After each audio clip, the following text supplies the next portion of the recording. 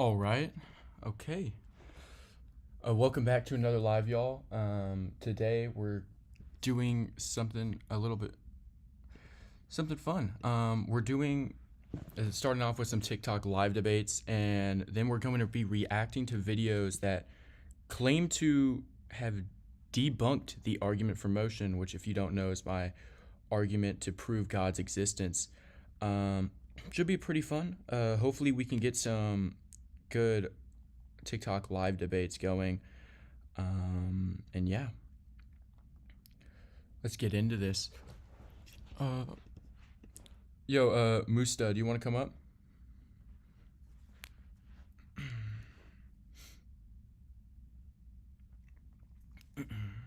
Hopefully, we can get someone up here pretty fast. Yes, sir, United. All right. Hopefully, we can get this live. Get someone up here pretty fast to start this live.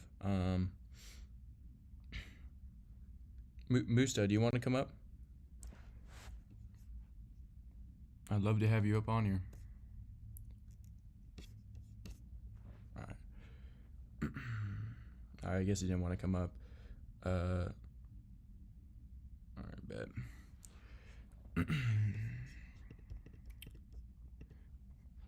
Just, this is always the most painful part. Just trying to get someone up here. All good, United. No rush. What up, Tom?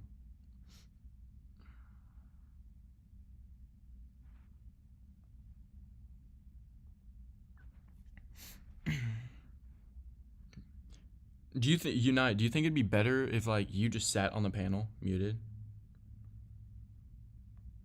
or would that be worse because then you can't the live? I'm not sure what's more optimal. I could try out in the future. I start the YouTube live when I get someone up here. All right. Welcome to the live, y'all. If you disagree with the background or have any questions, request up as guest. If you're atheist, Protestant, Jehovah's Witness, Muslim, Hebrew Israelite, Mormon, request up.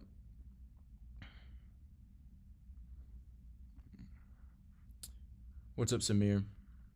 What's up, Lala? Surely one of y'all have to disagree with the background, right?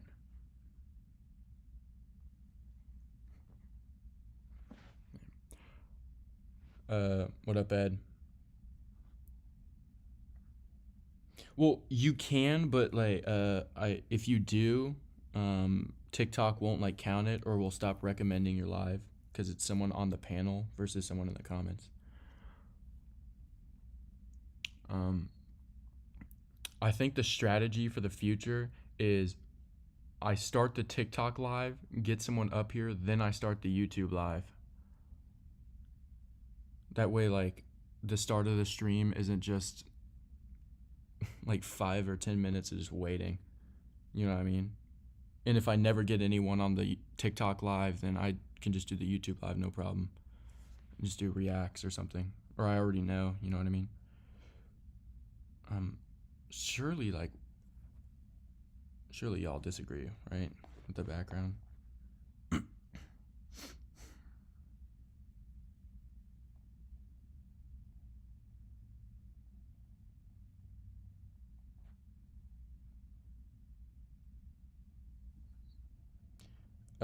Yeah. Ed, do you want to come up? Do you want to request up as guest? If you guys disagree with the background or have any questions, request up as guest. I prove God's existence through the argument of motion. Ed.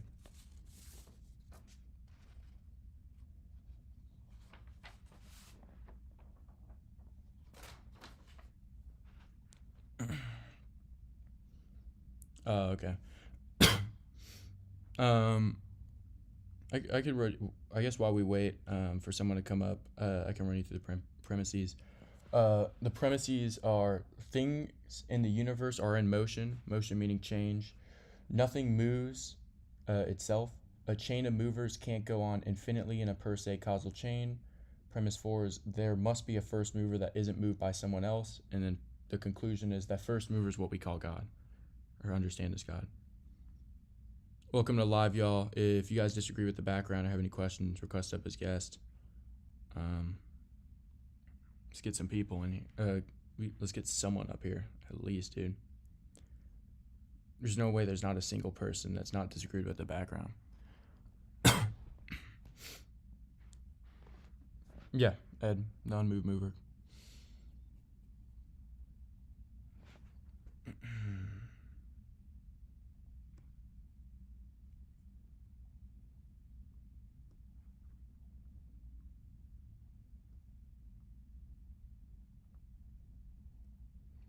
Is there really no one that wants to come up?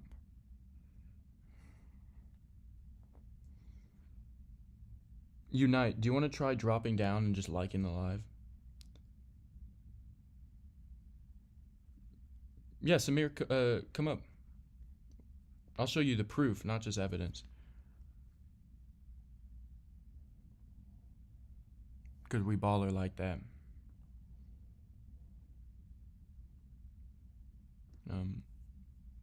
I invited you up, Samir.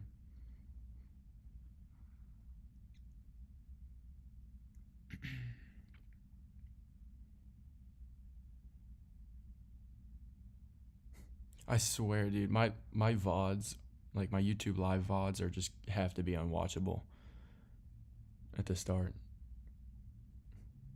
Like after I post it, the watch time is just gonna be like instantly clicking off because nothing happens.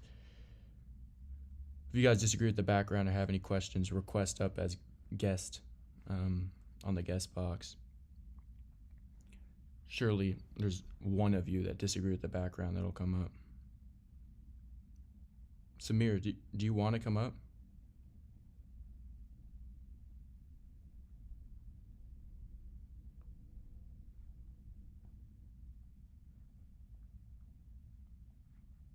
Boom, boom, boom. Dawa Assassin.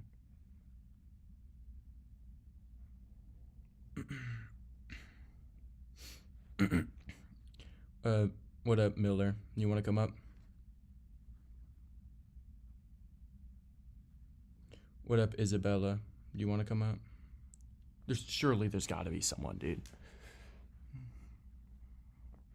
There's no way there's not. What up, Goddess? What was that? Alright. If you guys disagree with the background or have any questions, request up as guest.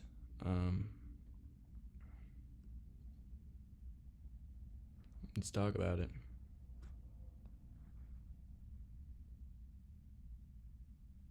Sure, Goddess, do you want to come up? I'll prove God, no problem.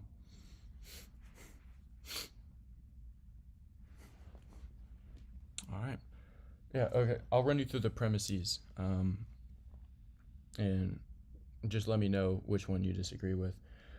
Premise 1, things in the universe are in motion, motion meaning change. Premise 2, nothing moves itself. Premise 3, a chain of movers can't go on infinitely in a per se causal chain. Premise 4, there must be a first mover that isn't moved by someone else. And then the conclusion is the first mover is what we call God. Why can't it be the Big Bang? Yeah, that's a good question. So when it comes to the Big Bang, there's a couple things.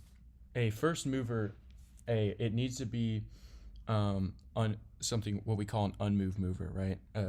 The first cause can't be moved by something else because there can't be an infinite regress. It has to be fully actualized and can't be moved by something else because then that means there was a previous mover that moves it and it goes into the infinite regress. The thing with the Big Bang is the Big Bang really is it lacks the attributes to be the first cause, right? It's it depends what model, but generally the Big Bang is when all the atoms and molecules and energy come so close together that they eventually explode, right? which is the bang part. That isn't a first cause. That's individual causes going from potency to into actualization that cause the Big Bang. On top of that, the Big Bang there, technically you can go into the side of it, can't qualify as a necessary being because it lacks the attributes such as it's dependent on matter or other causes. Well, then how did God get there to be the first mover? If something if something had to be created first, and that has no reason why it couldn't have been the Big Bang, just as it could have been God. One is just like more proved in science. Yeah. So you were asking like how did the first cause get there? Well, like And then if God is the first mover, how did God get there? the first mover didn't get there by anything. It's what we call the unmoved mover. That means nothing else moved it or created it. It's like the ultimate source that's fully actualized. So it's just been here the whole time? Yeah, it would have to be. But like how is that even possible? I mean, uh, How could something have been here before everything else? by just being here before everything else, or by being the first cause or the source of everything else. Then we would have had like scientific theories of this, and we don't.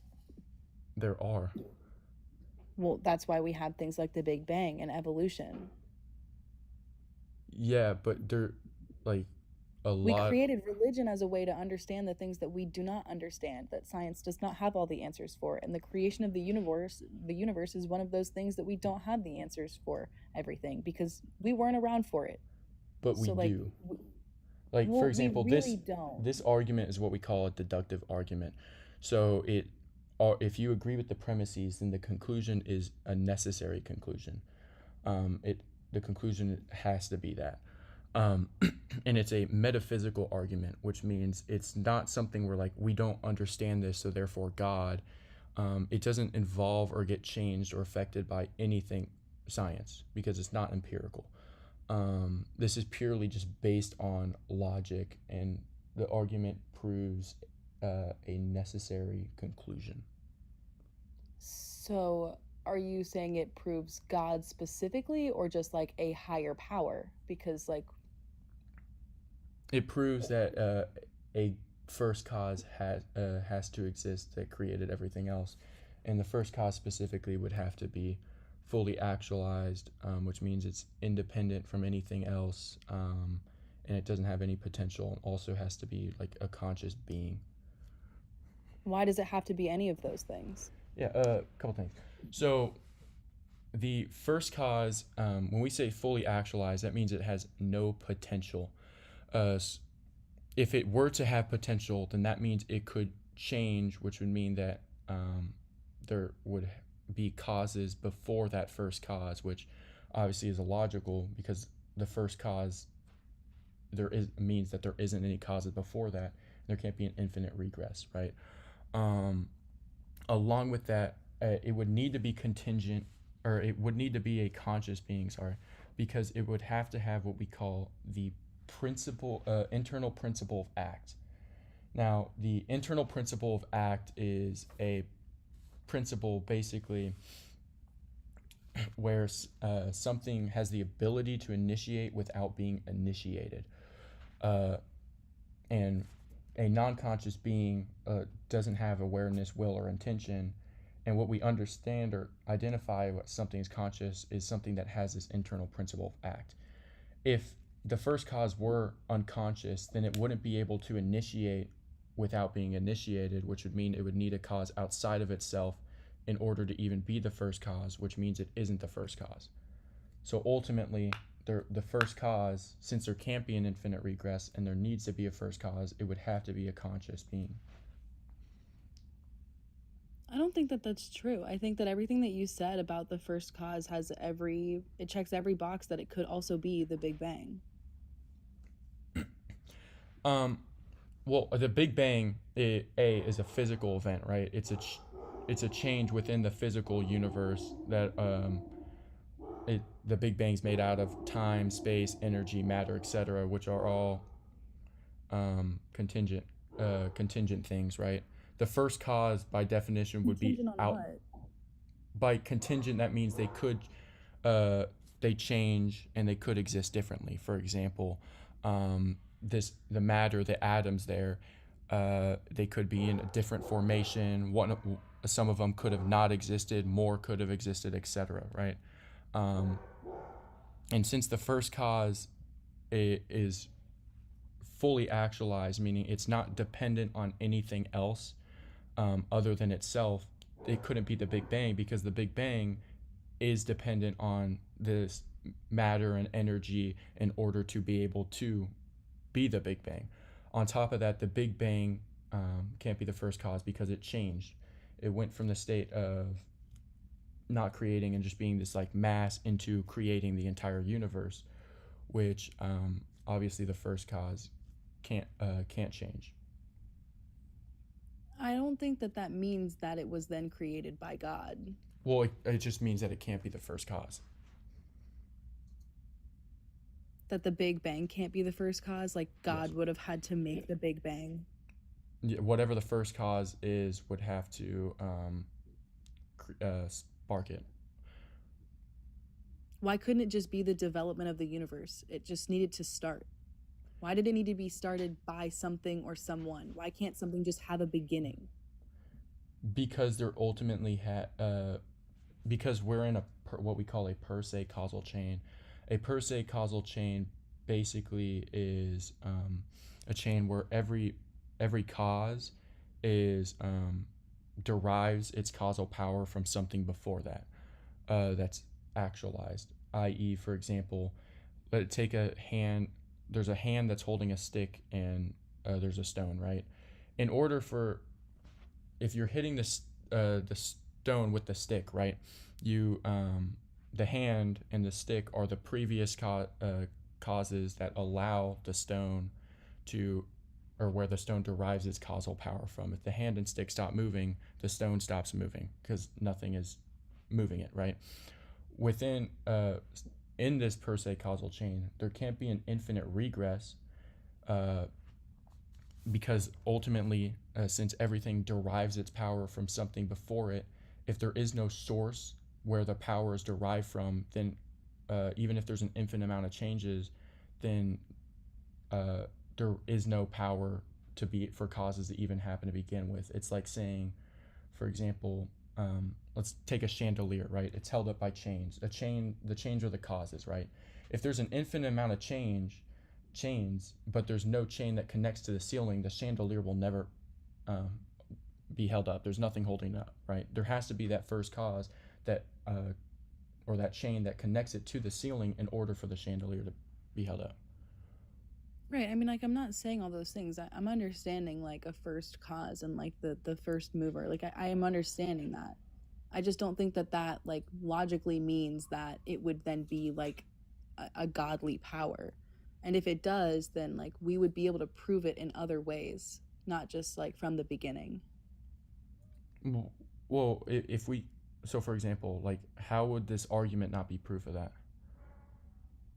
That God is real, because I there's no theory that I can go and test right now that proves to me that God is real and is like manufacturing the universe and did. Yes, yeah, for sure there is. All these are based on logical things, and each of these can be tested or proven. For example, like uh, for example, let's say the idea that something. What would be a good example for this?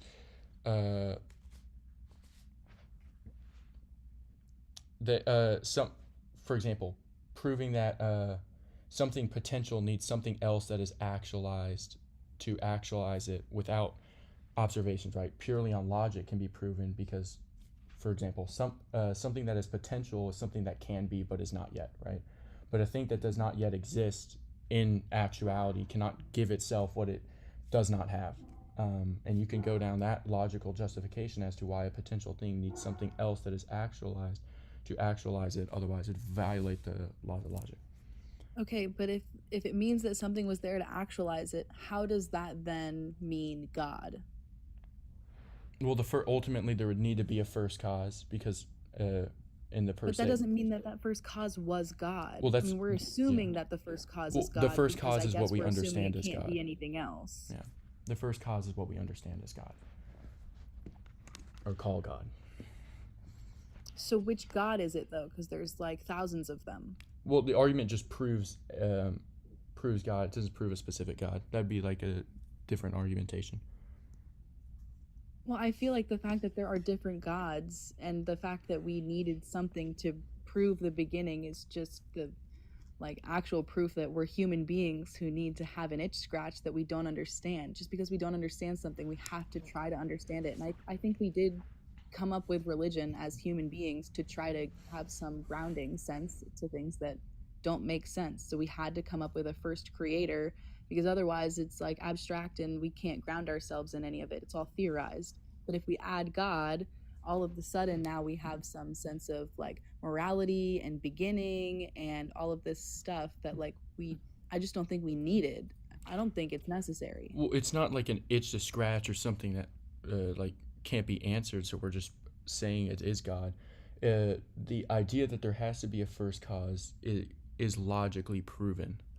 Um, so it's not something just like an itch scratch to like answer something that we don't know.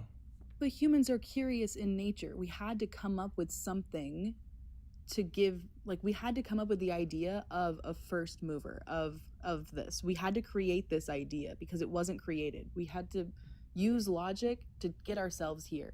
And we got ourselves all the way up to the Big Bang Theory with science. And that one last step is outside of science and it's religion. And like that's just because I think that it gives everything a nice sealed bow and it makes everything look really pretty and perfect and like I feel like it's about comfort. Like it makes people that follow religion feel comfortable in the world that we live in, feeling like they have a sense of know, like they know what's going on. Uh, I mean, I can understand that, but that's not that. But the argument for motion or this argumentation doesn't really pertain to that. Like, it's not just a nice bow. It's using a deductive argument to prove a necessary conclusion that a first cause had to exist. That sparks everything. Right, but because we can say that doesn't mean that there is a higher power. It could have just meant that there's an energy in the universe. It doesn't mean that there's God. It could just be like existent matter. Yeah. So basically, there would have to be a first cause that's fully actualized, right? It's not moved or changed by anything else. That is a conscious being that is like the source for the entire universe. It's basically what the argument holds to. Is this God all knowing and all good? It would have to be. That's what it means to be like fully actualized. Should have to have the Well, omni there's not properties. all good in the world, so he can't know that everything that he created was gonna like if he knew everything when he created it he can't be good because there's evil in this world and if he did that then he also created the devil. So like why did he do that? Like if we need all of this to prove how the universe started, then like we got a lot of consequences that came with it because God can't be all knowing and all good.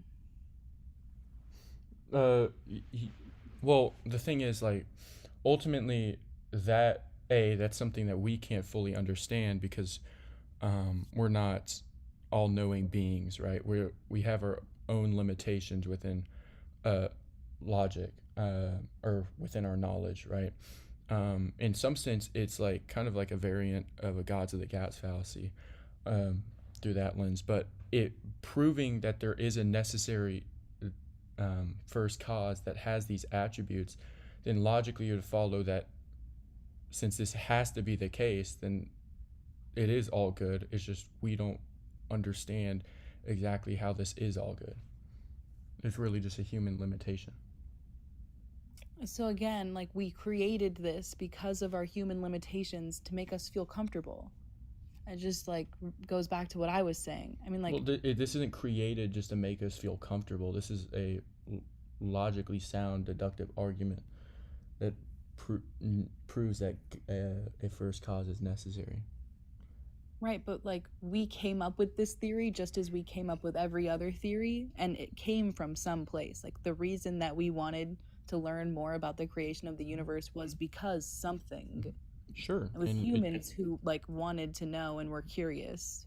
sure, and the argument is a true argument. It came from us being curious, and then is and then proves God.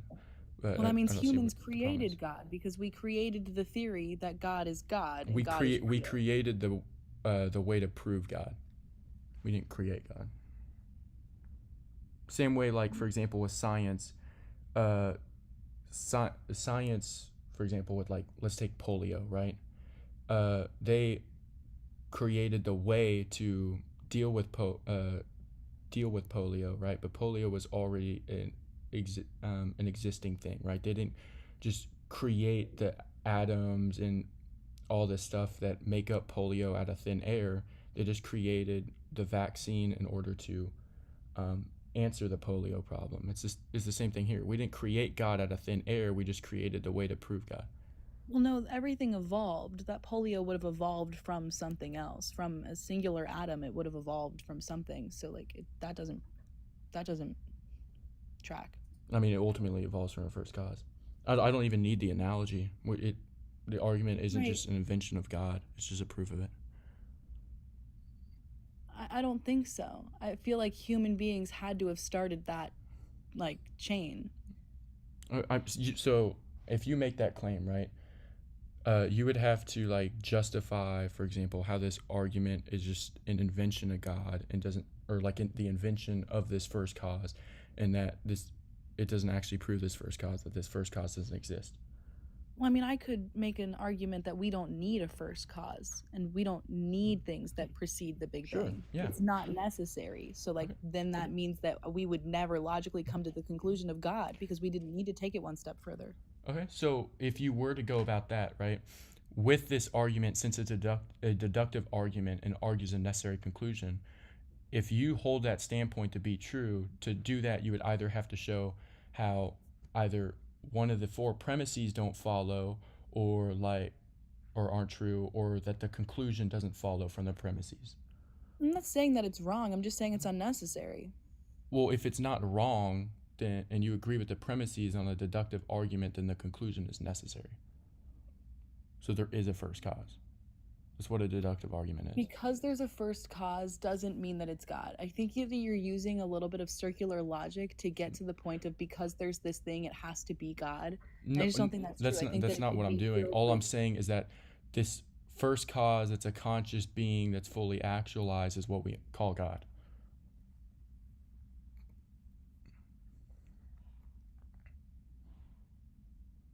that's what you're saying people refer to when they say God. Yeah, that's what I call God, and us Christians call God. It's ultimately what He is at its very roots, a fully actualized Okay, so conscious being that's the source and cause of everything. I think that that again ties into like the levels of comfort. Like if that's something that you need to feel to you need this idea of God to feel more comfortable about the universe and the way everything was created, then like I respect that. I just don't think it's necessary. I'm perfectly fine living in a world where I don't know how everything was created. I'm fine with things being theorized. I don't live a life with God in it. I'm agnostic, atheist.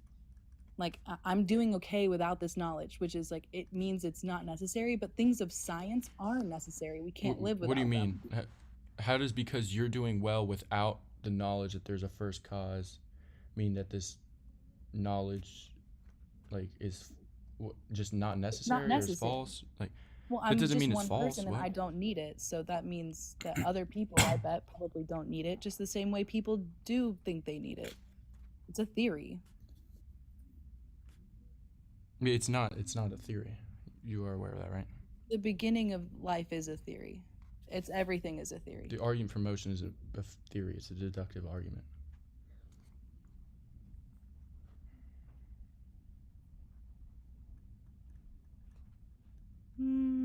I would have to look that up to be sure of that. Sure, you can look up what a deductive argument is. No I problem. can understand what a deductive argument is. All right, so then you know it's not a theory.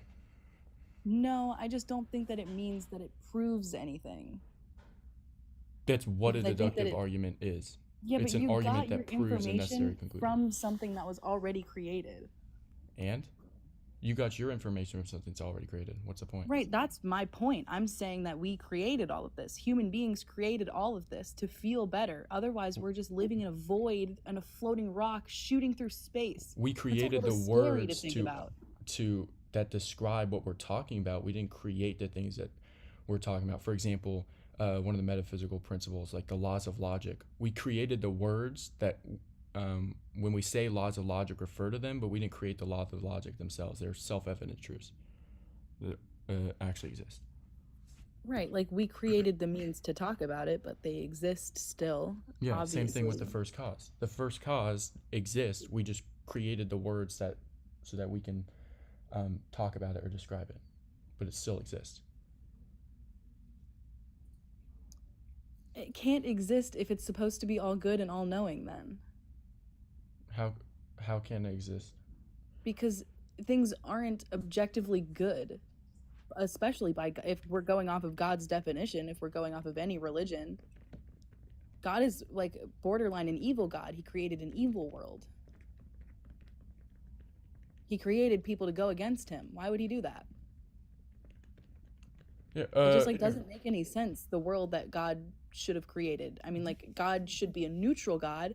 I think I could be okay with that. I think that if we were talking about a higher power, I think it would be neutral. I think it could be all knowing, but it would not be all good.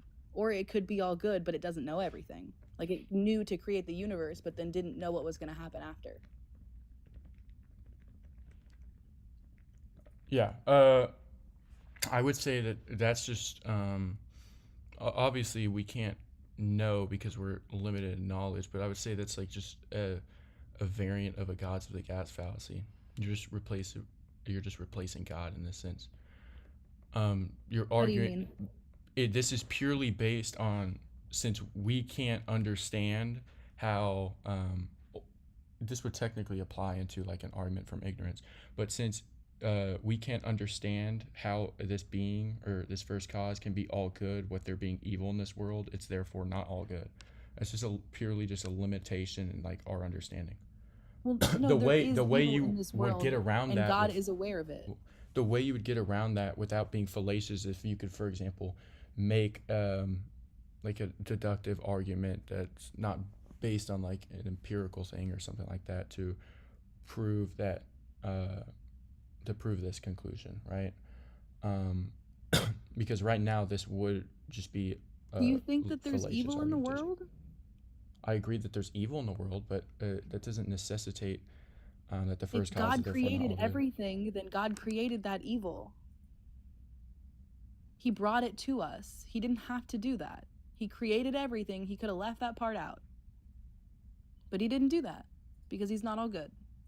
There needs to be some turmoil in this world, according to God. Yeah. Ultimately, there's two ways you can go about it. A, this is really just an argument from ignorance. But B, with my argument, I'm arguing that the first cause must be all good, right? Because he's fully actualized by necessity. And you're saying that he isn't all good, which rejects the conclusion of the argument, but not necessarily the premises or the validity of the argument. What Um, but premises does it not? but ultimately, this is really just an argument from ignorance. Yeah, You're, yeah. what am I ignoring here? You either can go by addressing how logically uh, this can't be fully actualized, or I mean, that's really the only way you can go about it, because otherwise, it's really just an argument from ignorance. Well, I said both. I said he either knows everything and then isn't all good, Yeah, I or would he say that's a doesn't know false everything. dichotomy. No, I don't think so. It's a false dichotomy based purely upon um, an argument from ignorance.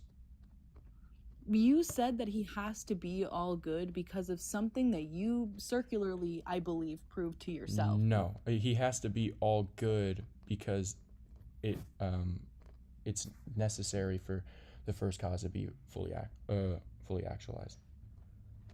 And why is it necessary? Because if it wasn't fully actualized, that means it would have potential, which means it could change and therefore not be the first cause. Okay, so then If God is all good, then he does not know everything. What? How does that logically follow with what I said?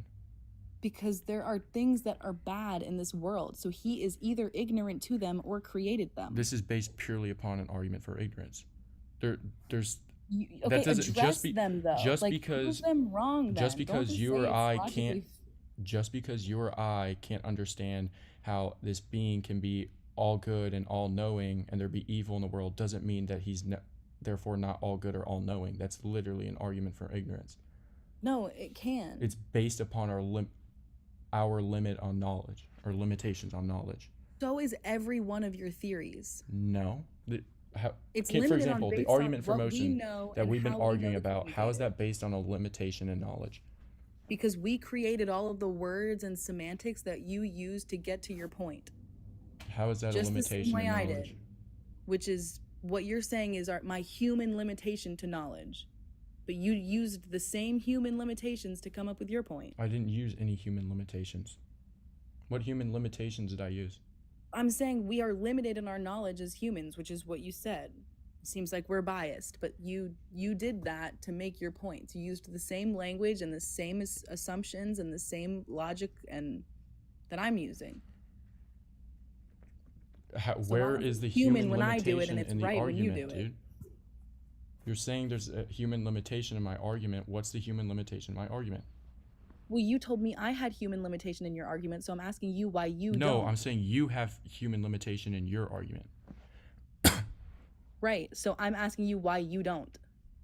If you're making the claim that I have human limitations in my argumentation, and that's an argument from ignorance, the burden of proof is on you to justify that claim or your claim. Okay, so I don't understand how you can justify that God is all good and all knowing. So go ahead and try to do that. So we've established that he is at least all good under the assumption that he is the first mover. He has to be all good. How can he be all knowing and all good? How can he know everything? Well, I mean, that's what we call a red herring and shifting the burden of proof. You made a claim, I asked you to justify it, and then instead of justifying it, instead of justifying that claim that you made, you're trying asking me to. a I need an different explanation question. from you. So when you make a claim, and I asked for justification for it within a logical discussion, the burden of proof is on you to justify that claim. Otherwise, it's a bare assertion fallacy. I'd like to justify my claim. I'm unsure of your opinion on part of what I am trying to explain. If you could give me your opinion, I would be able to explain this to you. What do you need my opinion on to justify your claim? I would like for you to be able to justify if we're coming to the logical conclusion that God has to be all good because of everything that you said, then how is he all knowing? Because he's fully actualized. Because the first cause would have to be fully actualized. So then we're talking about good as a subjective good and not an objective good. No, it's objective that that the first cause would have to be fully actualized. So if for example, if the first cause has potential, that's the fallacy. You're saying he's a square and a rectangle. He can't both be a square and a rectangle without being a square, and I'm telling you that he is a rectangle. How does that logically follow?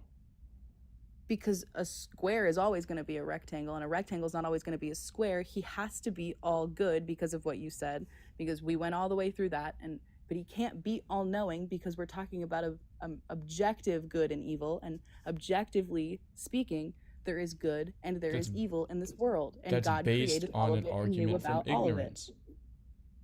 There is good and evil in this world. What is ignorant about that? That's based on an argument of ignorance. You're arguing that he can't be either. He has to either be all knowing and not all good, or all good and not all knowing, because there's evil in the world, and it's based on how a human limitation on us not being able to explain that, which is an argument from ignorance. It's also just like a form of a God to the God fallacy. That's the same thing as, for example, if I prove God by saying, like in the 600s, by saying since we can't explain lightning, it's therefore God. You're arguing since we can't explain how this works, it's therefore this conclusion. No, I'm saying that there is evil in the world. and there is good in the world, and God made it all. And I don't think that he can make good and evil and be everything. He cannot be fully But actualized what can you and have like? created evil.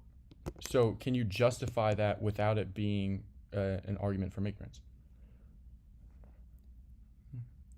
If God is fully actualized and God creates good and God knows all, how did we end up with evil? How How did it come about?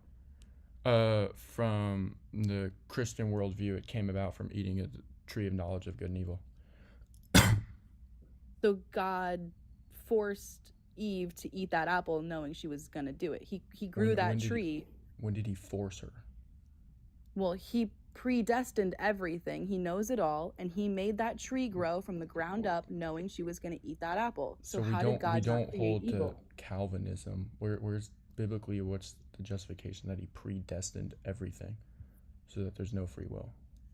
Well, that's because he knows everything. That would follow predestination.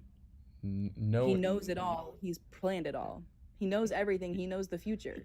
he knows He knows what's going to everything happen. based upon our actions, right? That we make at some point in time, right? So he's So he eternal, doesn't meaning know the he's outside future? of time. He sees all the time at once. He knows the future. He knows the past. He knows the present. Right. He would His know that all Eve was going to knowingness eat that is based apple. upon at some point in time that person makes that decision, and since he sees past, present, future, he knows that they made that decision. That's not him predestining them to do that decision. If they decide, if there was a different timeline where they decided not to do that decision, then he would, since he sees past, present, and future, he would know that they didn't make that decision. It's Right, but we his live in the universe where God knew that Eve was going to eat that apple and he planted the tree there anyway. So why did he plant the tree there? he if he knew because the tree was planted there. If the tree was never planted there, he would Well, never he put know. it there. He put the tree there. He Yes, didn't have to and put if the he tree there. didn't put the tree there, he would never know if she would have eaten or not. Right, but he did put the tree down, and so then he knew she was going to eat it. Why did he not just burn that tree up? You could He make let her do that. the argument that it's necessary for true free will and true love. Okay, so then if we have true free will and it's necessary that evil exists, then God cannot be all good because God then created evil. But that's based upon an argument from ignorance.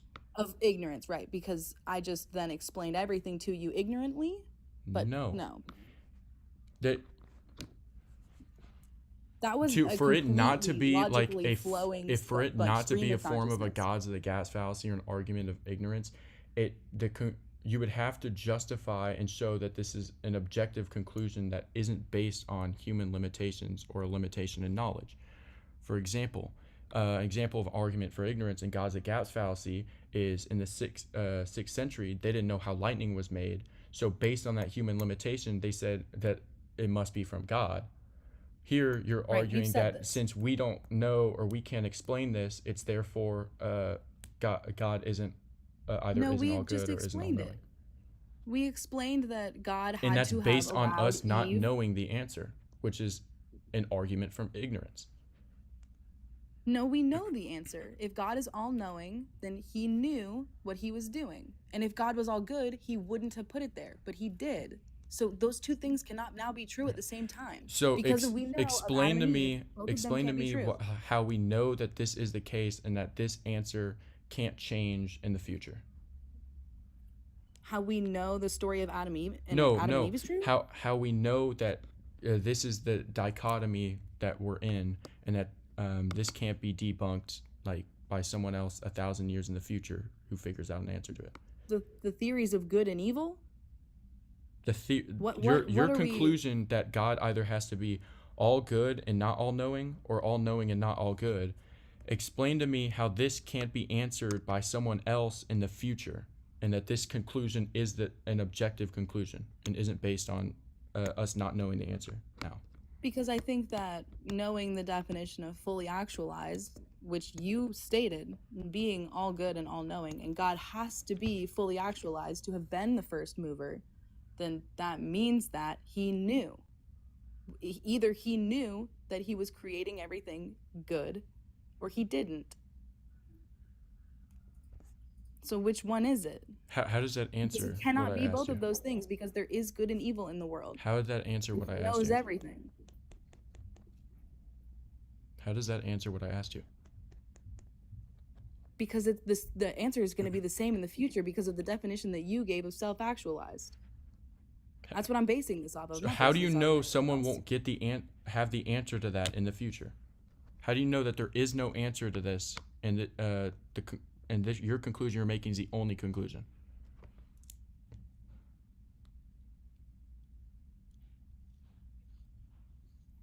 Because it's not based on nothing. I'm basing it off of your argument. I'm not saying that, like, because I see lightning, that must mean God. Like, because he's all actualizing, he has to be both of those things. Because and your argument is because there's evil in the world. But how do you know someone can in the future won't have won't have an explanation for how there can be evil in the world and God can be all good and all loving? If you could show how you can know that for sure, then it would no longer be an argument for ignorance or like a variant of the God's gas fallacy. I bet I could prove that evil and good will exist forever. And they no, can't but both be if you could true prove if God knows that everything. someone in the future wouldn't know how there can be good and evil, and there can be evil in this world, and God could still be all good and all knowing. Like, no, if I you don't can think show that's ever going to change. I don't think so. Well, I that's think that your nobody subjective will ever opinion. know the difference. At that point, if that's your justification, then that's an anecdotal fallacy. That's your opinion because you think it has the ability to change. You're literally and saying I don't think that's the case, basing your justifications based on your own opinion versus something that's objective. That's purely subjective. And if your justification is just because you don't think that's going to happen, then that's what we call an anecdotal fallacy. Me. You asked I'm asking me you, if I how do it you was know? Happen. How do you know that this is something that someone else won't have the answer to in the future? And you're saying because I don't think so. Literally almost any theorized question. You could ask that. I could say that to you in the if I bet that somebody could disprove your theory in the future. What does that mean that your argument is right if someone is able to disprove it in the future? You don't know that somebody's not going to have the science and the fact and the understanding to be able to disprove your theory, so it's wrong. That's what you're telling me. No. So a couple things. The science and facts and theory, that's not going to change the argument of motion. Argument of motion is a metaphysical argument. Scientific discoveries don't affect it. And I'm saying that good and evil are going to exist forever. Yes, but that doesn't mean that someone won't have the answer as to how there can be evil and God can still be all good and all knowing at the same time. So if you could I don't show, think we're gonna ever have that answer. Just because you don't think so doesn't mean that this is no longer an argument for ignorance. How could we ever have that answer? That's a limitation of human knowledge. All of this is a limitation of human knowledge. No. We did this because of limitations of human knowledge. How is the argument of motion based upon a limitation of human knowledge? How is the argument of what? The argument that we were debating on, the argument for motion, how is that based upon a human limitation of human knowledge? Because you had to use the things that humans created to get to that point. You had to use human created language to be able to tell it to me. You had to be able to use human created tools to test these theories. You had to use human created books and pens to write it down and share it. That doesn't mean it's a limitation on human knowledge. Yes, it does. We only can understand what we know, and we can't understand any more than that. That doesn't mean it's a limitation on human knowledge. For example, the argument for motion is a deductive metaphysical argument. It's not based on scientific or empirical hypotheses, right? Its truth does not depend on future discoveries, but purely on principles of logic and being. Right, and mine does not depend on the future. It does not. How do you know that there won't be an answer to that in the future? That's because there is a basis for good and evil, and the definition of self-actualizing is always going to be all good and all good and all knowing, and all of those things cannot exist at the same time. The future is not going to change. But how do you know that all those things can't exist on the same time? How do you know someone won't have an answer to that in the future? Because you cannot be two things at once. You cannot be two contradicting things at one time. How is it It contradicting? cannot be a girl and a boy at the same How time. is I the would then what's have the to be contradiction here? androgynous or intersex. What's the contradiction here? Do you know what the All definition good of and all a knowing. contradiction is? A contradiction is when something is both true and false at the same time in same respect.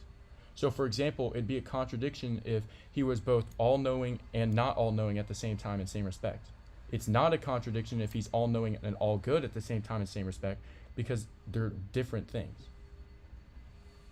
But one cannot be true if the other is true, and that is what I'm saying. And that does not rely According on to the what? future. It Like, does not rely on subjectivity.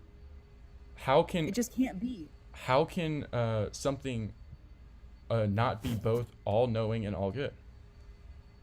Because there is evil in this world, and it was created somewhere, and it did not come from good. It came from evil.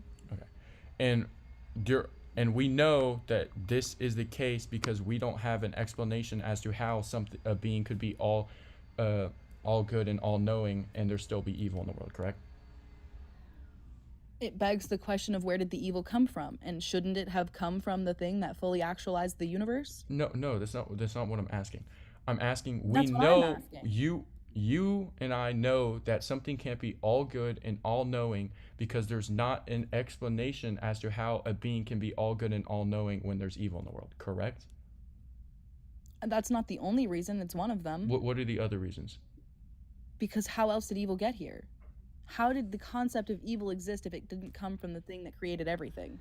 So it's based upon how can there be evil in the world if it comes from a being that's all good and all knowing. Right. Okay. And because we don't have an explanation to that, there can't be. No, it can't it be all doesn't good need an and all knowing. explanation. It is a contradiction. It does not need to be explained because it contradicts itself. How does There's it no contradict explanation itself? needed. Because it's like the way a rectangle cannot be a square. It just cannot. It has very similar properties to a square, but it will never be one. How does that analogy, how's that not a false analogy? Out of curiosity. How is it Like, not a false analogy? how does that logically follow and pertain to what we're discussing? Because I'm telling you that these things are, I'm comparing them to rectangles while you're trying to make them squares. They are not going to fit into that peg as nicely as you would like for them to, because there is evil. And it came from somewhere. And it probably had to have come from that little round circle that you're trying to call God. Where else did it come from? It's not going to So change. you're saying a what we being know. can't be all good and all knowing if it created evil. And the Yes, reason the for thing that is created because you evil can't cannot be good. you can't explain how a being can create evil or be the source of evil and be all good and all knowing. Right? Yes, I can. Okay. You can't I've been explain. doing Wait, it. you can't explain how a being can create evil and be all good and all knowing? No, the Okay, opposite. so you I can't. can explain Okay. how So that's how a that's an being could argument not of be ignorance. all-knowing and You're not be literally all good arguing that because it since created we evil. can't explain how a being can be all good and all knowing and be the source of evil, that it therefore can't either can't be all good or it can't be all knowing. That's an argument from ignorance. That's based on human limitation. No, there's no limitation to what created evil. Because you're having the same argument. I'm of not what saying there's a created the limitation on universe. what You created said God. evil. God created it all. How does that God even made relate to everything. what I said? Because you're saying that, like, because evil and good can't exist at the same time, I must clearly not know my human limitations because we can't justify that those two things can't exist at the same time. You know, it's a No. contradiction. They No, cannot that's not what I exist at said the at same all. time. I said that your reasoning as to why a being can't be the source of evil and be all good and all knowing is because we can't explain how it can be the source of evil and be all good and all knowing. Right? It has no explanation. It will not be explained. It is a logical fallacy. You got yourself into a So logical it has fallacy no that I don't need to explanation. explain. So the only way this isn't an argument for ignorance is if you could justify how there won't be an explanation in the future for it. There won't be, because your argument is coming from the ignorant idea that these things are going to change, and they will not change. I'm not coming up with the idea that they're going to change. You're telling me that I'm coming from a place of ignorance because you think that they are going Because to it's change. based and on I'm telling you that they are not. no. I'm saying it's an argument from ignorance because you're basing it off the fact that we don't have an explanation for how this can be done in this Yeah, current because it's a time. contradiction. That doesn't mean there won't be an explanation in the future. If there was an explanation in the future, what would that mean to my argument now? That I was ignorant? Is That that it's what you're saying? that it's an argument from ignorance.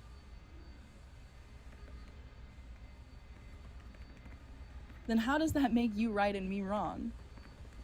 Because then your argument's logically fallacious. It's an error in logic. So is yours. It contradicts itself. And I'm just How because I am don't I have the contradicting justification myself? for it, just because I can't prove it right now with an exact why, doesn't mean that it's not a contradiction. All right. So what is the contradiction? All good and all knowing. The thing that created good and evil cannot be all good. And God had to have created everything based on your argument. So he cannot have then created good and evil. It's not possible. Good is not evil, and evil is not good. These things are logically not compatible. You cannot have both of them. That's what I'm saying. You cannot have the thing that created good and evil be good. It created evil. It is an evil being and a good being. It is both. It cannot be just good. It has to be evil and good. It created both. So can God be the source of beings who have free will, and then these beings are the cause of evil? But that wouldn't mean that God is the direct or moral cause of evil. He created the human beings that created the evil. Okay, so it's the human beings he created that created the evil, not him. In that circumstance. Okay. But in the circumstance of so I just gave an explanation of how the first cause, how God can be all good and all knowing, and it's not a problem. I just gave you an explanation of that. It is a problem. What do you mean it's not a problem? You didn't explain anything that's not a problem. You just said in that scenario that he would be able to be all good and all knowing. It's not a problem. No, because he created the human beings that had the capability to be evil, and he knew that. He knew that within them, they were going to have the capability to be evil because he knows everything. He knew it, and then he put them on the earth How does that mean anyway. he's no longer all good or all knowing?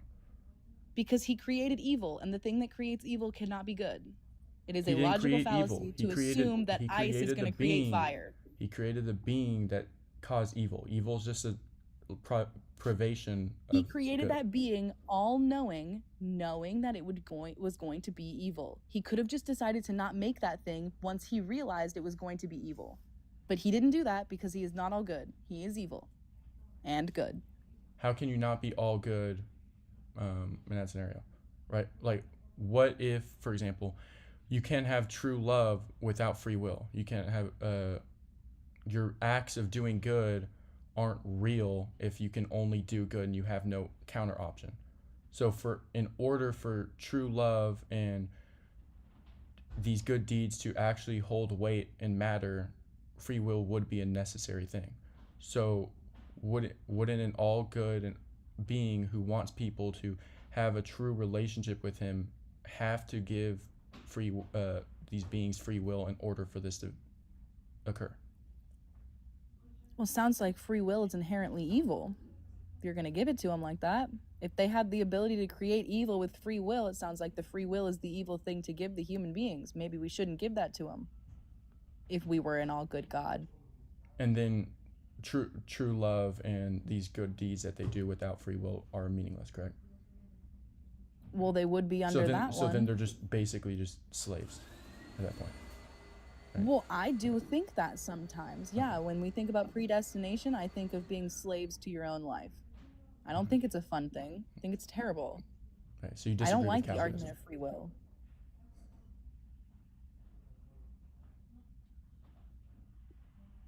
You can't be good and evil at the same time and claim that you're good. You can be good and evil and claim that you're evil.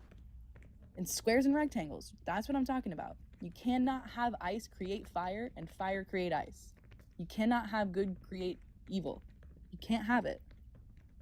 That is a logical fallacy. So I don't know where I'm being ignorant in that by stating that you have a contradiction, but just because it might change in the future does not mean that it is a fallacy of ignorance.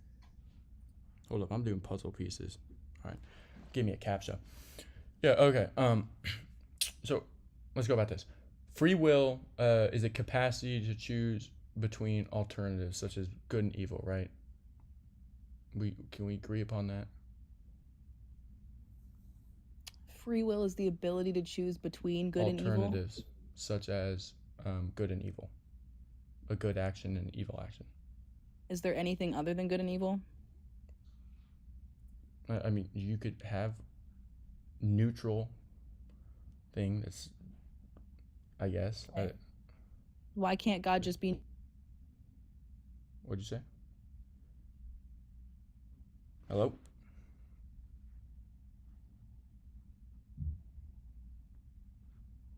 good? An all-powerful being would be neutral. Uh, okay, so I'm just trying to define terms before we get into this. Free will. Do you agree with that definition or? For the sake of the argument, sure, I can agree with that. Okay, so free will is the capacity to choose between alternatives. I guess in this scenario, it'd be between good and evil. Free will is essential for love, essential for moral responsibility, and I guess within the Christian worldview would be a reflection of God's own rational freedom. Would you agree with that? Let's just Yeah, it focus on. sounds like Okay. free will has some capacity to be good. Okay, so free will is not evil in itself. It's a created good that can be used for evil. It has the capacity and potential to be neutral, good, and evil. And God knows this. So free will is not evil in itself. It's created good or with a good intention, and it has the I don't potential think or it was ability created to. with good intention. Okay, so Who's saying that it was created with good intention? We can't prove that. if free will is the capacity to choose between good and evil and is essential for love and essential for moral responsibility, then at its base, not before choosing any either good or evil, it's uh it's good at that base thing before anything has happened yet, right? Because it I gives don't the think so. capacity for Since true it love has and the moral potential responsibility. to be evil, I don't think so. Even if it's a 50-50 chance, even if it's a 90% chance that it's going to be good and 10% chance that it's going to be evil, 1% chance it's going to be evil. The thing that gave you the ability to have free will cannot be good. It knew you had the capacity for evil. It gave you that free will. It gave you the opportunity to be evil. That is not a nice thing to do. That is an evil thing to do. Even if it only has the capability. And evil is a isn't like a thing necessarily. It's a privation, a lack of good, right? Or the other way around. Yeah. What do you mean, or the other way around? Like good is the absence of evil and evil is the absence of good. Okay. Like yin and So yang. when let's say a human freely rejects the good, evil arises. So they do a evil action. They are rejecting the good, or for that evil to happen. So evil comes from the misuse of a good thing, not from the nature of the gift itself. Evil came from free will. You're assuming that free will is positive because it is beneficial to your argument, but we cannot prove that giving people free will is good. It has the capacity to be evil, so I don't think it is a good thing. It, for example, is I think it's water necessary. is drinkable water a good thing? Yeah, we need it Okay, to but live. you can use that water to kill someone, to drown them. You can use water to kill people. Yeah, you Okay, can. but it's still good at its core. It can be. Okay. Now we've determined that it So can be it's evil good. It's and good good, at so its therefore it's base. probably neutral. It's good at its base, but then it can be misused in order to do evil.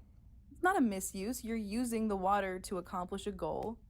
It's not inherently good. It has things that make it good, it has things that make it evil. That would mean that water is neutral. It's not good. Okay. It's not only good. Okay, so That would be a logical fallacy to assume that it all is good. So then free will is a neutral thing that Yeah. isn't good or evil. Okay. So if God creates free will, that's a neutral thing, and then we who possess that free will decide, instead of listening to God who gave us that gift and using it for its intended purpose, which is for to have true love and for moral responsibility, um, instead we misuse that to do evil, then it's not in the evil aspect isn't in the isn't God's fault, it's our fault.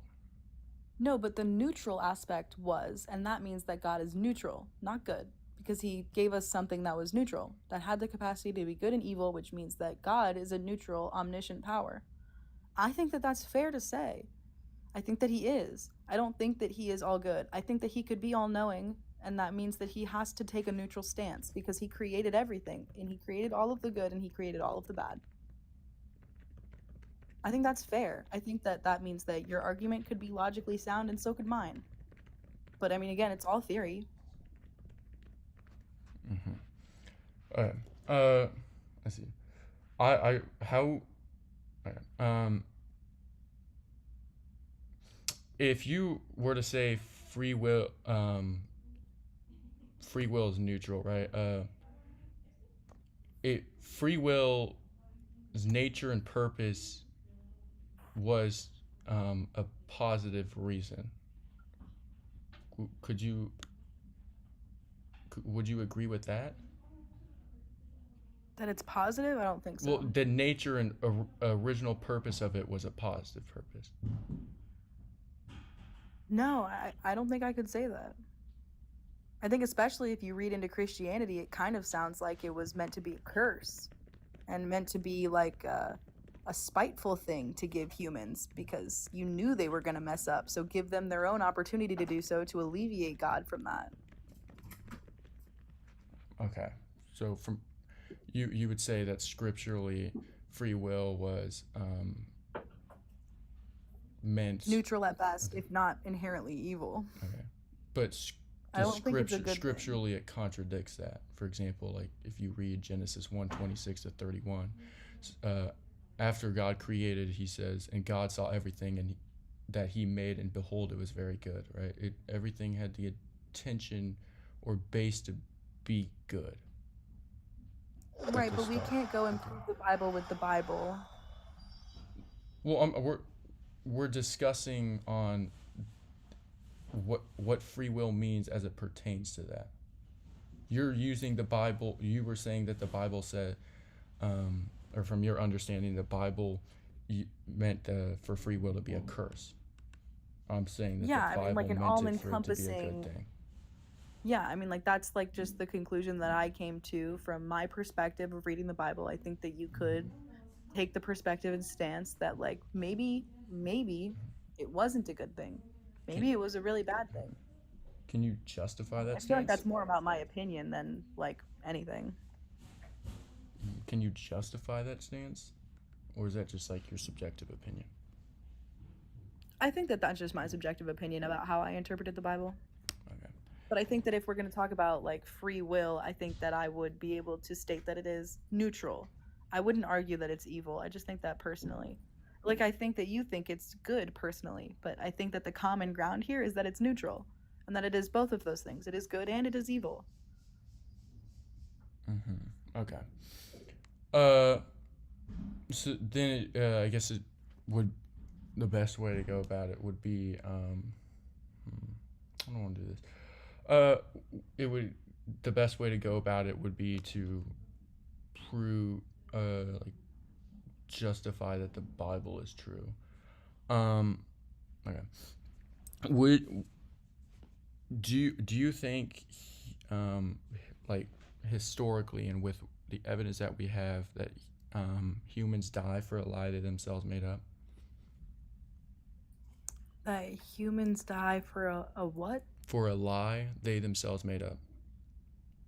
Humans die. I don't think I understand what you mean by that. So, for example, I make up a lie. Let's say I say that I'm the strongest person in the world, And they a group of people is going to kill me for that lie unless I'm like uh, I like start to say it's false or like just admit that I'm not the strongest person in the world, right? And I choose to uh, not go back on my lie and decide to die for that lie that I made up. Do you think that's something humans do in recorded human Yeah, it history? sounds like being stubborn. So you think in recorded human history that's something humans have done? That we've experienced the emotion of stubbornness, absolutely, No, over and over no, that again. we have died for a lie, like a human died for a lie that they made up. Yeah, I bet it's possible that that's happened. What's your point? But is it something that's happened in recorded human history? Yeah, I bet so. Can you give an example? I would imagine people in positions of power. I don't know any specific examples, Mhm. but I would bet that it happens. So you can't justify that claim? I could. I don't think it would take much more than a simple Google search. Go for it. What's your point? Go for it. You want me to Google whether or Yeah. not I people want have died for I a want you to lie? justify your claim, yeah. That what was the point of this claim? Where are we going with this? I'm I going that don't understand what you're talking about. since with recorded human history and what we know with how humans interact, humans do not die for a lie they themselves made up. That since the apostles and the early Christians, the eyewitnesses of Christ, did this, it would show that they were not lying. Give validity to their claims.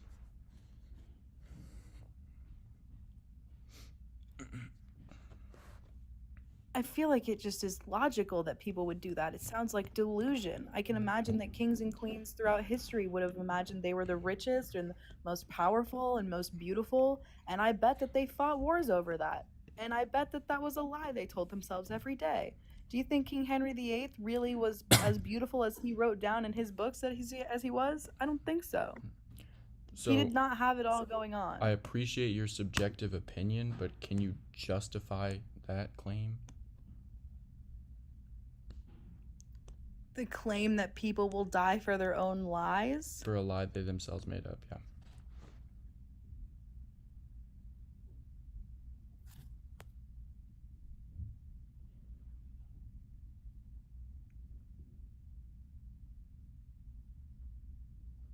No, Joseph Smith did not die um, for a lie he himself made up. Rex.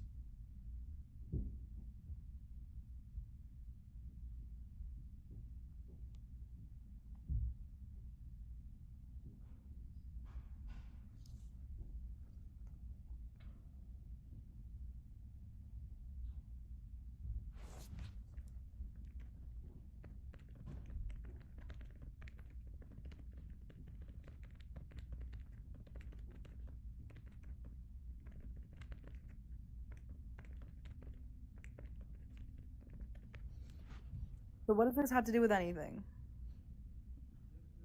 Because I don't need to prove to you that one instance of a societal thing happened. Anything. I So don't. you don't need to Proving that justify your doesn't do claim. anything.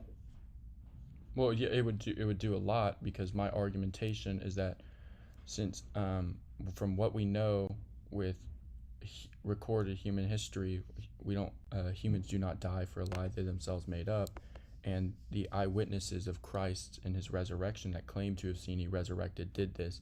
It puts validity in their claim or shows that they're telling the Well, truth. wouldn't that just be a logical fallacy of ignorance? Because what if we could in the future prove this?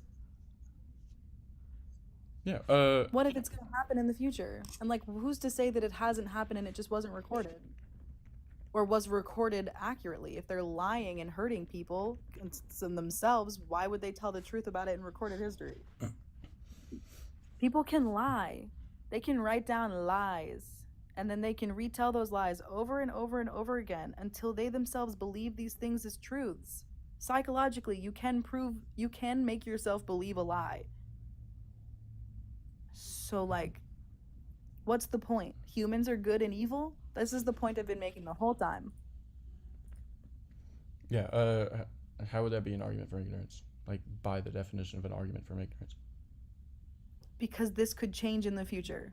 We could know. This could happen. What is? It could happen. Do you know the definition of an argument from ignorance?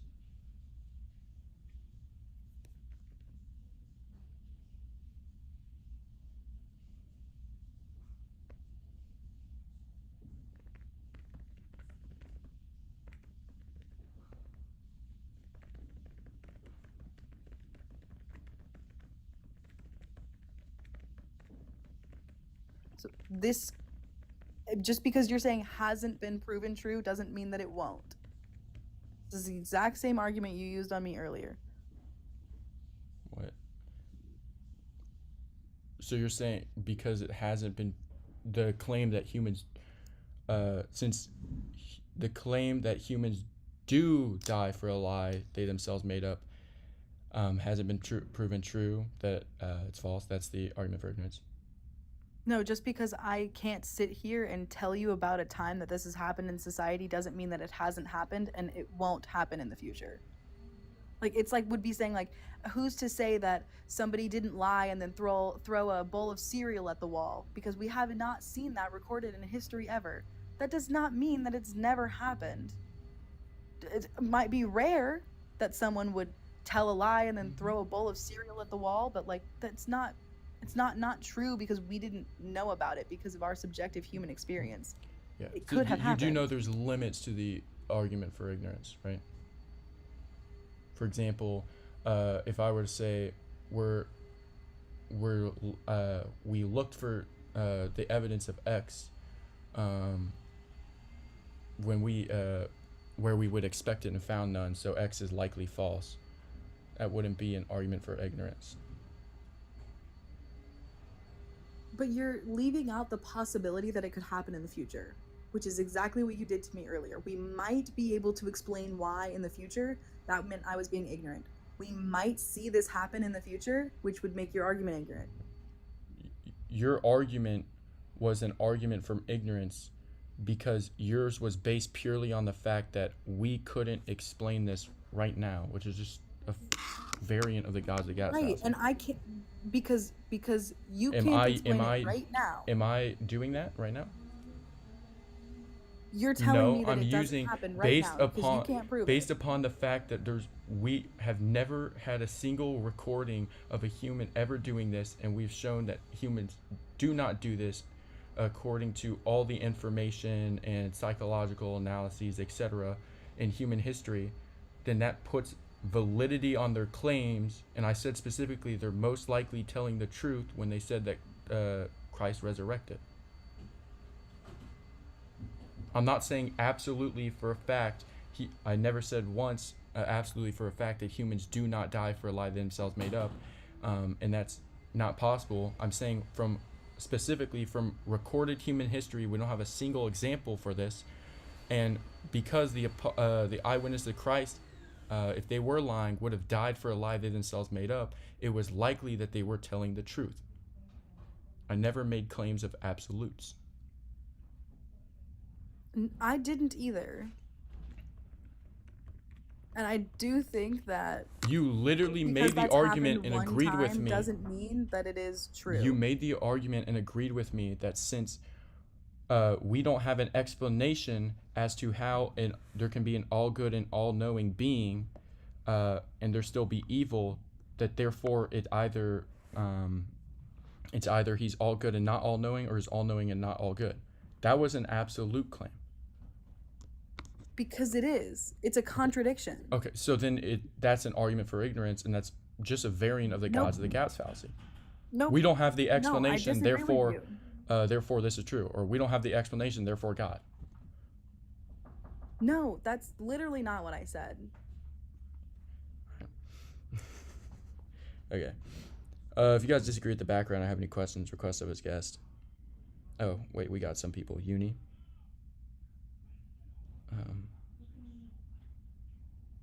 All right, he's not coming up. We'll bring up you. Oh. All right. All right, what's up, you? Well, I had a question. Mm-hmm. Right? Do you know worshipping a man or a statue is basically considered idolatry, right? According to the Bible. According to the Abrahamic religions. Yeah, so according to the Abrahamics. according to the Bible and the Tanakh, worshiping a false being as if it were God, or something that isn't God as if it were God, would be worshiping an idol. So what proof is there for Jesus to be God? Yeah, just to start, are you Muslim? Yes, of course. Okay. So are you asking for proof according to the Bible or just in general?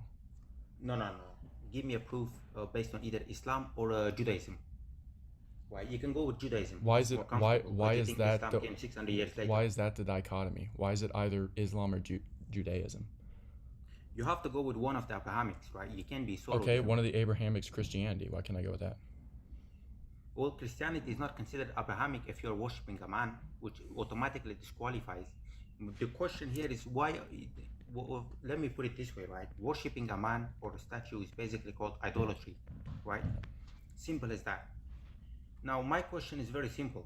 The two sides here, which is us and the Jews, we're saying what's that's the idolatry. definition of an Abrahamic religion, dude? Only religion that came from Abraham. That revere Abraham in their scripture. Yes. Okay, and the three largest ones that do that are Judaism, Islam, and Christianity. Yes. Okay, so Christianity is then an Abrahamic religion. You see, that's the issue here, right? That's the issue that we have. We consider Christianity to be an Abrahamic religion due to the fact that we believe Christ was a prophet. So we categorize it. First of all, the Jews don't consider Christianity to be Abrahamic at all, right? To be a fact, Okay. right? They completely dismiss it. The Yeah. Jews completely dismiss the Like fact that they do the same thing with Christianity Islam. What's your point? No, they don't. No, they don't. No, they don't. Absolutely, they don't. Bring me a single Jew that would come up here and say, well, Islam is false. Bring me a single one that says Islam is not an Abrahamic religion. They call us Ishmaelite. You know Ishmaelite? You can Google Ishmaelite. There is a difference of belief between us and the Jews, right? But but we do. The both sides do believe in one another to be Abrahamic. That's the main ground. But when it comes down to Christianity, you worshiping a Jesus makes it automatically an idolatry. So Jewish rabbi Manish Friedman claims that the Quran and Islam came from Judaism and copied the Torah. A Jewish rabbi claims Islam is a false copy of Judaism. One second. Yeah. Take your time. Go, get out. So you're saying that the Jews say that Islam is false, right? That Islam is not an Abrahamic religion. Tell me, what is it? The source. What? What'd you say? Sorry, I couldn't Tell hear me you. the source. Of what? Of the Jews saying that Islam is not an Abrahamic I religion. just looked up Jewish. Jew calls Islam false, and I found No, one give me by a source, proper source. Yeah. Don't give me a name of a guy. Saifi talks. Jewish rabbi claims Islam is false. False. No, copy of don't Judaism. give me a rabbi. There is plenty of rabbi. Right? We have You- plenty of sheikhs. Is a rabbi You know not a sheikhs. Jew? You asked me A for rabbi you could say asked me for a anything. Jew Listen, saying Islam from- is false. I gave you a Jewish One second, rabbi, one and you said don't give me a rabbi. Stop moving the Do you know goalposts. how many different types Are you of gonna Jews are keep being there? fallacious? Do you need to move Do you the know how many goalposts different anymore, types dude? of Jews are there? Do you know how many different types of Jews are there?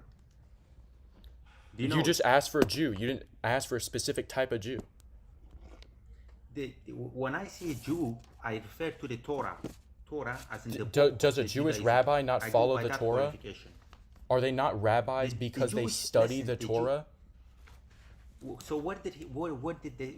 Give me a source. Give me a proper source of the Jews saying that Islam is not Abrahamic religion and it's false. Go on. I They didn't will s- say it's false, right? I do admit it's false. They will say it's copied from us Okay. or whatever. That's So your common sense, they're original, gonna say that. the original If thing the you Jews, asked think me. about it. If the Jews, No. think about it. You If the Jews originally say- asked me, give me a single Jew that says Islam is false. So- Which now you're give me admitting a that their source. Jews would Give probably me a say source. Islam is false, Give and me then a you're source. asking for Give me a a source, Jewish brother. Give me a rabbi. source, You proper already source. admitted they would say that. Listen, I can bring 10 different rabbis up here and saying 10 different things, right? You're going by 1% standard. Don't go with 1% standard. You When I say give literally me a source, you give me a asked me source for in a book. one-person standard. I didn't ask you for that. You Why would I asked ask me you to for name something that's one stupid? Jew that says Islam is false. So basically, I you did don't it, have and a then now source. you're saying don't do a No, one-person standard. you're You're going moving the away from goalpost, point. dude. All right, put that aside, right? Because you're not gonna make a point here, right? Define idolatry again. One more time, we'll go at it. Define idolatry. Within the Bible, idolatry is the worship of a false god, usually a statue. Right. Go to Exodus 33:20. So I will catch you in Bible now. You'll catch me in the Bible. All right. Go on. All right. Exodus 33:20. But he said, "You cannot see my face, for a man shall not see my face and live." What does that mean? That God, Yahweh. No one sees God and lives. Yeah, it would pertain to the divine nature. So hermeneutically. as simple as that. As simple as that. Yeah, do as you it believe pertains that to you're an divine nature, idolater? no one can see the divine nature and live. No problem. No, don't go to the divine nature. Well, that's what it would mean hermeneutically. We don't need to go to the divine nature. That's what it would mean hermeneutically within biblical hermeneutics. Who did Jesus worship? Who did Jesus worship? He gave when he was glory on to the Father while he was in submission to him on earth. Why would God have a father? You read that. Why would God have a father?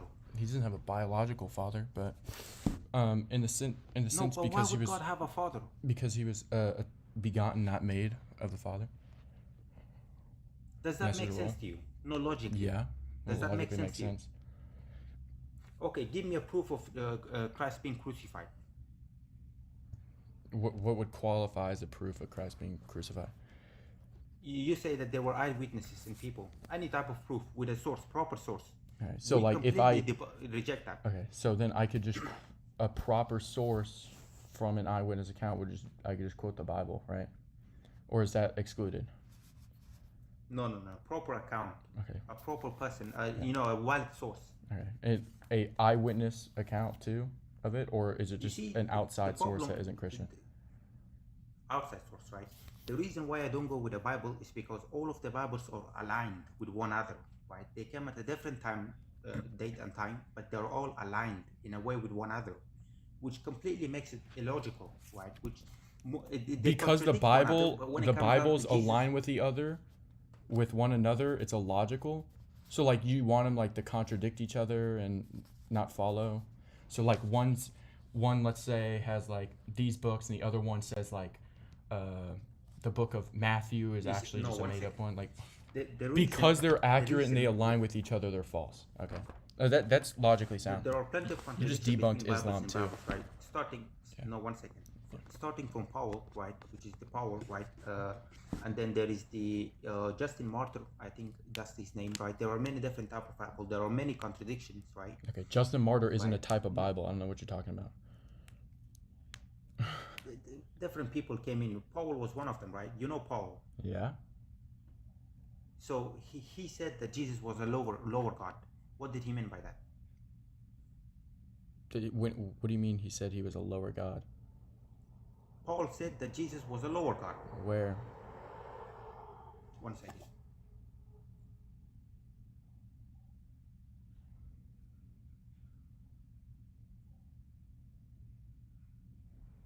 John 10:30. John 10:30. Okay. So you said this was Paul speaking, right? In John 10:30? Yes. Okay.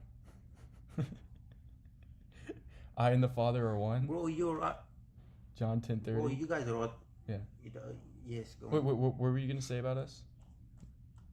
Are we dumb? The problem, listen, I don't have a problem with Christianity, but it's just we believe it to be as a prophet, because it is completely illogical if you think about it. We have like hundreds of prophets that came before him, from Moses, Abraham, thousands of prophets. But you saying God himself came down is, that's the highest level of idolatry you can commit. Oh, okay. Because there is no reason for God to come down when he can send a prophet. Be logical.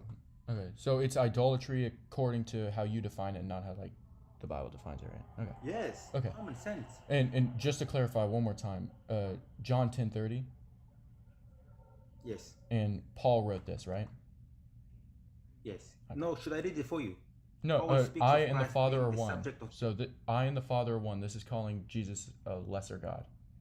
Okay. No, 1 second. Let me read it for you because I don't know where did he go, right? Paul speaks of Christ being subject to God, which suggests that he is less than God. What's that supposed to mean? No, he's a servant to God. I would agree. We affirm in economia, there's a hierarchy. So there is another God. No. There's hypostases. So there is a hierarchy between gods. Is that what you're saying? Not between gods, between the hypostases.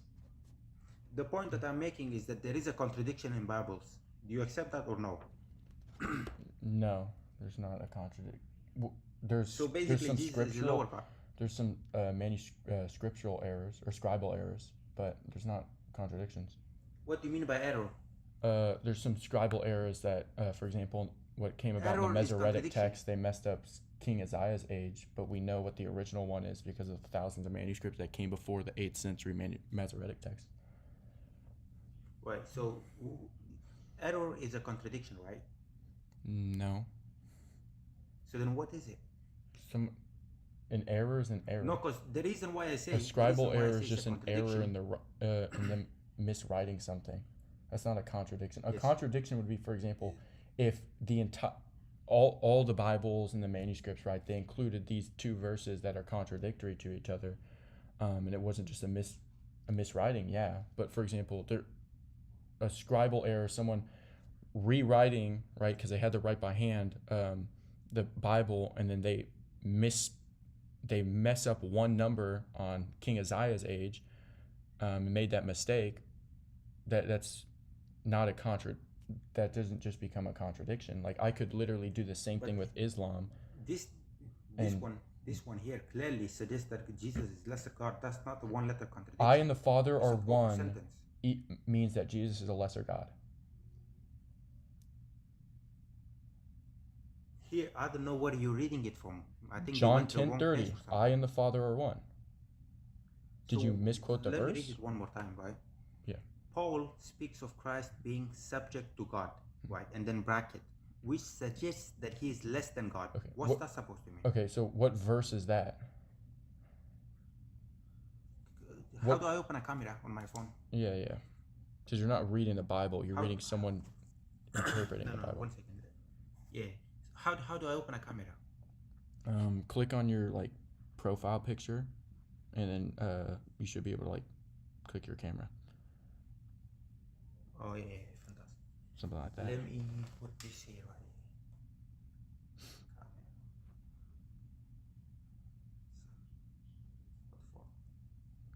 Yeah, Stefan, ask your question.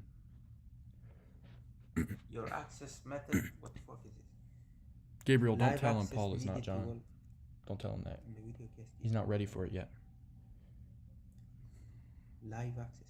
It says something live access, go live as a video guest or something. I don't know. It doesn't. Yeah, you don't have access yet. Then, is it? So you're not quoting from the Bible. You're quoting someone writing about the Bible. There is a thing for it, right?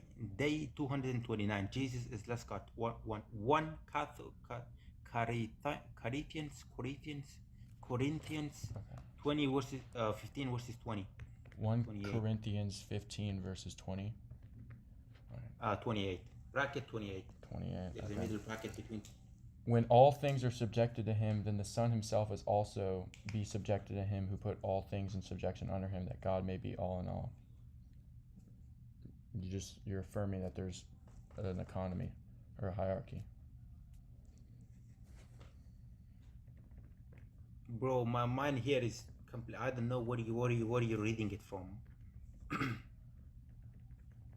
I'm reading it from the verse you told me to read. What do you mean? So then here is telling me one thing and you're reading something else over there. So one of us is clearly lying here. How am I lying here? So then I'm lying. No. Not so one of us is clearly wrong here. You're probably just. I'd say that. I wouldn't say that you're lying intentionally. I just think you have bad sources, or you're just not.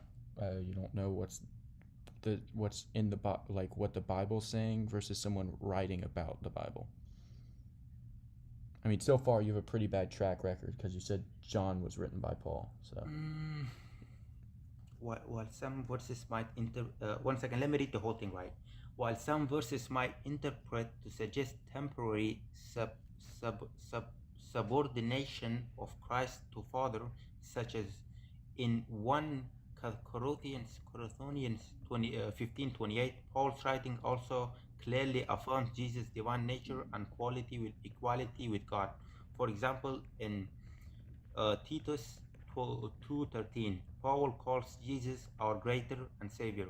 The key is understanding that Christ impetit. I don't know. I can read the whole thing, man. This is too no, complicated. it's okay. So So you're yes, saying he's that this is referring to saying him it's as a lesser God. He's a lesser God. well. Here is to me, he's clearly saying that he's the lesser God. I don't know. There is another source, right? He says Christ, though he was a form of God, he did not count quality. So it's Philippians 2:6. 2, 6, or 8, yeah. Yeah, Philippians 2:6. This is another one. He says Christ, though he was in the form of God, he did not count equally with the God thing. I don't know what. Yeah, You can read that's it. what we're talking about of him being in submission, but that's not him being like a lesser God. It's just it pertains to his role. It's not ontological. Like you can go back, for example, since we were talking about Corinthians, to that 1 Corinthians 15:28, to the word that Greek word that's translated to subject. It means to subject, to subordinate, to submit, to be under obedience. That's not an ontological thing, like he's ontologically lesser, but it's in the sense of like your position. Specifically, NAS's exhaustive concordance says to place or rank under, or to obey. There is an interesting thing here, right? I'm reading something very interesting, right? It says here, right? It seems in Christianity today extremely commonplace to refer to Jesus as God. Okay, now I'll read the whole thing. Paul used the name Jesus over 200 times in his 13 letters, and yet he did not once in all those 200 times does he ever come right out and say there is one arguable reference in 1 Timothy 3:16 that's highly debated among scholars. So he does not refer to Jesus as God. Titus 2:13. Timothy Yeah. 16. No, I don't 3:16. need 1 Timothy 3:16. I only use that verse to prove that Christ established an infallible church. Titus 2:13, waiting for our blessed hope, the appearing of the glory of our great God and Savior Jesus Christ. So who's the great God and Savior? According to Great God. Paul? I don't know. Could Yeah, be the Father, could be Jesus, who's could the be verse anybody. called the great God and Savior? Jesus Christ. Who's calling it? So he's calling Jesus Christ the great God and Savior.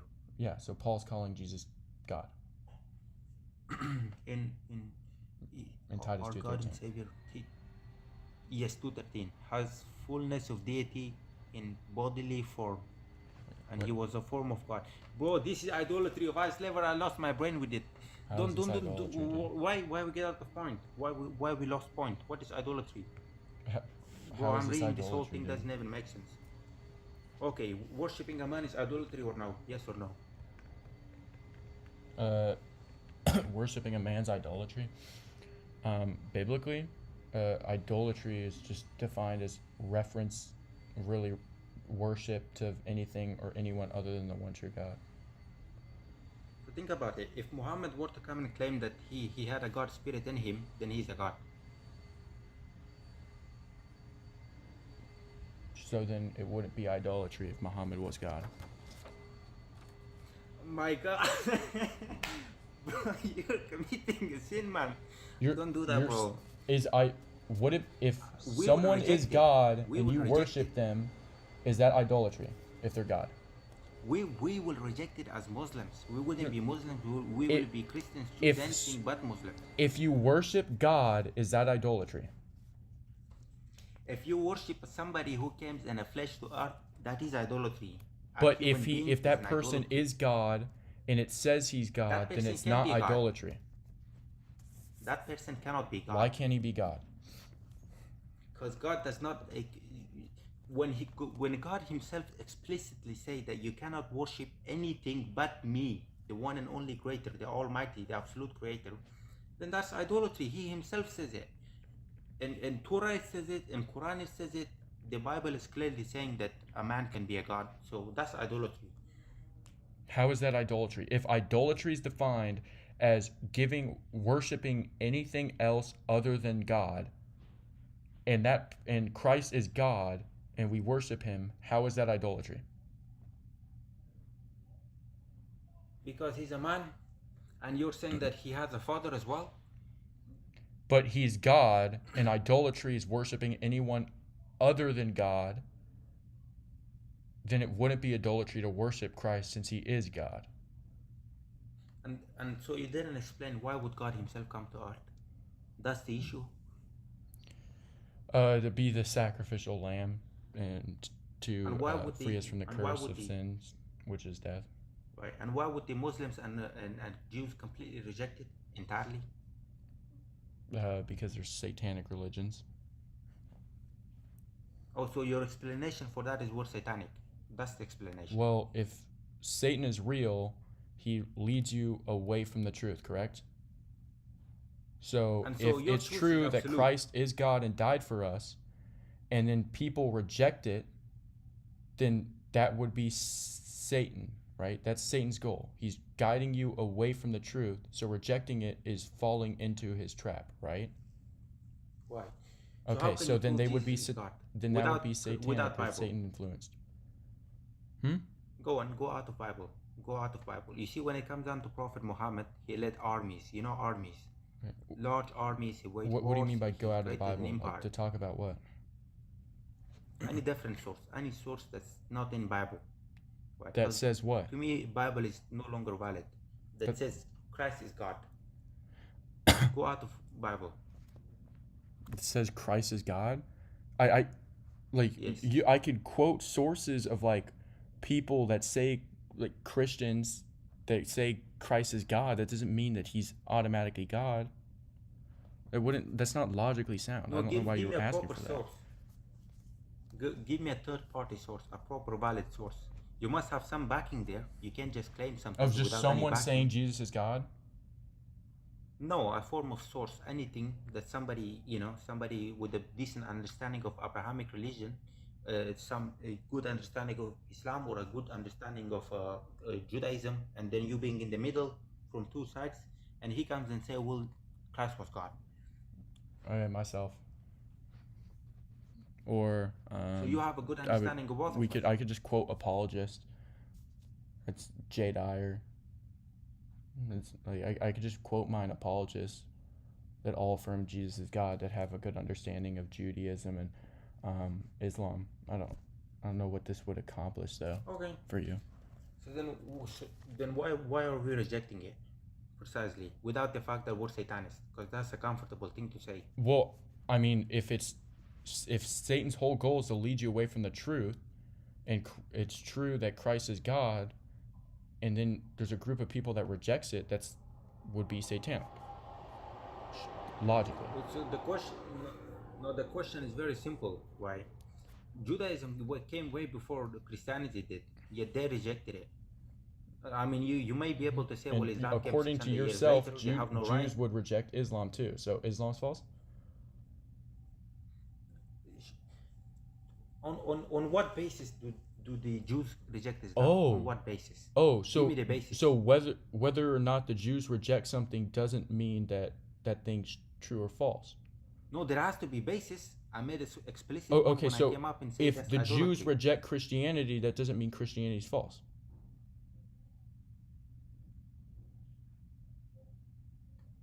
But it's one thing if the Jews were alone, right? But if they're on one side and one on the other side, you're just worshiping a man. It's a 2-on-1. It's vote of majority. It's 2 against 1. You're in the weekend. It's really no. It's just now. Like rock paper scissors. One, and one. We each reject each other. The Jews reject Christians and Muslims. The Christians reject Jews and Muslims, and Muslims reject Christians and Jews. Right? There It's is a not two mention of against one. Torah in Quran. There is a mention of kingdom of Israel in Quran, right? There's a The mention. difference between us and the Jews. Yeah, of course. Okay, what's your point? And we accept all of the prophets.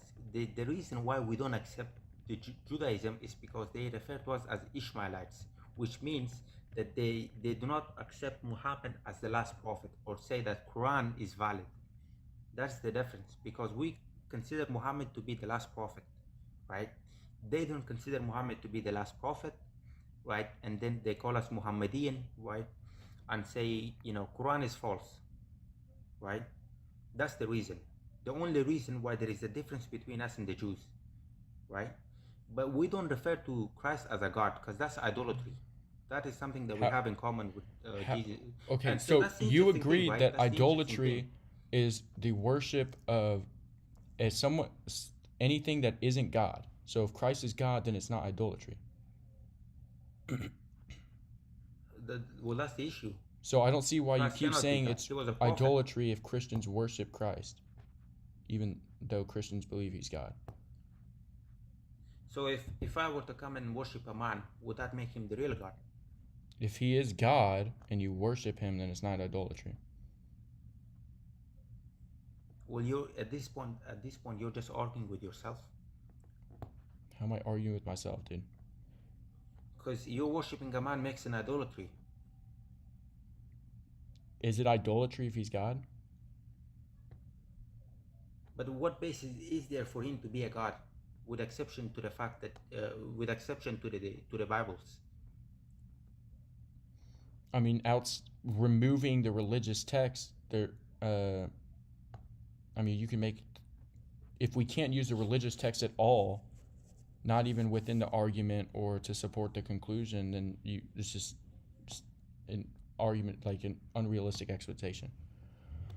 I mean, I could show that Christ, or show that Muhammad's true, and like justify what Muhammad says, but you can't use the Quran, you can't use any hadiths, you can't use any mentions of Muhammad. Question about Muhammad. Okay, so what you're asking doesn't logically follow, because it's just absurd. For example, justify the things that Muhammad said, but you can't use the hadiths, you can't use the Quran, you can't use any claims, anything that talks about what Muhammad said. You can use everything. You can use Torah. Oh, okay. But I can't use the Bible. Go on. But I can't use the Bible. 100%. But I can't use the Bible. So you're just You use special Bible as pleading. well. Use Bible. Who's stopping you? Use Bible. But how can you quote I Muhammad, can't use which the came Bible 600 or years quote later? the Bible at all for Jesus being God, but I'm not allowed to do that same thing with you and just reverse it. Exactly. It's because it's your own Okay, so religion. you're can just use your own source if on you're your saying own exactly, religion. then you're admitting the special pleading. Yeah. So you're backing your own word with yourself. Is that what you're doing? No, you're being fallacious. That's the whole point that I'm trying to make. If you can do one thing to me and apply this rule to me, but I can't apply that to you, let me give you an example. then that's special pleading. If you go to court, right? If you go to court and you're charged as a criminal, do you need someone else to stand up for you, or do you just stand up yourself and say, well, look, I'm not a criminal? And who's going to believe you? I would have to justify that claim.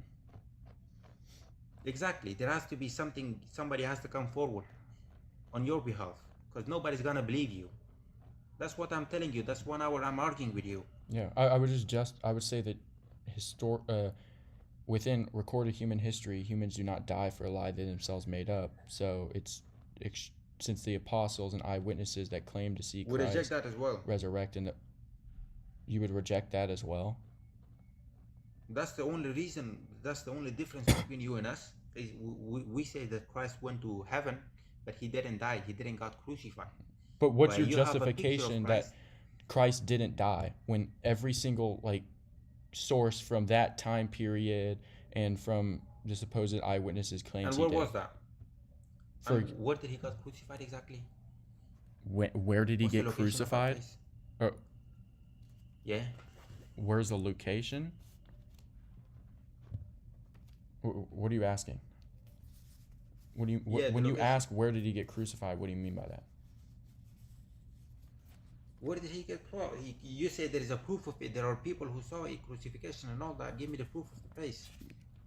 All the historical records from that time that talked about him If you can, would affirm that he would if you die. can, For example, like if you can, no one Tacitus second. in his If you Annals, can, book 15, chapter 44 says that Christ suffered the extreme penalty during the reign of Tiberius at the hands of one of our procurators, Pontius Pilate. You have Mara Bar Seropian in his letter to the Syrian Stoic philosopher says, "What advantage did the Jews gain from executing their wise king? It was just after that their kingdom was abolished." You have Pliny the Younger in his letters, book 10, letter 96. It says they were. No, that's a different one. Where is it? Lucian of Samosata in the 2nd century wrote that the Christians, worship a man to this day, the distinguished personage who introduced their novel rites and was crucified on that account. Like the sources outside of the Bible from that time period affirm that he was crucified. The supposed eyewitness accounts in the first. What's the source? I just gave you the sources. What is it? Name the source so I can see it myself. To start, let's start with Tacitus's Annals, book 15, chapter 44. What book is Tacitus? How do you spell it? Annals. Yeah, and the chapter? Book 15, chapter 44.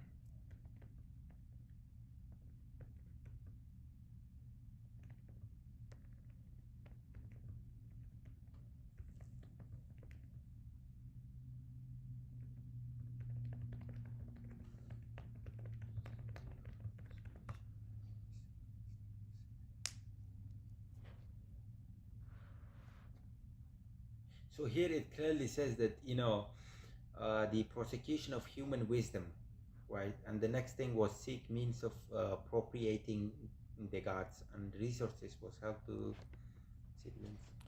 Here it clearly contradicts the fact that Jesus was a god. I don't know why did he give me that source of all the sources.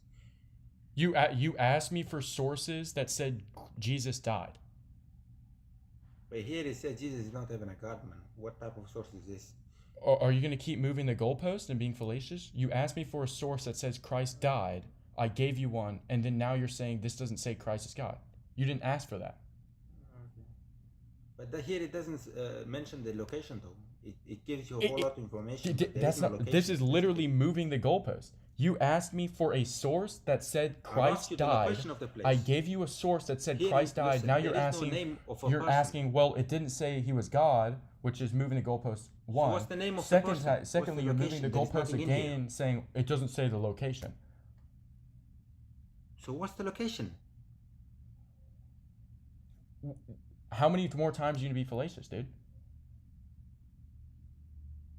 No, what is the location? What is the source? Well, in What is Judea, the- it says the in person Judea. that saw it, name or something? It says in Judea. There is a big place in Judea. Judea is the whole of Israel. What part of Israel? Tacitus doesn't write what part. It's not necessary for what you asked for either. So when was Jesus born exactly? What year? I don't know exactly off the top of my head. What is it, 2 or 6 BC? Which one was it? Give me a specific. I don't know what year. How is this relevant, dude? Because you're not making a point. You just said Judah to make yourself feel comfortable. Judah could be any part of Judah. Judah could be in Palestine. Judah could be in Jerusalem. Judah could be in Syria. Judah could be in Iraq. Judah could be any part. That doesn't matter for the argument. Well, that's the whole point. If the location is completely different, that whole thing could be a lie altogether.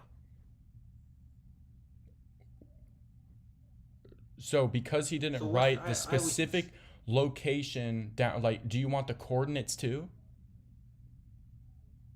Like, how specific of a location do you want for it therefore to be true? Roman Empire, he's writing in 116 AD, 400 years before, over 400 years before Muhammad and Islam and the Quran came.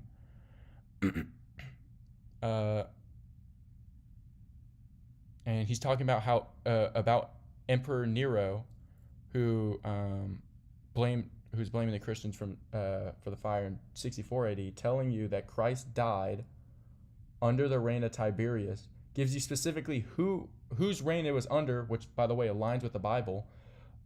Who was like the procurator, Pontius Pilate, which aligns with the Bible.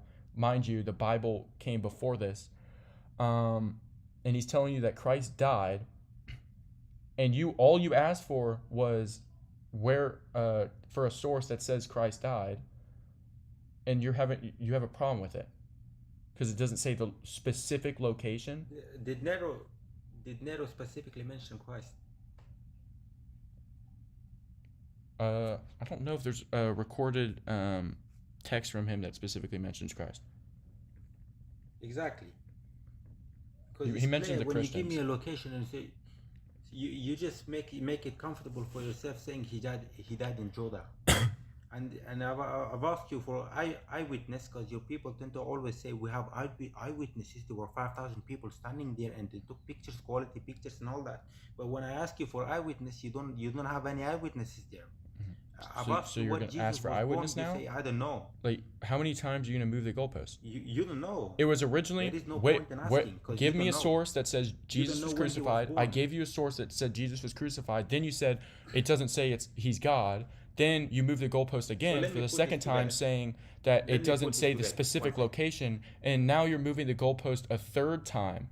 No, 1 second. Let me put this whole thing together. Saying it wasn't an eyewitness source. You don't know what more do you want?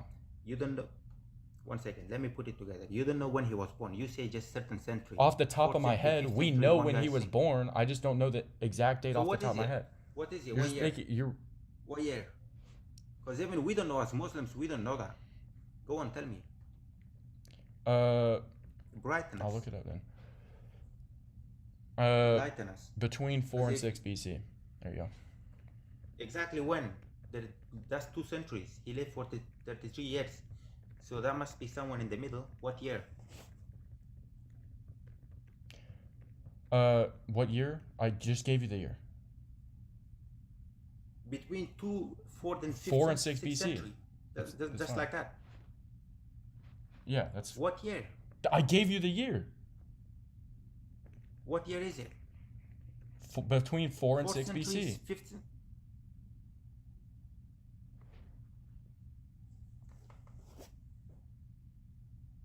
When was born? Exactly.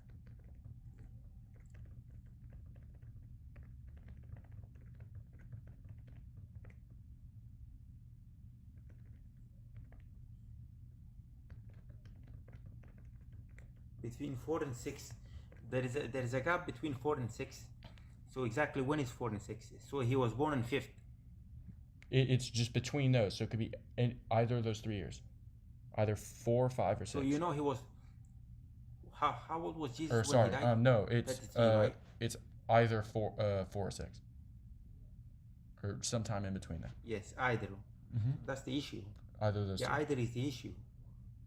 What's the issue? The either, when you say either 4 or 6, that could be any. Okay, and what's there is a what's middle the problem? gap between 4 and 6. So you don't know when he was born. We just know down to those 3 years.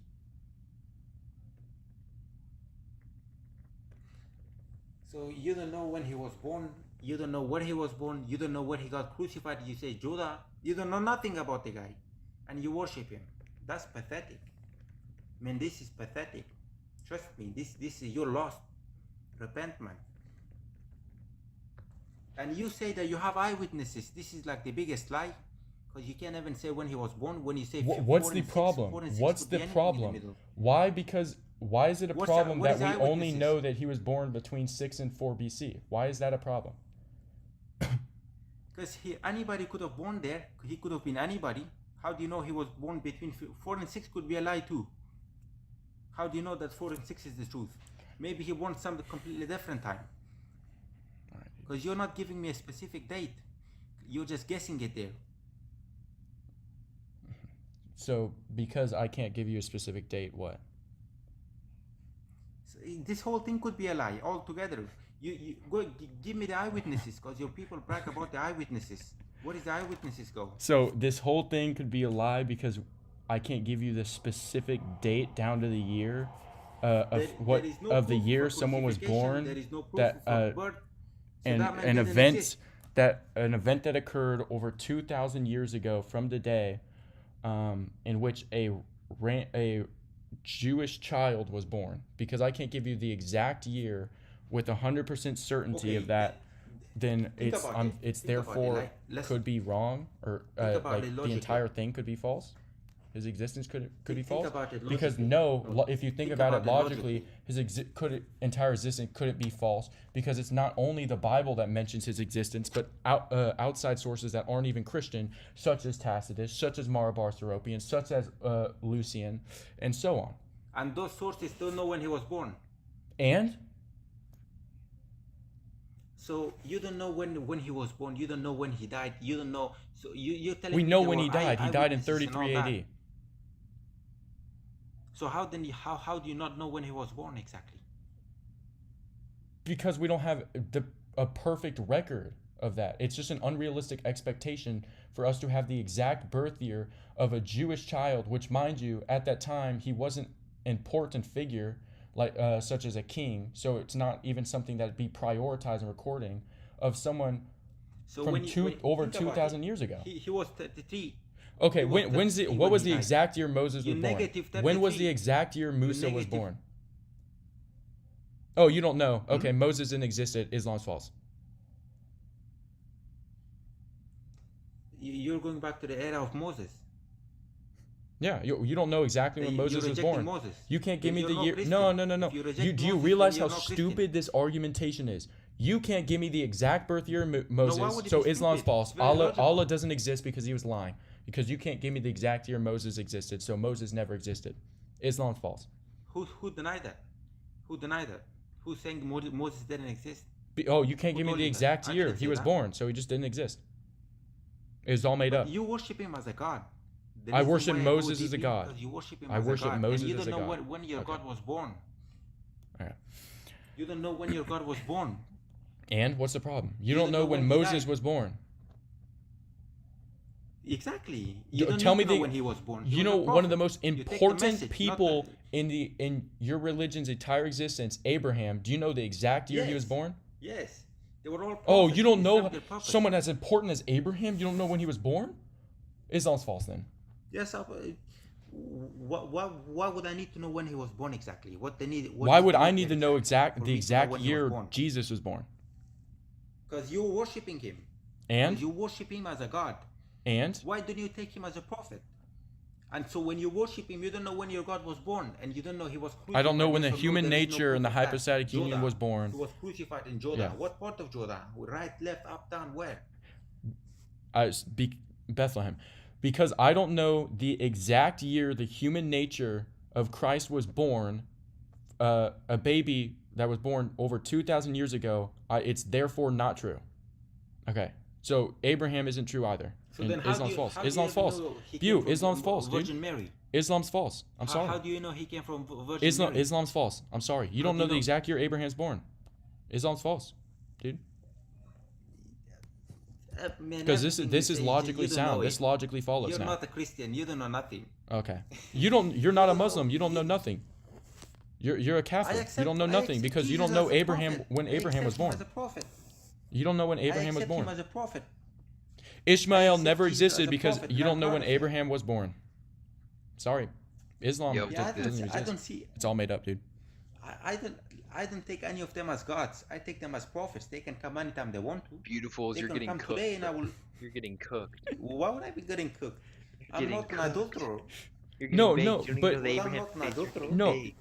Your prophet Muhammad, He was crucified. he didn't in exist Jordan. because What you don't part know of Jordan? his descendant Ishmael's exact birthday. I'm sorry. Islam's false, Do you dude. want me to That's tell you the reverse. birth of You know Muhammad? reverse Do card. you want me to tell you exactly when he was born? No, Exactly. I You don't believe want you that. know What when day? Muhammad was born, but he's not a descendant of Ishmael and therefore not of Abraham because you know when Ishmael was born. I'm sorry. Damn. Well, it doesn't bro. matter Yo, whether he was or he sir. wasn't. Yo, He was a messenger. Then That's he's not the not from point. Whether he Abraham. was Abraham He's himself or not not. from the descendant of Abraham, your Why does prophet. that matter No, it exactly? does matter because Why does your that matter? God promised that it would be he would go through the line of Abraham, and since if you say that it doesn't matter that he wasn't from the line of Abraham, then he's not a real prophet. Your God's Do a you liar. think? Your God's a liar. Are you Your are you God's a liar. are you stupid enough to think you stupid enough to think that every Are you prophet that stupid comes enough to has to think that eat this through the line of argument's Abraham? actually logically sound? No, but you don't know nothing about Jesus. You don't know where he was born. You don't know where he died. You don't know I know nothing. when he died. You just I know know he within 33 3 years. years of a Jewish child that existed over 2,000 years ago when he was born, which is So he was a already Jew. absurd. He was a Jew. You just made Yes. a story up of a Jew. He's an ethnical Jew. You falsified a story. He's ethnically a Jew. He was born in Judea. Yeah, well, He was a he's a Palestinian Jew. Jew, Why dude. make him a Jew? Why become a Christian? Why make him a Christian? Do you Just know be what a it Jew. means to be Make yourself ethnically a Jew? comfortable.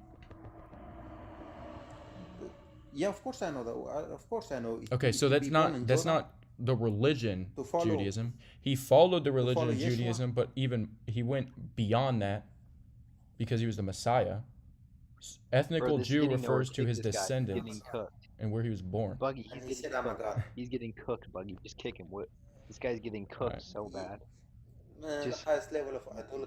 You'll save him. You'll literally save Beautiful Yeah, by Mark. kicking him. Yeah, he already rejected logic. It's over. So I was gonna use the same argument that girl did. The same thing. Basically, God is all good, and so he can't inherently he can't produce evil. Therefore, when he produced evil, God didn't produce Him evil. being all Evil doesn't good. have an ontological status.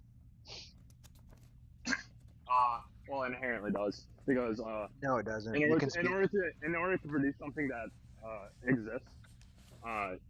you must have some Negation. sort of knowledge over it. Yeah. So the negation of a So positive you, when you're so you conceded to that, correct? You just said yeah. no, I wasn't Yeah, as a saying figure yes of to that, but speech, listen. not an acceptance, dude. Yeah. Okay. Exactly. So when you say there's a positive to something, and that's its own ontology, but you say there's a negative to it, that means the negative or the negation doesn't have its own ontological status, right? So when you say that God produced evil, you're presupposing that it has some form of existence or some form of being. But when you say evil, this is a negation of a positive. It doesn't actually have an ontology. So God didn't produce it. It would be the positive that in some sense produced it, but still it doesn't have an existence in that sense. I mean, yeah, it inherently does because he describes like evil as Do you even know what inherent? What does inherent? What does inherent mean? What does that even mean? I don't think you know what that means. Are you going to the definition on Google? Oh my God, dude said it inherently does. So- What does that so- even mean? What'd you say? Mhm. What does it mean to inherently be? What does that even mean? It means like it exists. Okay, so you're just negating my point. No, I'm not negating your point. I'm pretty So much you- saying that like. Go on. I said you. Yeah. So you said you're not negating my point, and my point was that it doesn't have an existence or an ontological status. So you agree with me since you weren't negating my point. No, You, like, not adding inherent, onto it? because like I was just hyperbole. But basically that just doesn't like refute my argument of like what I'm saying. So like you saying that like Produced it doesn't have a status of some sort. ontological status. is- Wait, is- no, it has a status. Wait, I agree that you can like speak of it in that sense. It has a status. I'm speaking about an ontological status, meaning it doesn't have its own existence or its own being. So it couldn't have been produced in that sense. God didn't produce it. I mean, yeah, he did, and like because of creating Satan, correct? You believe this? No, no, listen. There's a difference between like Satan doing it because God created him and Satan doing it because he has free will. Now, when you invoke free will, it's not necessarily God. It would be the free will or the No, it is libertarian because free will. he knows all, No, correct? it's not. Wait, what? Yeah, he knows all. Yeah, correct. So he He would knows know, everyone and said, and he knows- by inevitably creating Satan, that this would indeed happen, correct? You believe this? No, yeah, he knew Satan was gonna sin. Oh, Yeah, thanks, so what's your Walk. argument? Okay, Appreciate so it. like then inherently he did produce evil. No, he didn't He produce said that? evil. He produced free will, which at the cost of free will would come the negation. Walk, How he is said it that it's about the- that Jesus? doesn't That's product of free crazy. will. It's the product of free will, not the product of God. So what's like the reduction? Okay, so yeah, I'm just like arguing that inherently, like that does create like evil. So what is inherent? See, what does it mean to inherently be? Okay, so like, can I like? I'll give you an example. So, I gave Sally a knife, right? And within that, she can choose whether to use it or not, right? And if I know all, and she is going to stab herself with such knife, then guess what? I produce such thing. No, you didn't, Would you because not it agree? would be the free will. Because No, I I would knew that would disagree with the happen, sense. right? Let me speak. Let me speak. In this hypothetical, did you create the ability or the will to do such? Yes. Okay, so then no, it wouldn't be you. It would be the will in and of itself that produced that such or that Yeah, and you X. It created wouldn't be such you. will, correct? You created Yeah, such it will wouldn't because be you you. knew this would happen Yeah, inevitably, no, he correct? created free will. See, this is the thing you're not understanding. When God creates free will, that doesn't mean that the effect of the free will is God's doing. That's occasionalism. We reject occasionalism. We don't believe that God created every act in Yeah, human so it's thinking. But illogical.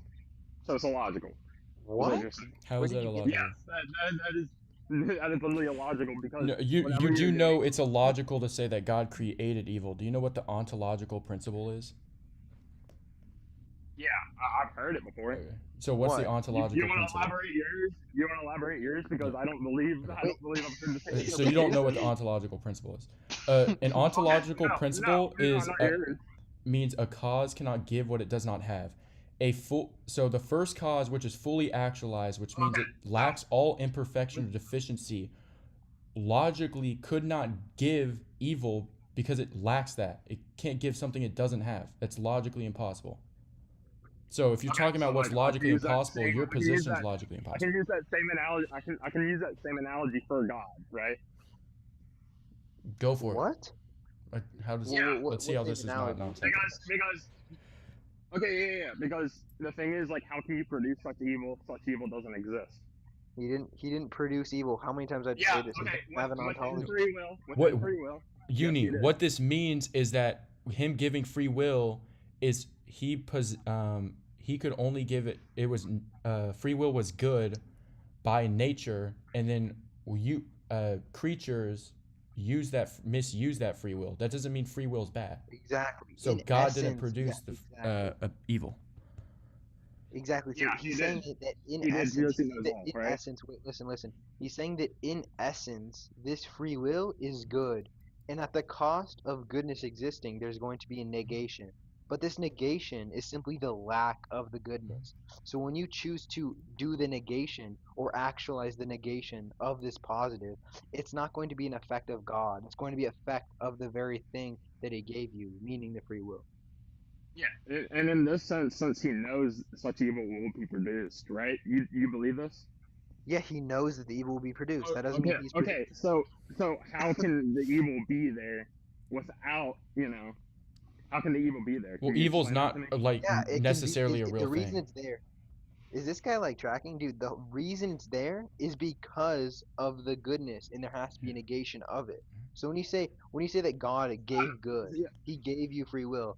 That there has to be a negation to it, but it's simply the lack of the Yeah. goodness. So So when evil's you not choose necessarily real in the sense all that right, good yeah, is. Evil's just a lack of exactly, good. okay. exactly. I understand what you're saying. So you're saying evil can't like so you're saying good can't exist without evil? No, that's not what I'm saying at all. Okay, I'm saying that no, I'm saying that God chose to actualize his goodness, and with the actualization, it was free will. And with the free will, there was a positive, meaning good. And this positive, the good, positive and there negative, was a correct? negation. Wait. No, he gave the positive. See, you're not even tracking. He gave the No, I positive, am. meaning no, you're not, because he said he gave the positive and the negative, which that's not what I said. He gave and actualized the positive, meaning he actualized his goodness, zero badness. He actualized that goodness, I should have done and this from the with that start goodness being with the first actualized, girl. it was free will. Now, you choosing to do the opposite of what he intended to give you is simply doing the lack of the goodness. It doesn't have an ontology. That's the whole point. So when you say God produced evil, just because he knew it was going to be has no actual. There's no argument there. It's simply an argument from silence because the whole Okay, reductio, how can evil exist from a being that's all good? That's like the whole it doesn't illogical exist. thing. Again, when you say Okay, exist, I've already told you it yeah. doesn't exist. So evil doesn't exist. Wait, what? Ontologically, yes, it doesn't exist. Yes, that's what I'm saying. Ontologically, Okay, it but doesn't have its like own being. within biblical principles, that's just like proven otherwise.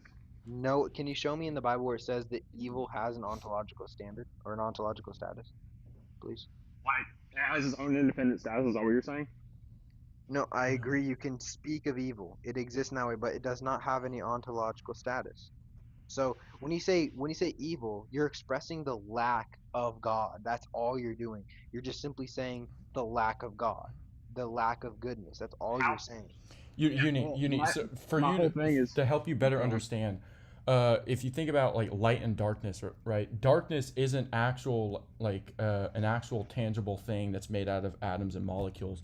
It's just the lack of light, which is made out of atoms and molecules. So that's what we're saying evil is. Evil is just the lack of good. It's not an ontological thing in the sense that it's like a real thing. It's just a lack of something, the privation of something. Exactly. Correct. But like you need to inherently produce this. So you don't. Wait, You no, don't do No. because that. again, we already set the criterion that in order to produce something, right? So let's say God produces free Well, will. God made The everything, right? effect So of the effect of the production, listen. If God produces something that's absolutely good and actualizes this within creatures, meaning he's giving the creatures the opportunity to choose otherwise. That's the whole point he's trying to make. He's saying that evil doesn't have an ontological status. So if God gives you free will and you choose to do otherwise, whether it was meant, or I guess say, it was meant for goodness, absolute goodness, and you choose to do the lack of that, you're not actually saying that evil exists. You're simply saying that you're doing the lack of the goodness that God intended for you. There's no ontology there. It's simply the lack or the privation of goodness. So when you say God produced it, no, God didn't produce it. It would be free will, the effect of that, not God. yeah, I just like logically speaking, right? Free will is a neutral. Do you not believe this? It's a neutral, Okay, meaning you so can choose other. Yeah, I believe that so it's by it's not neutral good. between. So it's not Wait, good. It's wait. good by I said nature, the dude. actualization. Is this guy like tracking in essence, just like Buggy said, Oh, by I'm nature? completely So tracking God open the comment. actualized his goodness and intended it to be good. So when you choose to do otherwise that it was intended for, it's simply the lack of that thing. It doesn't have any ontological status. So God didn't produce that. It's simply the product of the thing he actualized. It's not actually him. It's simply the free will that he gave creatures. It's that product. It's not the product of God.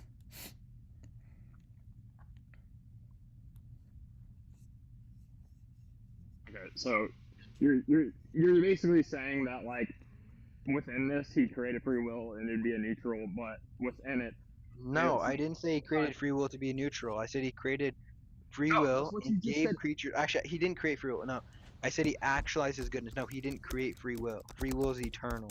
God has free will. When I say he actualized his goodness, and with this goodness came a positive, it's simply saying that he actualized what was good, and the product of that is free will. Okay? So with free will, he intended it to be absolutely good.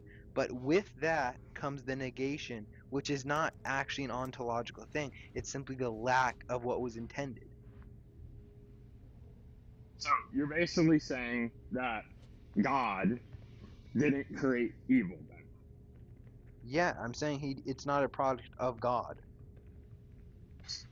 So within that, okay, right? Mhm. When creating Satan or Yep, Lucifer or whatever you want to say, yep. hmm then that inherently created. Well, No, what would you say? again, What it's would you not say would Satan. happen there? I want Satan, to yeah, hear. Satan. I should I be more got you. skeptical on this. My fault. I got you. Satan didn't create evil. It was the byproduct of the goodness that God gave creation. And since creation isn't like infallible, creation is going to be like, I guess you could say a like I guess you could say neutral, like you were saying. It's not absolutely good, it's not absolutely bad, right? So when we say that Satan created free will, you're putting the burden on a person, which the burden would be on the thing, on the goodness that God actualized, not Satan himself. It would just simply be a byproduct of the goodness God actualized within creation. Yeah, so I just don't think this would work, logically speaking. I What? can explain why if you need me to. Yeah, that's fine. Go Uh, on. so, basically, I don't think God could create a neutral if he's all good. I didn't say he created a neutral. I Yes, said you that just said. You no, just. I said it's the product of the neutral. You see, you're not even tracking. I was negating the fact that So, Satan. Wait, listen. That's not what I said. I said it wasn't Satan himself. It was the fact that Satan was a neutral. See, you're not even tracking. When I say that God actualized his goodness, and with his goodness came a positive intended for goodness, and there's going to be a lack of this thing, that doesn't mean God created it. I said first off, I said Satan was the neutral. Okay, so you're not even tracking still. I didn't say God created neutral. I said it's the byproduct of the free will he actualized within creation. well, yeah, he would inherently create this though. You don't even know what Would you? inherent. See, what is it? Can you tell me or define what inherent means? Because I don't think you actually know what inherency is. It's honestly funny. You've been using this word, but I don't think you know what it means. What do you mean? I'm So simply you're just asking so for you're that just definition. definition checking. So you're just definition checking every single word. No, I'm clarifying. We need clarification if we're here to argue. If you're here to present an argumentation and you're using words, I would need to know what you cast these It words would. out to be. Well, yeah. Well, inherency, like you're saying, like it's essential, right? Like that's what that It's inherently. essential. Yeah. It's essential. Do you know? Okay, Yeah. So let me give you a breakdown of what we can reduce this let into. me give you. Okay. Let me give you an example. Okay. So in order, well, I'll actually just use here real quick. So inherently, for a banana, in order to become what it is, I don't right? even know what inherently means. See, you're just like using the word to define It's the word just in question. okay. Okay, then I'll just use essential. Is that what you want me to use for every single thing? But I'm telling you, we can reduce this into something. Okay, beautiful. Inherency means essential. What essential means is in order for an X to exist, it needs that Y, and that Y is essential. Is that where you take essentiality to be? Yeah, in essence. Okay, so that's what also you take inherency to be then. Inherency? Is that what you said? Is something being inherently anything? Is that what you take Correct. it to be? Because remember, we reduced it. All right, that's fine. So we can just reduce that into something being essential. Nice. So you're saying essentially I'm wrong, correct? Yeah, you would be. And the reason I'm But he wrong sounded like is because it Liviano right doesn't now. logically follow. X needs this Y in order to be, right? So it logically doesn't follow. Yeah, it just doesn't Now I work. want you to provide now I want you to provide a reductio and steelman my argument and show me how my argument doesn't follow. Okay, sure. So I'll Mhm. explain why like your argument just doesn't work here. So Yep. by God creating. Okay, so What? what are you arguing? Are you arguing that God See, you're not even produced? tracking. Okay, Listen to no, my no, argument. no, no, no, no, no. Okay, Hold that's up. fine. Go on. So I was gonna explain what, like, basically. So you're, I'm just gonna take your interpretation real quick, and then you just tell me if I'm wrong, okay? Because you're telling me all these different things, right? Okay, so you're saying free will is a byproduct of God, basically It's a product. giving Free will is a us. product of God. It's a create. It's a, Yeah, it's a. it's a But byproduct I'm of not God. Is that what you said? because God exists, free will exists. God has free will. So you would just say because God exists, free will exists. Yeah. Okay, because of God's existence, right? Yeah, free And will exists. because that free will exists, so that's a byproduct of that, right? Yeah, it's a byproduct of that. Yeah. Okay. And free will is inherently good, or is it neutral? Yeah, free will is intended to be absolutely good, right? But the whole point is, right, when you say that free will is intended to be good, all I'm saying is that because God has free will and God is good, he chose to actualize this goodness within fallible creatures, meaning creatures that can make mistakes. And with this goodness, there's going to be a lack or a privation of that goodness, which doesn't have any ontological status. So it's not necessarily God creating it. It would just simply be because he actualized this within creatures, and creatures are fallible, then the negation is going to follow. That's all I'm saying.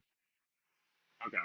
So you're saying that because of basically the byproduct of it being that, so you just don't think God created evil then? Yeah, Would be I don't believe evil even exists, ontologically speaking. So yeah, I don't oh believe God wow, created evil. oh wow, Yeah. oh What do you wow. mean? Oh So wow. Do you believe that? so do you believe like everyone goes to heaven or something? I'm a little confused here. No, I believe What that does the that lack, mean? I believe that the negation of heaven. Listen, when I say it doesn't exist, I'm not saying you can't speak of it. Yeah, you can say Caden is evil. That's just describing the lack of an ontological thing. When you say goodness, you're simply invoking something that really exists. When you say bad or the negation of good, there's no actual definition for bad. It's just simply the lack of goodness. That's why it doesn't have any ontological status. That's the whole point I'm trying to make. When I say evil doesn't exist, I'm not saying you can't speak of it. Yeah, you can speak of it. And yes, hell is a thing, but it's just simply the lack of the goodness that that thing exists. Okay. That's what I So mean by it doesn't exist. Yeah. definitionally, do you believe you're like within logical parameters and stuff like this? Do you believe you're wrong, or do you believe that like this logic goes within like our human constructs? Do you believe like Yeah, you know what I'm yeah, saying? this logic goes within, yeah. The reason I can prove it goes within human construct is I would just simply provide a reductio by asking you, can you define what bad is?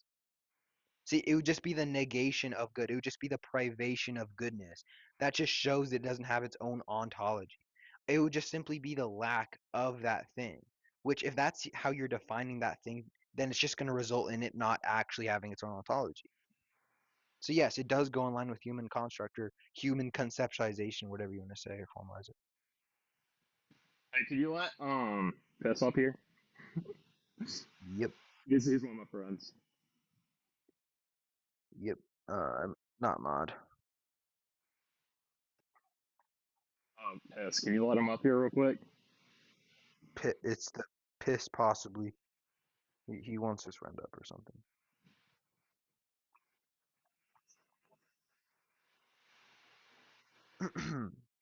But do you understand the point? Yeah, I understand what you're saying, but like the thing is like antologically and like all these things like Ontologically. like yeah, correct. Like I'm not saying it right. I've never heard of that. Yeah, But Caden's one of my friends. I've never I've really known him heard for a of long that time. word before. Yeah, it's good. It's good. Could It's you good. like just could you describe it to me like what it like really means? Yeah, all ontology is just the study of being or the study of existence. So when I say it doesn't have its own ontological status, I'm saying it doesn't have its own being. It's simply the negation or the privation of a thing that has being. Okay, I see what you're talking So about. yeah, so that's why I would say that it doesn't actually exist because it doesn't like have its own being. It's just simply the negation or the privation or the lack of something that has being. So whenever they describe this evil in the Bible, Yeah, you're right? describing the lack of goodness. Yeah. Okay, so would you say then I really want to know how did this come into being? Is it just because It didn't come of into be see him creating? you're already misunderstanding. It didn't come into being. It doesn't have its own being. It's just simply a lack of goodness. You keep on presupposing that it has its own ontology, but it didn't come into being. It can't come into being. It's not something that exists. Okay, so if it's something that doesn't exist and Hmm. it's the lack of something, right? Yep. Then how how does it have its own like definitive like thing? Like Because it's why? the negation of something. That's why. Because it's the lack of something. That's why you can speak of it. That's why I can say Caden is evil. Because I'm simply invoking the lack of something. That's why it has its definition. The definition is literally the lack of the positive or the negation of the positive. It's literally the definition of it. Okay, so are you into like I'm guessing you're into theological like definitions and stuff like that, as far as like Theological definitions? yeah, like as far as like I hold the omnipotence. definitions. I hold the definitions being subjective, but sure, I'll grant that. Oh, oh, so you hold true to like more logical definitions like omnipotence, stuff like I that. just said I'll grant you a theological definition.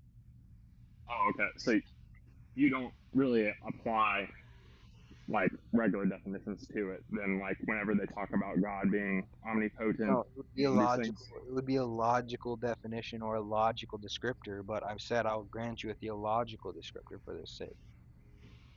Okay. Um. Then like, what's your retort to like the My whole? rhetoric. Well, I was gonna ask your retort to like a certain thing, My if you don't mind. yeah, rhetoric. I think is that what you're trying to say, rhetoric? Or like Yeah, rhetorical? retort's like an argument. Like It's that's that like rhetoric. No, it's not rhetoric. It's rhetoric. no retort, retort, Retort. Retort or retort. report? Retort. No, retort. Correct. What is retort?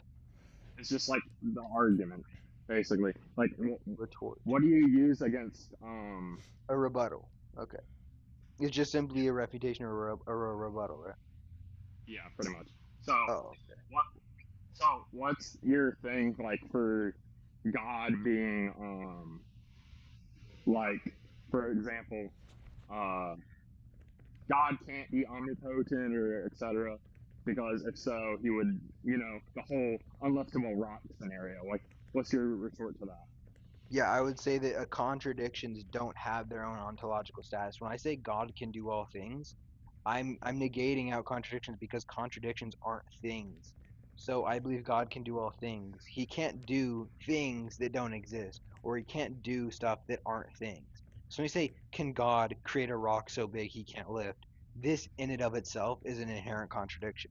And I don't believe contradictions actually exist. They don't have like an ontology. And God simply can't do things that don't exist. It doesn't make sense. Correct. Yeah. That, So that that's would be that's within any like story. For instance, like nothing can have contradictions. Otherwise, like it just doesn't logically make not sense. even that. Not even within stories. Like for example, if I were to say like in my room there's a plant that's growing and that's not growing at the same time. You can just reduce that into nothing. You can just reduce that into zero, zip. And like, I mean, even if you say like a squared circle, for example, a squared circle that just doesn't logically follow, that cannot logically exist. So when you say, can God create a squared circle, that in and of itself All that could isn't a make 10 thing. rocks heavier. But God can do all things, Rocks and that is not a too thing. heavy for himself to lift. You see? Okay. Well, I've just never heard that argument ever before. Jesus is a Jew. You Like see? what you said for the thing, like absence of like evil thing or whatever. Yeah, But I mean, yeah, you can apply that that's to other things interesting. as well. You can apply that to other things as well. You can say, for example, the definition of darkness is going to be the lack of light. It doesn't have like Buggy was just saying, it's not tangible. You can't like there's nothing you like it doesn't actually exist. It's just simply the negation of the light, which would be the positive. So it doesn't have any ontological status. You can apply that to many different things, but when he gets into like God and stuff, just know that God is absolutely good. So like there can't be anything outside or there can't be any ontological negation. There cannot be anything that's opposite of God that has its own ontology, right? So like God is light, but that's why darkness doesn't have its own ontology. It's because God is absolute light. Okay, that's interesting. All right, I'll see y'all. Catch All you, right. bro. See ya. See ya. Yo, Buggy, where have you been, bro? What do you mean? I haven't seen you on Discord, anything, bro. Dude, I've been doing YouTube. You have? Yeah, I'm Oh, streaming bro, right I've been now. missing. You've been live streaming? Yeah, I'm streaming right now. Yo, that's sick, bro. I haven't been checking your YouTube, bro. Yeah. Good to see you though, bro. I haven't seen you on Discord lately. I know. You've gotten smarter. No more Maya Physite nonsense. Dude. Yeah, bro, facts. Yeah, my physitism or Miaphysitism is kind of cooked, bro. That little phase is gone, bro. Whoa, Dude. Yeah, you're right. What up, Cade? Hey man, how you doing? I'm good. How are you? Pretty good. What you want to talk about? I agree with all your claims. So, I guess nothing. We Okay. can talk about anything you like, but I don't Alright. have anything to debate because I agree with all of them. All right. Buggy, have you been talking to Devin? Hmm? Have you been talking to Devin? No. Why? No, I was just wondering, bro. Yeah, I haven't talked to you in so long, bro. I know. I thought you just dipped on apologetics. Not gonna lie. No, dude. I'll never Like, quit. yeah, it's good to see you back, bro. I swear. Well, not like you're back, but to me, you're back, cause bro, I have not seen you on Discord. Did you like delete Discord? No. I just like occasionally pop into Black or Nay. Yeah. If any of y'all disagree with the background or have any questions, request up as guests. Let's get someone up here, dude. We can't run out of people So, to debate now. yeah, facts. I mean, that guy, he didn't have any that argument was decent. I mean, a lot of atheist people will bring that argument and stuff. I mean, I've heard that a lot. I actually debated this one guy. He was like, wait, do you know like the fiction debaters? The So fiction? like, What do you mean? yeah, so like there's a bunch of like anime, like manga and stuff like these debaters. They're actually like really smart. Like I was like just scrolling on TikTok and dude, I'm not even lying, bro. It was like a 3v1. I looked on the thing. It was a Christian versus like three like fiction debaters and they were just cooking the shit out of them. It was on like why does God allow evil to exist or whatever. And I was like, bro, I'm not about to just scroll past this Christian like getting cooked by these three people. So I hopped up and I demolished all three of them, bro. I'm not even joking. Like I straight up cooked all of them. And then after the live, I became friends with this like fiction debater. His name is Linz. He's mad smart. But like the thing is, bro, all these fiction debaters, they have got like great rhetoric and stuff. Like, bro, if we get these fiction debaters to start being like apologists, bro, dude, it's over. Dude, we gotta recruit. Yeah, bro, that's what I'm saying. That's Walk in what I'm spirit. saying. Walk with the spirit. What do you mean by clip? Did I do something? We Was it because I accidentally typed or misspelled cum or COME? Wait, what's a retort, bro? I've never heard about what a retort is. Hold on, I'm gonna look up that definition. I think he's like it's like a synonym or different form of rebuttal. Yeah, it's just saying something Newsflash: there's no answer such thing as apostolic succession. to Acts chapter 1. Yeah. What? Literally Acts chapter 1. Why don't you come up, Pastor Knight? Literally Acts chapter 1. Literally Acts 1. Wait, he has an LGBTQ or like a Yeah. lesbian thing in his Yeah. bio. Oh, what's up, Momo? Hey, how's it going? It's going good. How are you? I'm good. Just a quick question for you. I am a follower.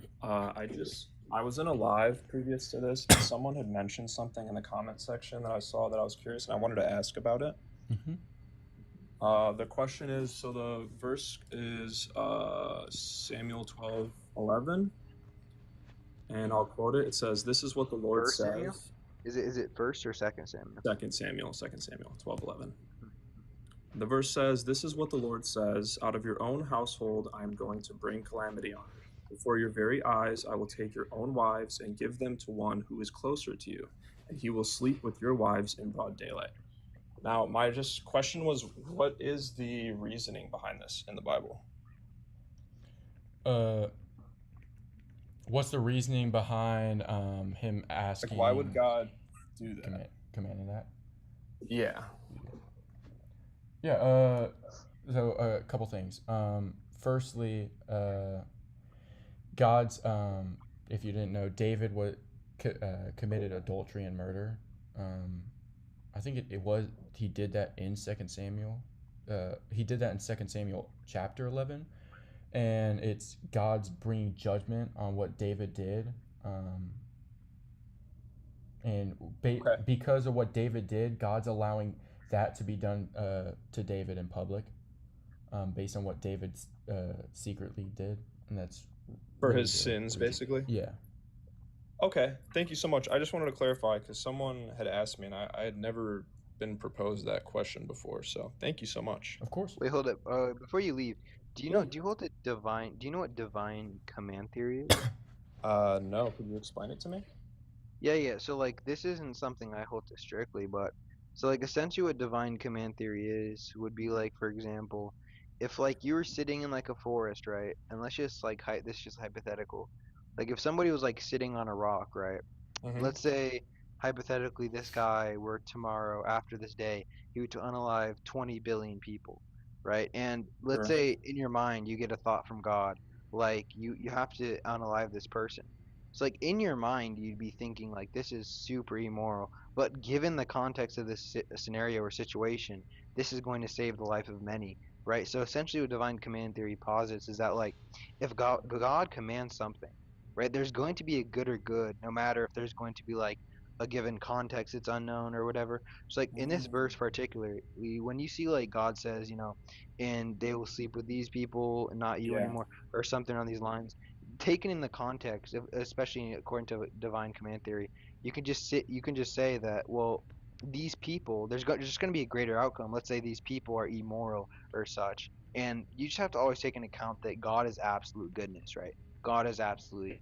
So nothing bad will ever come about of from God. It's just going to be absolute goodness. Whether the context is unknown or the given context itself can just have a good or good, I could say, surrounding it, if that makes sense. Yeah, I've never heard that, but that makes a lot of sense. I mean, like, because I was just curious. I actually just didn't look into the backstory of it. So now knowing like why he commanded that, it makes more like I thought he was just like I don't know. It just seemed like unjustifiable. But now that I Yeah, understand the back, like the evidence behind it, I guess that makes sense. Also, I never really looked at you said it was divine command theory? exactly. Yeah, that's what it's called. Yeah. Yeah, that makes a lot of sense. Well, thank you guys so much for your answers. I appreciate that. Yeah, of course. You guys have a blessed rest of your day. You too, brother. Appreciate it. Take care, guys. You as well, brother. Buggy, are you still catechumen? Um, yeah, but like it's purely based on because I'm uh moving. So he just Oh, wants me to get I'm baptized. moving too. Yeah, Oh it's wait, been like that you're for getting months. baptized? At Wait, you're at some point, whenever I move, cause he knows the priest of the other mm, church. So I mean, I don't have anything more like keep to do. It's just purely based off that.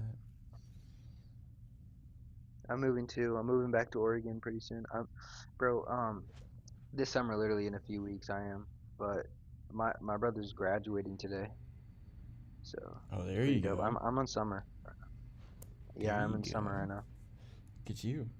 So and I'm saying, bro, I'm about to pull up to Texas, bro. Hang out with you, bro. There you Nah, I'm go. joking, bro. I'd be down. I'd Nah, but also how be you been down to doing, bro? like. You been doing? Oh, sorry. I've been doing good. I've been grinding. Just optimizing like argument for motion rebuttals more and more and more. Um, just on my own. That's what I've been focused on recently. Got a girl? No. That's cap, bro. Stop capping. I do know. One thing I do need to like. I want to optimize more is I I think I want to optimize like why a necessary or why the first cause can't have like any potential that even though like even if it doesn't change. I know like Modal collapse. modal collapse. It really how so? That's what it. That's what it. When you say that the first act, like if it has potential, how can there be a necessary being, right? So like, if God's will is necessary, in every possible world, God has the same will, and in this world, He wills to create. Then wouldn't it logically follow that in every possible world, He wills that same thing because His will is the same? That's the argument. No, it's really like the first cause has to be fully actualized, but what is the most optimized response as to like what if it wasn't fully actualized and had a little bit potential, but like it didn't change? That's active. Okay, I see what you're saying. So you know the difference between active potency and Yeah. passive potency? What Yeah. So what active you're potency and what? passive potency. Uh, what is that, or how would you define So that? yeah. So passive potency is going to be God himself in essence, his potential, Mm-hmm. or if God has potential in essence. But due to pure act or actus purus, we would deny passive potency. But when it comes to active potency, we would affirm this, right? So active potency is essentially the fact that if God creates something, the effect will be possible or a modal possibility, whereas his act is necessary. So in every possible world, he possesses the act, but the effect of the act doesn't have to be necessary. It would be a possibility or a modal possibility. That's what active potency is. That's that's like a completely different approach than I had. I was going down the line of like PSR because PSR. you would have to have a sufficient reason as to why the first cause would have potential. Well, yeah, that's actually a good point. You could just say that because you hold to A theory, and creation has to have a start, and there's going to be like some form of like free will governed within creation, and it's like your choice to act. It's not going to be governed by a necessary being, it's going to be governed by a modal possible being. So like because you can choose otherwise and this action isn't governed by God, you can say that this qualifies it to be a possibility. But like if you hold to like occasionalism and the fact that like, God creates every action, then you would fall into like I guess you'd say modal clap, but you could just say like because creation is actualized with free will, and it's like the creatures themselves will create their actions and originate their actions, then it becomes like a modal possibility. If that Mm, answers your question. I guess. Yo, Pastor Knight, do you want to come up? Or Pastor like, Knight, are you gonna keep yapping in the comments, dude? Eve wasn't Pastor Adam's first girlfriend. Lilith was. Catholics hide so much from the Bible. Bro, I will literally defend. Yo, if Pastor Knight, I'm not even Roman Catholic. If you come up right now, I'll defend the entire Roman Catholic position from the Crusades all the way to ADS, bro. Come Defending ADS is diabolical. on. I Hello. can though. It's not tough. What up, Stilla? Hey guys, how you doing? I'm good. How are you? Oh, fantastic. It's a beautiful day. Just a nice clean day. But alright, you can prove God easily. How can you prove him? Argument for motion. I'll run you through the premises. Alright. I have them written down right here. Alright, it's premise 1, things in the universe are in motion. Motion meaning change. Premise 2 is Absolutely. nothing moves itself. Premise 3, a chain of movers can't go on infinitely in a per se causal chain. Premise 4, there must be a first mover that isn't moved by someone else. Premise 5, this first mover is what we call God. Okay, can you elaborate premise? Which one? All of them? Of the last one.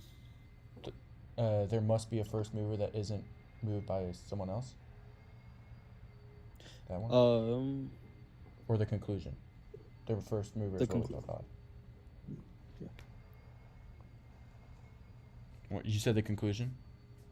Yes. All right. I mean, what do you want me to elaborate further on that? It's could you repeat it? Sorry. Oh, the first mover is what we call God. First movers is what we call God. Yeah, could you get a little bit in more depth? I'm just a little confused on that sentence. Yeah, so the first mover or first cause is a conscious being that's fully actualized, that is the like source of existence itself, and that's what we call God. Okay. All right. I'm gonna put it this way. Do you believe in Bigfoot? Or actually, here, let me take that back. Do you believe Bigfoot was on the Noah's Ark? I don't believe Bigfoot is real, dude. Absolutely, absolutely. Uh, what if I were to tell you that I don't believe God's real, just like how you don't believe Bigfoot is real?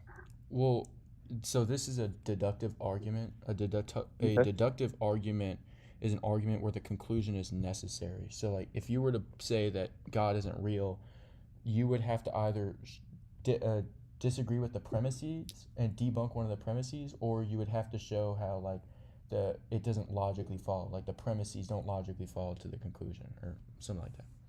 Oh, absolutely. Well, I'm gonna give you this one chance, like not even just one chance, but if you could prove to me, little proof that God is real, I will believe in Him. There you go. It's a deductive argument, so it's a necessary conclusion. So if you agree with the premises, then it's proof of God. It proves God. And that would just be existence. What do you mean?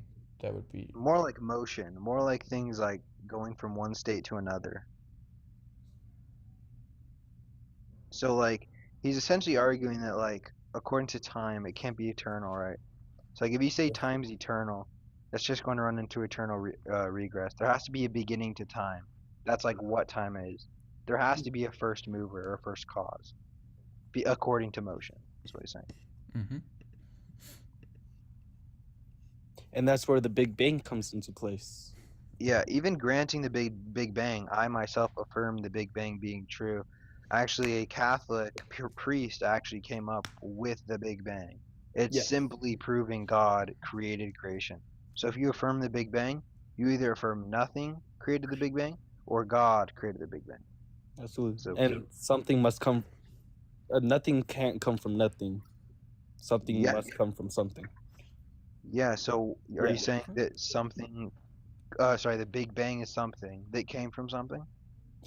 One thing I like to put in this perspective, I like to ask people, all right, so you don't believe in God, all right, and people always come up with the question, who created God?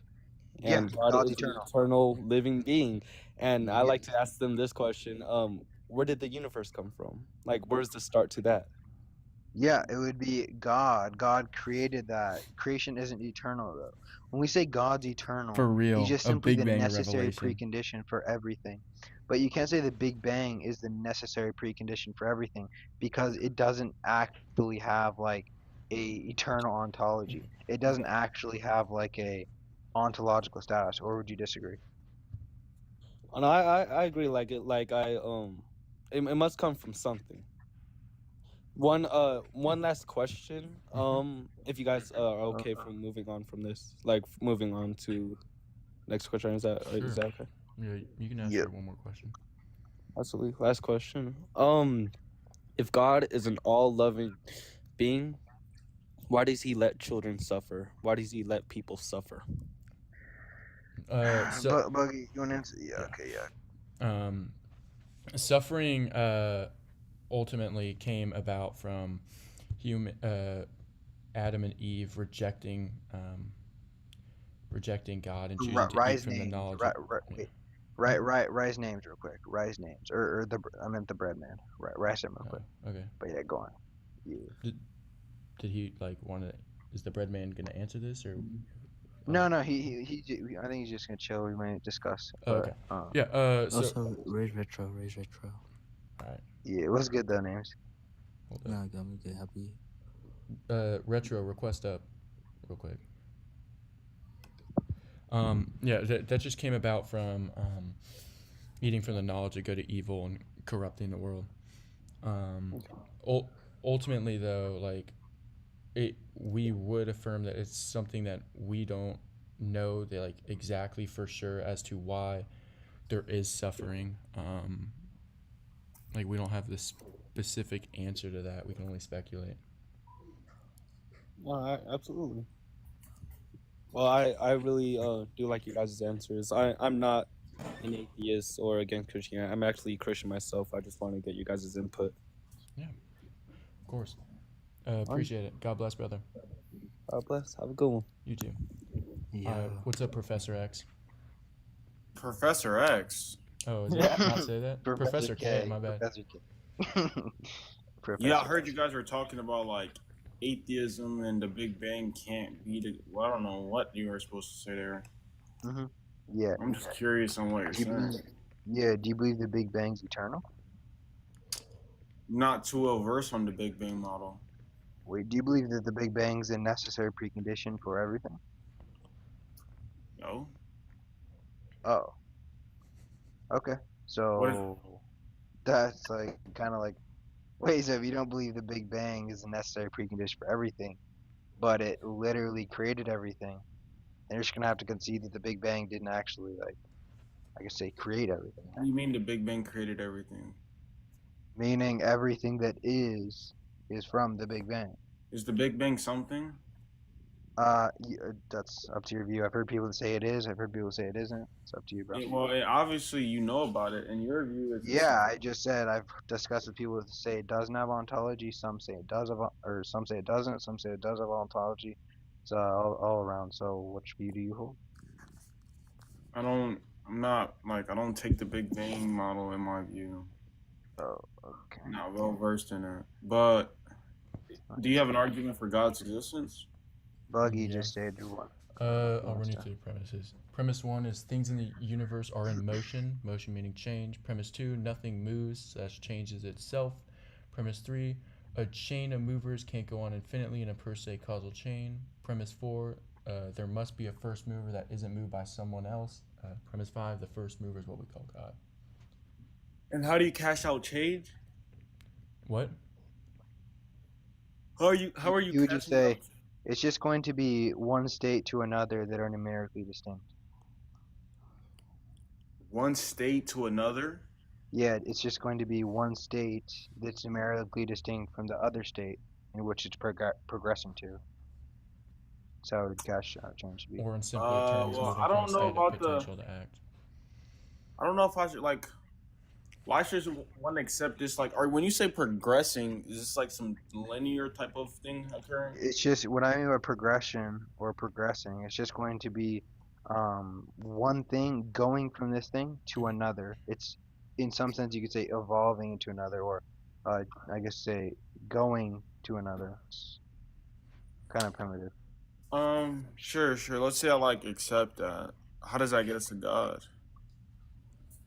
Did you hear his argument or no? What happened? Did you hear his argument? I'm asking what about motion gets you to God? Well, if you agree with the premises, then it's a necessary conclusion. Like, What was your conclusion? the first mover is what we call God.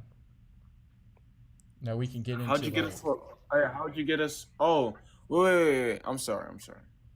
Can you substantiate the infinite regress being not possible? Sure. I'll actually do this one.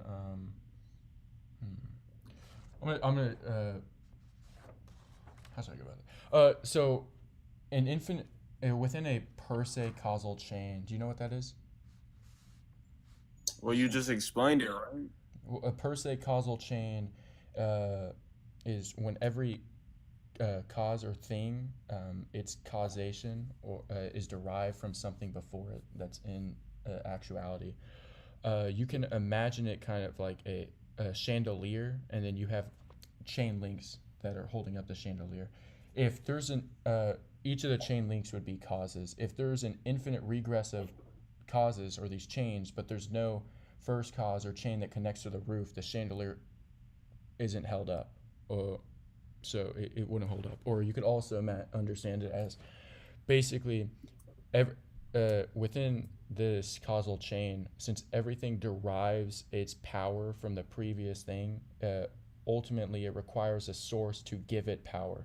If there's just an infinite regress of these causes that keep deriving its power from a previous cause, but there's no starting point that gives its power, that allows it to derive its power from something else, then there's no like cause or actuality where each thing derives its power from. It's basically like saying there's an infinite amount of light bulbs, but there's no switch to turn them on. It doesn't matter how many light bulbs there are. If there's not a first cause or a switch to turn it on, they're not going to turn on. Are you saying like your analogies make it hard to understand? Are you saying that infinite regress is impossible? Yeah. Okay, what's the modal scope being used? What do you mean by the modal scope being used? Well, what do you take impossible to mean? Not possible. Yeah, no shit. I'm asking, what does that mean? Not possible. He just means like a Yeah, what logical. does not possible He mean? just Don't means a take he it. just It means a logically logical can't impossible. happen. Okay, it's logically. So the modal scope is logically impossible. Okay. Yeah, so what's the P and not P? What do you mean? What do you mean? What's the P and not P? Well, how do you extrapolate logical impossibilities? How do I extrapolate illogical impossibilities? So like, yeah, so to my knowledge, the way we establish if something is logically impossible is if a contradiction can be derived in terms. So you can give the proposition and its negation to show why infinite regress is impossible via logic. Yeah, I mean, you could show. I mean, I don't see. I would agree with you that one way something can be logically impossible is through it violating the law of non-contradiction. I mean, I could show Yeah. that within the argument. Yeah, you've already made that clear. I'm Also, asking. it's a metaphysical impossibility. Yeah. It's metaphysically impossible? Yeah. Yeah. Okay. Can you substantiate that? I'm not making How much more do you want it, like me to substantiate Wait, that? Buggy, what was You the what haven't was the syllogism? substantiated 'Cause anything. wait. What, the syllogism was something about like a light being turned on and off, right, or something like that. Yeah, if there's no source, i.e., the light switch that gives the lights power, then the lights will never turn on. Like, Yeah, so the P not P would be the light is being turned on here, but logically or metaphysically speaking, it's also not being turned on. That would just be like the P and not P that's being posited according to its It's syllogism. not, but I'm not. I didn't ask for that. You literally asked for a P and not Hold P. on, verbatim. Caden. Unfortunately, you weren't tracking. What I was asking Did you for. not ask for a P not P? I'll explain. Okay, because you weren't listening. What I was asking for is the P and not P in reference to infinite regress. Is that clear? Yeah, that was the argument. Dude, he's arguing against infinite. Wait, aren't you're arguing against infinite regress, right, Bug? Yeah. It's the whole argument. Yeah, but Wait, look. yeah, the that's P- literally what's being Oh, you're argued. confused. Look, first of all, I don't even see how this light bulb is analogous. But I'm not saying what's the contradiction in the light bulb being on and on. The P, And not so on the at the P same and not time. P would be the P is there's motion or change occurring now. The not P is there's no first mover in the entire chain. You didn't even formalize that properly. Look, the contradiction would just be that if you go from infinite regress, that would entail that actualization exists and it does not exist.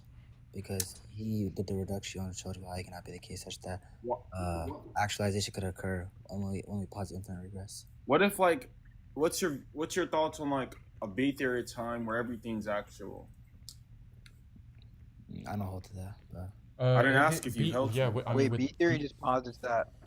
you can go B through. theory just posits that. Yeah, wait. So B theory just posits that past, present, future are equally existent, right? They just Yeah, like, they're all actual. So there isn't this type of like being brought into existence. yeah. from- So I would ask you, does time why exist? would you be interrupting me? Wait, I'm just clarifying. Okay, does time exist or not? Like in the mind, conceptually, in reality. That wouldn't.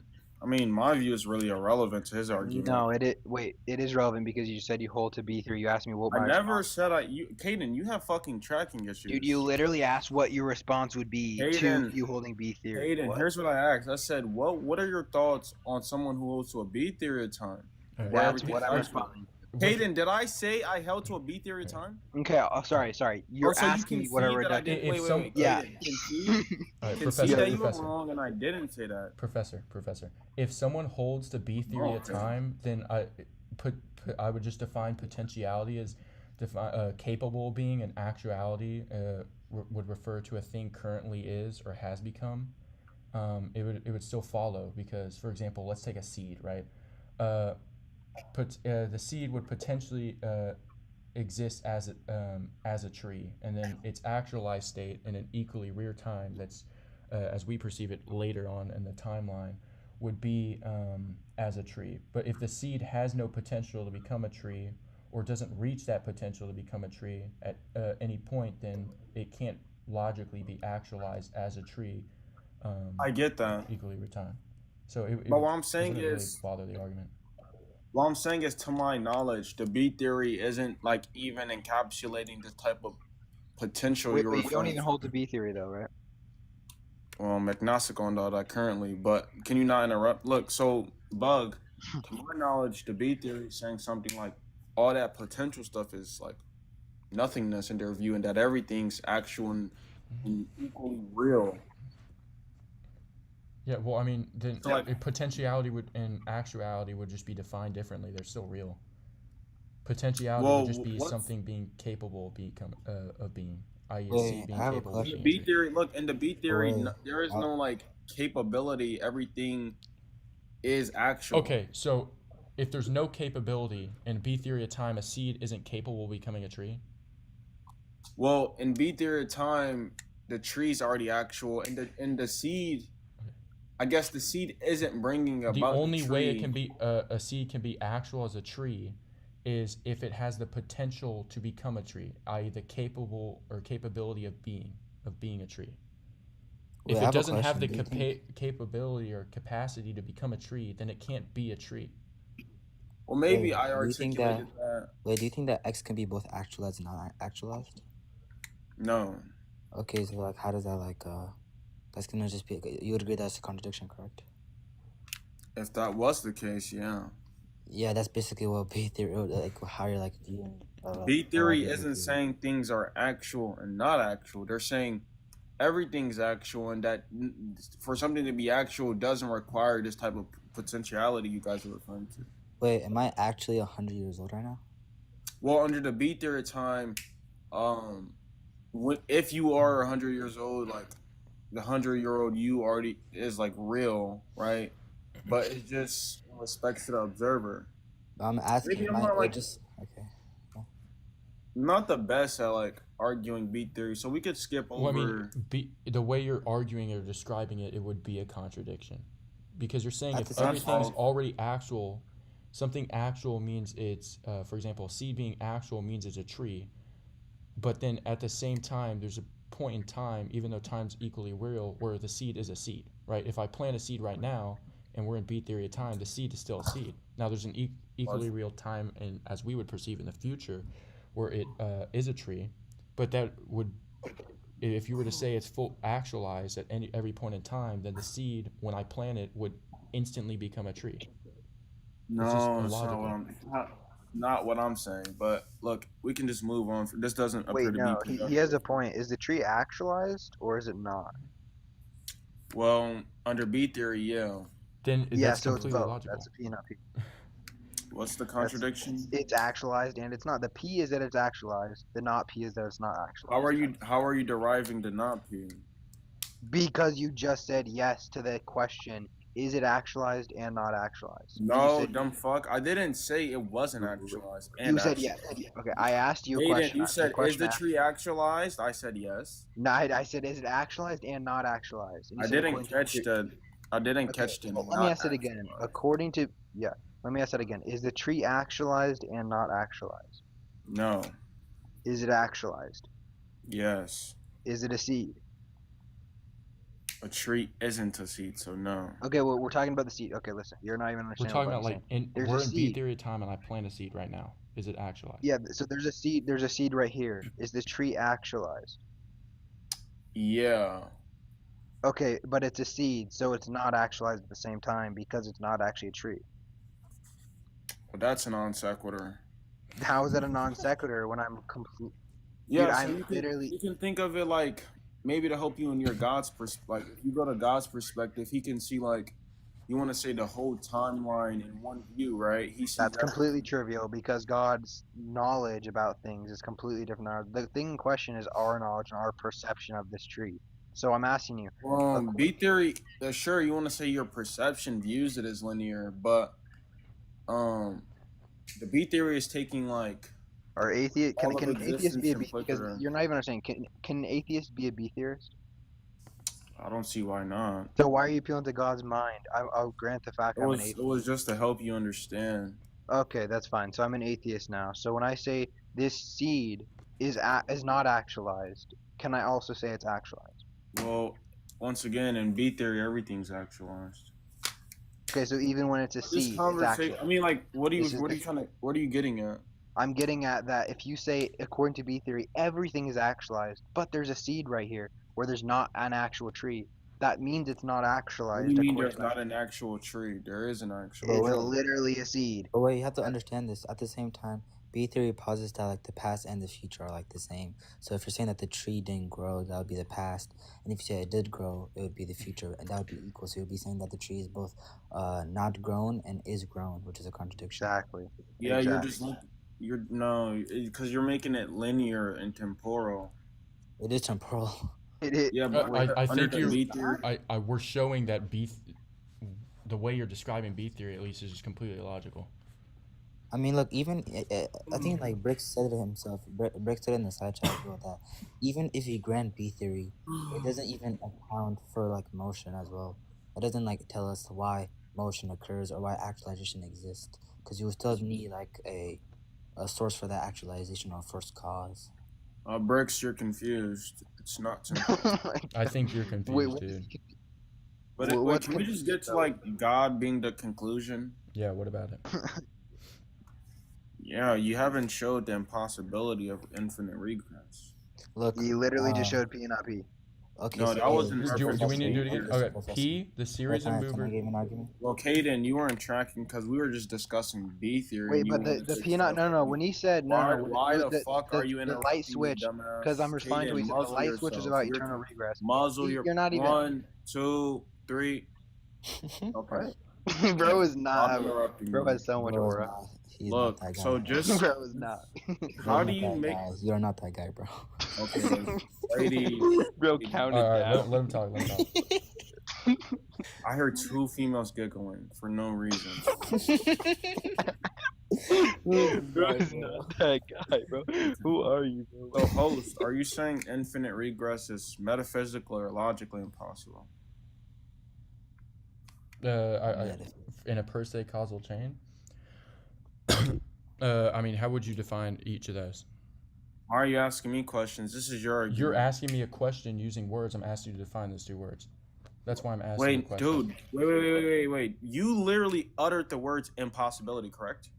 You're asking me a But what do you question. take Is that to it be? metaphysically Can let the host speak? impossible, Are you his fucking or is it guardian? logically impossible? I'm asking you to define what metaphysically impossible and logically impossible mean.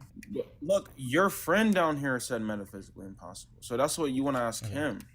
Yeah. You're Yeah, asking we me the can make question, an so I'm argument for asking both. you. Hayden, muzzle yourself. Bro. Yo, the bread. Can you help? You said it was metaphysically impossible, right? I don't know. Yeah. I don't know why it's so Okay, hard can to you just explain define to the the terms host? you're using. No, Can you explain to the host what you mean when you say metaphysically impossible? I don't know. Yeah, You don't know. He forgot. He It's forgot. just So going can to be you according define to, it like- Yeah, I think it grant doesn't that. like I it's- grant he forgot. So, host, when you say infinite regress is impossible, what are you saying there? Can you define your terms on your question you asked me? Okay, you don't know what impossible means? He's Is that saying, what do you cash it out to be? what the word impossible? No. What? Yeah, what do you... When you is when you ask me, is it metaphysically impossible or logically I didn't impossible? ask you that. I didn't ask you is it look, your friend So came so and you're said lying your now? friend came and said it's metaphysically impossible. I'm not lying. Listen, your Wait, friend just rise bricks, rise bricks, Hold on. rise Is your bricks. it friend metaphys- joined and said, "Hey, host, it's metaphysically impossible." And I said, "Oh, okay. What do you mean by that?" All right. So you don't want to define the Yeah, terms just wait. on the question you asked. Wait. These aren't my terms. You have You asked me, is it that which metaphysically? cannot be? You go. because Yeah. your friend brought it up. Yeah, I got you. I'll define it for him. Yeah, metaphysical impossibility just means that which cannot be because it contradicts like the structure of existence or being. That's all it means, man. But I don't know why you're acting like it's so. Wait, Wait, no one's Am I acting. done now? Don't come in here with this low tier rhetoric. Why are you fuckface. interrupting me? 1, 2. Don't come in You here see with how this you act, bro? rhetoric. Hop on I mute. don't want to Hop hear on it. mute like a good boy, so I I can don't now wanna answer hear you it. fully. Hop on mute like a good boy, so I can answer you fully. Look, you're not. Hop on you're mute like a not good the boy, so top I of can the answer you echelon, fully. so Hop on mute like a good boy, so I coming can here answer you yelling fully. is 1, non-productive. 2, 3, 1, 4, 5, 2, 6, 3, 7, 4, 5, 10, 6, 11, 7, 12, 8, 13, 9, 14, 10, 15, 11, 16, 12, 17, 13, 18, 14, 19, 20, 15, 21, 16, 22, 17, 23, 18, 24, 19, 25, 20, 26, 21, 27, 22, 28, Okay, 29, okay, 30, stop, 31, stop, 32, stop, 33, stop, 34, stop. 35, All right, stop, 36, stop, 37. stop. Thank you. Oh my gosh.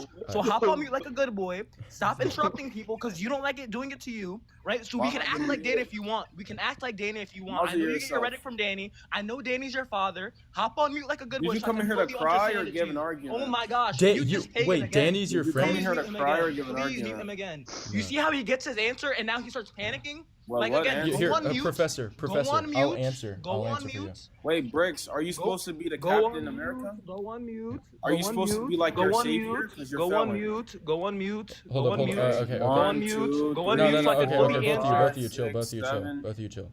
All right, Professor, I'll answer your question since you didn't want to define your terms.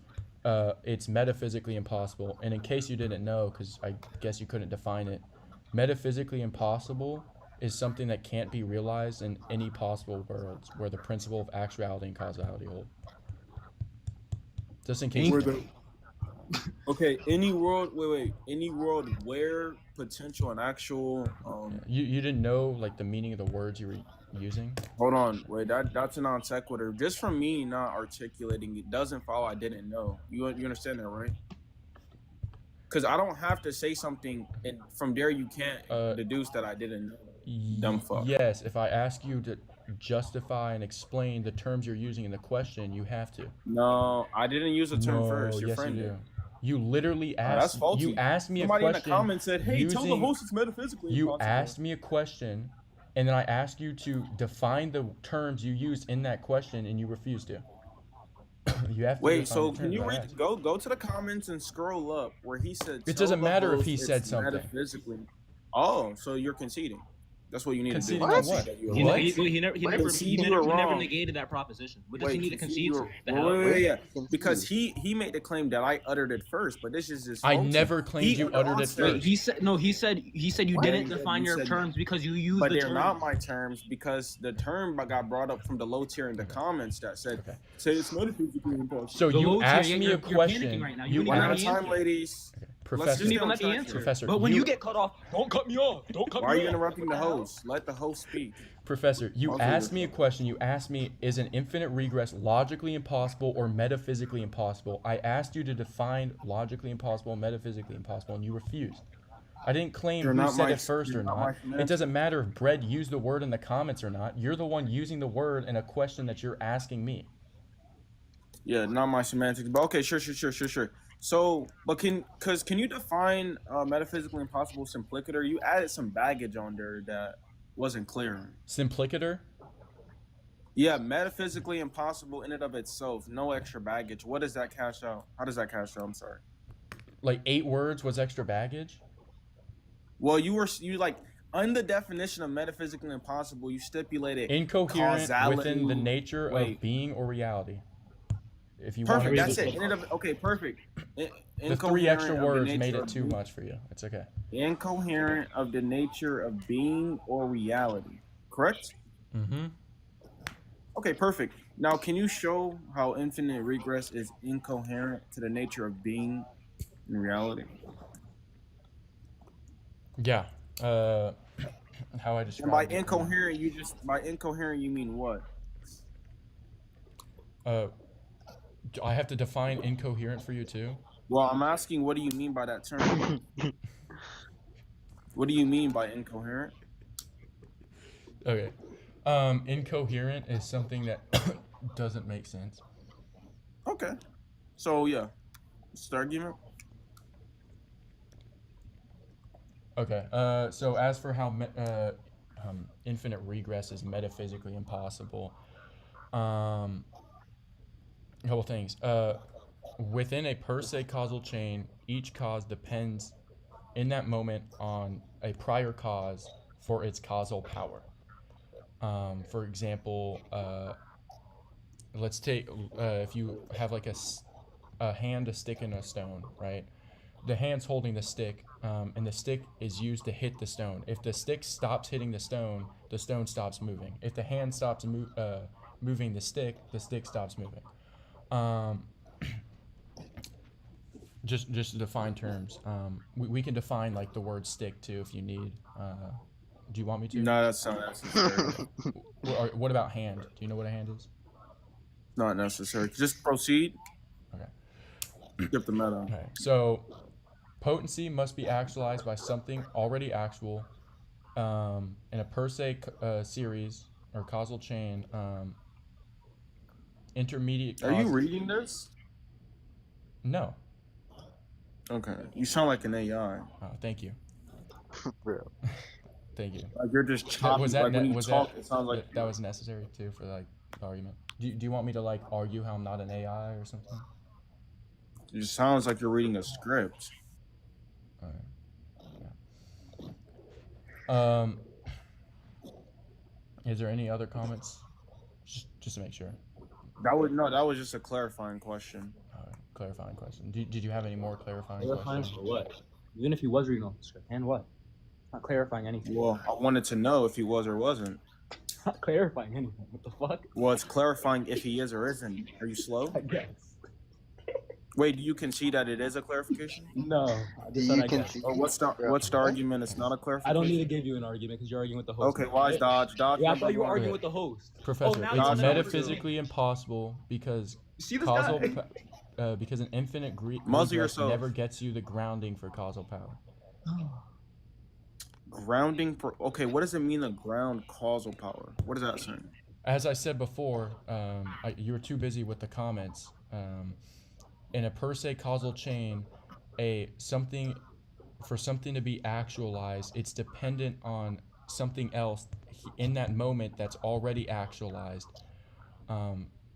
That's what causal power and grounding would refer to a first cause or a ultimate source. If an infinite regress is illogical, because if there's an infinite amount of Wait, causes, hold on, but there's no ultimate Jumping. grounding or source for where they get that causal power, then there is no power. It's the same thing as having an infinite amount of light bulbs, but no switch to turn them on. You could keep adding light bulbs; they're not going to magically turn on. There needs to be a grounding or a source, i.e., a light switch that's flicked on for the. You haven't light shown bulb it to be illogical. You haven't shown that yet, so you're jumping. Yo, Professor, can I ask you a question? Wait. I want the host to substantiate his claim first. So, host, you made that biconditional there. You was like, if it's illogical, X, Y, Z, right? But I want you to get a show and that it's illogical. So how did I not show it's illogical by showing how if in a per se causal chain everything needs causal power from before that, and if there's no source for causal power, then there can't be causal power to begin with. Well, How by does that not debunk an causal infinite power, regress? by causal power, you just mean a first cause. That's what you said, right? No, causal power is something actualized. Let's say there X and Y. For X to be actualized, the causal power is Y that's already actualized, that came before it actualizing X. What? So the causal power is the effect of X? No. So you're saying The causal power saying is X is a fully prerequisite of actualized Y, thing that right? came before that's Wait. necessary for X to be Look, actualized. is Y is X the prerequisite of Y? What do you mean? Okay, Like, does X come before Y? No. In this Okay, scenario, no. so- I'm saying I literally said Okay. Y comes before X. We in need my to write this explanation. down. You might need to, dude. I might need to. Okay. Let me see if I have a pen.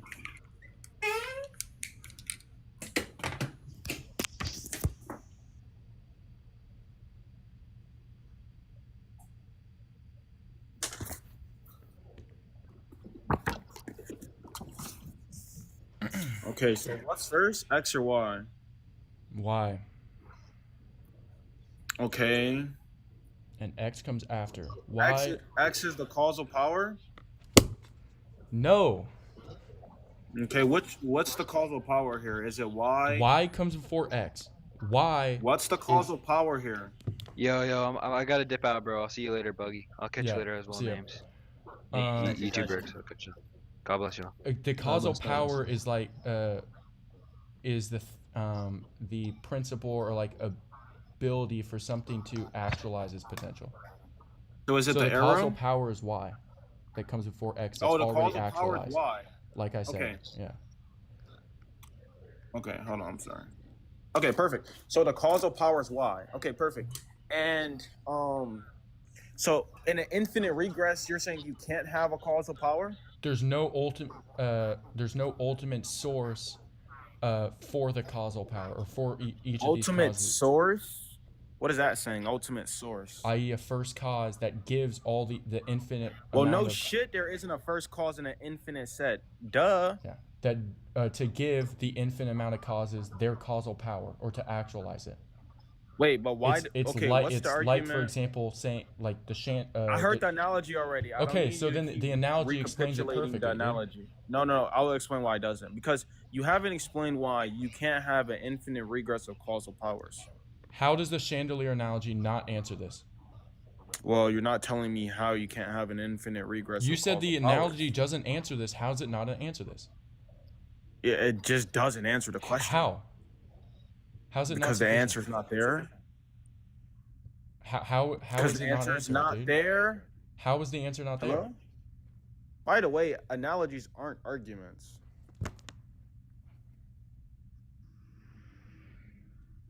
Do you know that? Can an Analogies analogy answer a question for you or explain something? Well, not if you don't understand the analogy. No. Okay, so it seems like you don't understand the analogy. Well, even your though you said you analogies. did. No, I don't see how it's analogous to reality. Yeah, because there's not infinite regress. Obviously, it's Well, not. that's your claim. This is just a circular type of argument. This is very circular. What is the analogy like? Whether it's logically possible in reality have anything to do with it? Can you just give an argument? I gave an argument. If you look at the chandelier, each chain link is a cause. It's for it to be able to hold the thing below it up, it requires something else above it that's actualized to hold it up, right? And this goes on infinitely. If there's not a first cause or a point that connects the chandelier to the roof, there is no source for the causal power to be able to hold up the chandelier, and the chandelier falls. There has to be some point or first cause that gives it the causal power, i.e. holds the other chains up for each chain individually to be actualized and have causal power and actualize the one below it. Okay, and how is that analogous to reality? Well, maybe I'll be clear. How is that analogous to the universe? I don't see how it's. The chains are causes. The chain with the let's go like X, Y, and Z. Y is the chain in the middle. Z is the chain above Y, and that's actualized. It through its causal power, it holds up Y and actualizes it so that Y can now actualized can hold up X, which is then actualized by X or by Y to hold up the chain below it. Each chain is a cause or like within a per se causal chain. How is that not analogous to reality? So you're saying like the chandelier couldn't exist if there's not a nothing could hold it up, i.e. give it the chain's causal power if there isn't a source, like an ultimate source or first cause. You could say like within a infinite set that we could like arbitrarily pinpoint some location, establish a what you want to call a like first call or like. So at some point during the infinite regress, you could put like at one of those causes, put a cause that gives all the other causes actualization. Sure, yeah, there needs to be a first cause. Well, like with your analogy, sure. Okay, so this was sufficient at showing that there can't be an infinite regress and there needs to be a first cause. Well, not an infinite regress for the universe implicator. Maybe for like some weird chandelier. Like, okay, I don't see how that's analogous to the universe, though. How is it You not just gotta analogous? study. You just gotta Like what? study. You just gotta like, yeah, and stop using all these analogies and give a real argument. Because analogies aren't arguments, by the way. So, yeah, I'll just leave you with that. Just go study, figure out. So I can't use analogy in an argument, or Well, I'm not. Look, analogies help convey like ideas, right? But and you said that this analogy shows there has to be a first cause or a cause that is like the source for actualizing the other cause, other causes. well, it's kind of like, I guess I don't want to say if it's analytically true, but in the chandelier analogy, you want to say a chandelier only works if it's like placed on a ceiling, which grounds the links and etc. And I'm saying sure, If like it has with a your source analogy, for its actualization, or the first cause. yeah, I'm granting you that, but I want you to So show how how. does this not follow reality, where there's the chains are just a series of causes, and if there's an infinite amount of these causes and there's no source or thing that actualizes them and gives them causal power, then there can't be this chain of causes. They can't give causal power to the chain below it or to the next cause. There has to be some source that gives them the causal power for them to be able to hold up things or actualize something else. Well, that's what I was going back to say. Like in an infinite set, you can arbitrarily pinpoint a location that you're discussing. But then there's causes before that, right? Sure. Okay, And so that's then why if you pinpoint a cause and there's causes before that, then there still needs to be an explanation or source that actualize the previous causes and also actualize that pinpointed source. So there still needs to be a first cause. I'm not saying the universe needs a pinpoint source. That's what you're confused about. You have to make an argument, dude. I know that's not what you're saying. I didn't make any analogies here. You making you said within there could be an infinite regress and you could arbitrarily pinpoint a cause, but then there's also previous causes before that are already actualized. Okay. So there still needs to be a source for those previous causes. And also there still needs to be a source for that pinpointed one to even get its actualization and its causal power. So you can or can't have an infinite regress of causes in your head. You can't. That's what you're saying. Dude. I just explained the entire time, like all this time, why there can't be an infinite regress. Do you know how to provide contradictions? Provide contradictions? Yeah, do you know how? I like to give an example, yeah. No, to demonstrate contradiction. An example has a contradiction, but it doesn't mean that the example demonstrates the contradiction. When you ask me, like, demonstrate a contradiction, what do you mean? Like, show how it's a contradiction? I'll give you an example. I'll give you the example of how to demonstrate contradiction. It is the case that a ball is blue, and it is not the case that a ball is blue. That is how you produce contradictions. Yeah. Great. Now, can you give the contradiction in the way that I just stated for an infinite regression?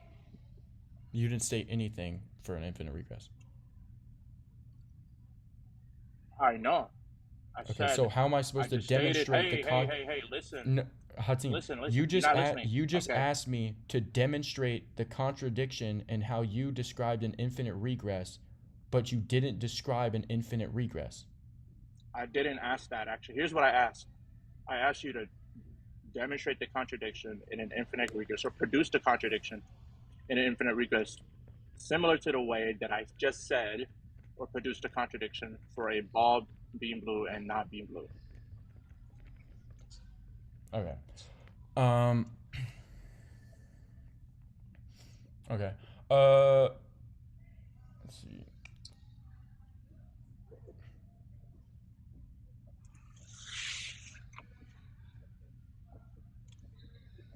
Okay, I would do if we look at P and Q, P would be with the chandelier analogy. The chandelier's hanging, right? I'm not asking for Q here. I can use a Q, right? No, but that's not what how you produce contradiction. How you produce Is it a way? contradiction is P. No, it's not. How you produce contradictions okay. is P and not P. So not P then Q, or P not Q, whatever. It's P and not P. So I can't produce a contradiction and include Q within that production. Nope. All right. No, that's not what contradiction Okay. is. The P chandelier's hanging, not P. The chandelier is not hanging, because there's nothing grounding the causal chain. I agree with you that for chandeliers, there's an infinite. It's a contradiction to have an infinite regress for chandeliers, because in the definition of chandeliers, or the mechanism of chandeliers, it is required that there must be a source from which the chandelier is being hung from. Now, that is for chandeliers. It doesn't mean because there's a contradiction and an infinite regress for chandeliers, therefore, there's a contradiction with infinite regress is simplicator. So let me give you an example. Just because I show you that a blue and red ball simultaneously all around is impossible, doesn't show you how a blue ball or a red ball is impossible, or a ball is impossible. Just because you show a version of a category being impossible doesn't mean you show the whole category impossible. So yes, you're right. This chandelier example is impossible, but it doesn't mean that infinite regress is impossible. Okay. So you're really arguing just not to use an analogy, even though like.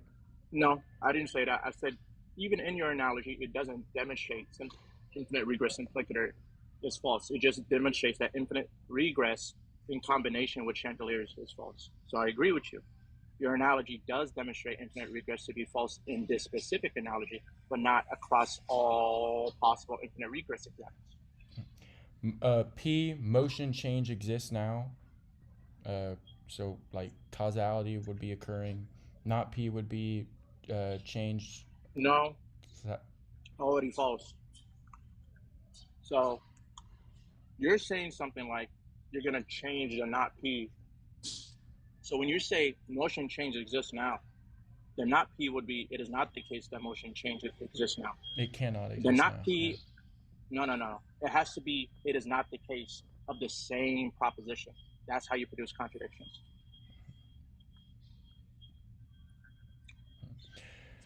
Remember the earlier example. It is the case that a ball is blue. It is not the case that a ball is blue. Literally all I'm changing is it is the case and it is not the case. And the rest of the sentence is the same thing as the prior. Yeah. P, motion change exists now. Not P, motion and change doesn't exist now. Okay, so how does motion and change does not exist now? How does that? Within an infinite regress, because the causal chain has no causal power, no first actualizer. Does the infinite regress say that motion and change does not exist now? Is that an entailment of the view? It's an entailment if you hold infinite regress. Does the view say that motion and change does not exist now?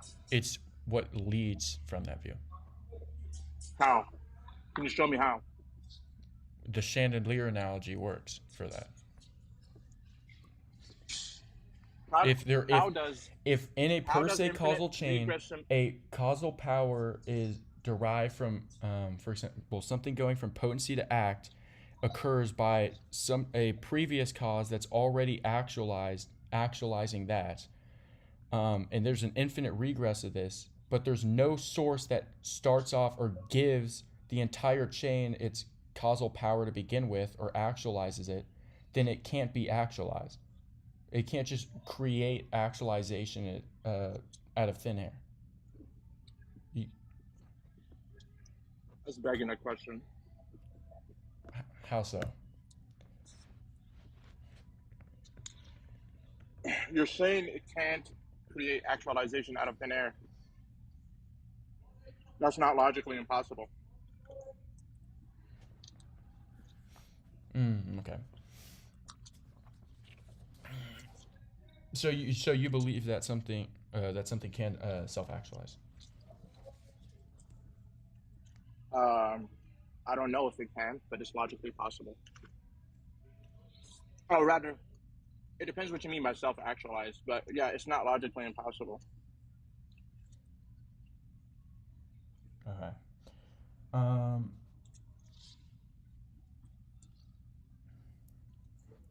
You think the best way to go about this? Look. You believe Well, I mean, God no. So never had a cause, right? You believe God never had a cause, correct? yes, I believe the first cause. Okay, similar to so God exists infinite regressively, correct? Yes, but hold There was up. no start. There was no With start to God, why correct? something can't self-actualize itself, it's because it's a logical contradiction. It would have to be both potential and Does something actual. actualize God? Some Does here, something let's do this. actualize God? No, it was fully actualized. It Okay, was never a state of it not being actualized. So there you go. with this, How can that not be true equally for the universe implicator? then you're just Exactly. arguing that there has to be a first cause. No, you just told me that God did not have a first cause, correct? Yes, because it's fully actualized Right. by nature. Yeah. So if God doesn't need a first cause, then God exists infinite regressively, correct? How does he exist infinite regressively? Because there was no beginning. He's always existed. That's what it means for infinite regress. Not in the same sense as a per se causal chain. There's not an infinite amount of causes before him. He's the start. What? This Okay, fine. doesn't Then the apply. universe existed infinite regressively, and there is no start for the universe. Then where The universe once is again eternal the it same way still God is. there still needs to be something that gives it the causal power, the infinite amount of No, causes. Unless no, it's what? no. The causal power is the universe, similar to how God is the causal power for everything else. Okay, so you're saying that the universe is the first cause. Yeah, and the universe has always existed. Okay. Well, I mean, then the universe can't be because it violates some of the attributes of being the first cause, i.e., the unmoved mover. Firstly, the universe What? changes. Wait. Why does the universe violate first causal principles? What are the necessary? It violates. What are the necessary traits for being a first cause? For example, there's no Just give me the necessary traits. unchanging. There's no. Why? What'd you say? Why can't there be a changing first cause? Because it's fully actualized, which means it has no potential. And within motion or change, it's the act of going from potential to being actualized. If there's no potential, then it can't Wait, you're change. saying there was no. You're saying for all of God's existence, God has never done anything from one thing to another. He's done everything in all of eternity. He's never everything gone he's ever from going to be. potential to actuality. He's fully actualized. So for all of God's existence, you'd say that the universe existed too, correct? No. Wait, so there was a point in time where the universe didn't exist? Yeah, for sure. Wait. The universe. So there was a time where God exists, and then there was, and during some time where God does not exist, the universe didn't exist. So how there was did no God time where God create didn't the exist. That's what I just said. That's what I just said. Why would you repeat what I just said? Okay. We'll go with it. You said that. Okay. So if there was no point in time where God didn't exist, and there was during that same time the universe didn't exist, therefore there was a point in time where God had to say, okay, this is the time where the universe has to be created, and that would be a change. His act of creating is an eternal act of creating. Yeah, but you're not outside of time. There wasn't a point in time where he wasn't creating. But you're not. But listen, if it was eternal, it would have always existed, correct? Eternal means outside of time. We're using eternal in two different ways. So does eternal not mean always existed? When I'm using eternal, like I just did I'm asking you. I'm using it meaning outside of time. Does eternal include existence? That's another definition for it. Does Meaning God always existing. does God eternally exist? Eternally exist instead in the sense of always existing and also outside of time. Yeah. Okay. So what does it mean to be outside of time? What the heck? You're not bound or affected by Wait, time. hold on. Do you think time is different than a relationship between events? No. Okay, so what does it mean to be outside of time? Everything has a relationship to events. I would say time. Time within, like, you could boil it down Is with time classical not in a metaphysics relationship in to the events? sense of change. Okay, is and time a change. relationship between events? Yes or no? The relationship between events, sure. What? Yes. Within classical metaphysics now. You said say it again? Within classical metaphysics now. Okay, what is time if not a relationship between events? Change. What is change if not a relationship between events? It's just change.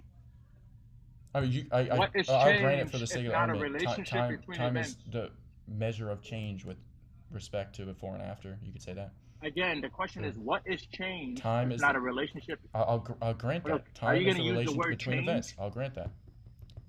Okay, time is a relationship between events. Now, how the hell does God not have a relationship between events?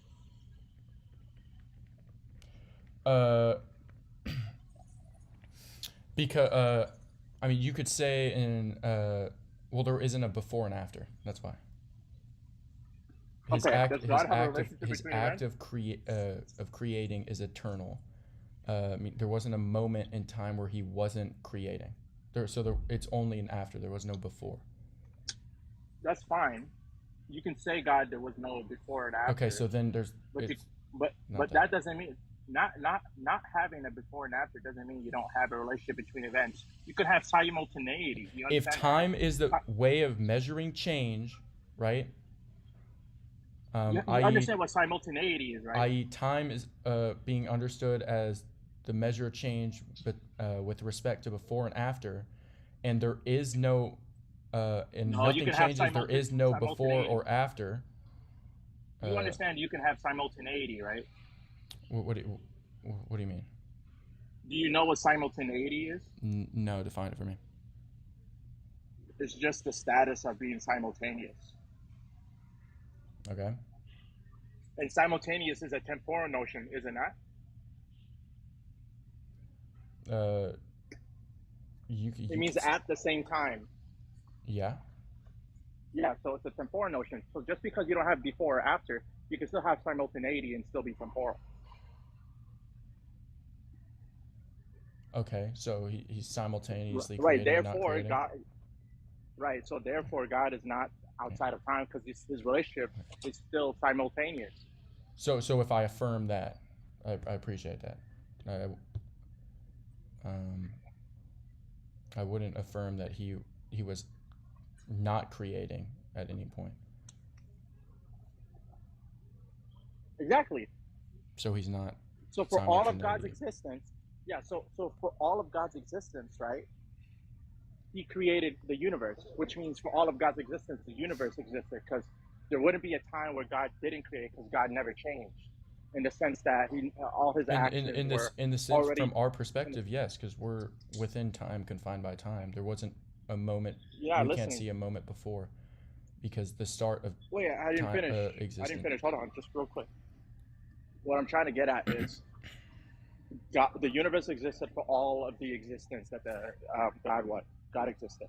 There is no difference between the duration or the non-duration, the eternality or the non-eternality existence of the universe and God, because they're simultaneous. So if God is eternal, so is the universe.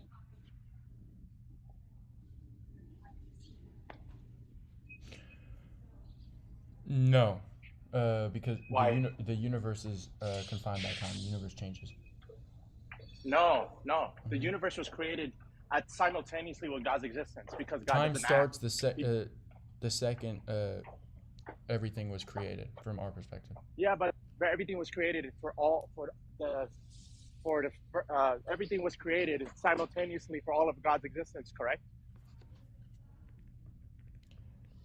From his perspective, yeah. Okay, so for all of God's perspective, he was created, and when the first time he created, or for the whole time he created, right? He was creating the universe. He created the universe, and so the universe existed for all his creating was existed, and then creating was existed during the whole time he existed. It flows logically and deductively. If A equals B and B equals C, A equals C, that if God is eternal, creation is eternal. Creation created the universe. Universe is therefore eternal. Yeah, that would be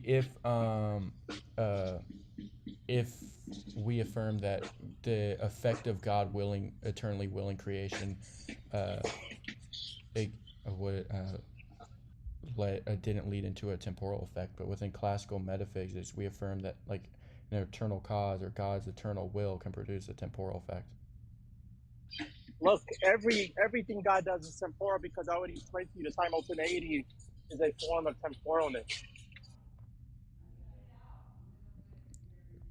Okay, with what I said, Right. that means the universe isn't eternal. No, you're not understanding. God himself is temporal. No, he's not temporal. You already agreed that he was because you agreed God and God's actions are simultaneous. No, I once again, I explicitly denied that. I don't affirm that. God can will eternally, but the effect of that will can begin to exist in time without being eternal.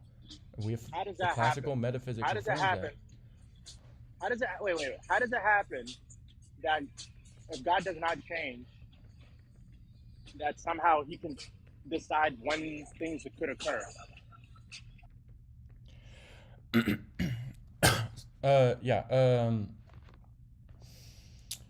I would say how would I word it? I would say that like I would say that it's why would God wait? I mean, at least within I would say God wait to produce? I would say that an eternal cause can produce an eternal effect if the effect is not like necessitated, I guess you could say, to be eternally or to exist eternally by the. Help me understand. You want to say that God. Cause. You want to say that for all of God's existence, the universe was not created, right? That's what you want to say, right? What? Do you think that for all of God's existence, the universe was created or not? No. Okay, so there was a point in time. No, there wasn't a point in time. There was a point in eternality. There was a point in eternality, right? That the universe wasn't created, correct? There wasn't a point. There was just outside of time. Okay, so there's no point outside of time? No, God exists outside of time, and his eternal will to create. We've already went down that you agree.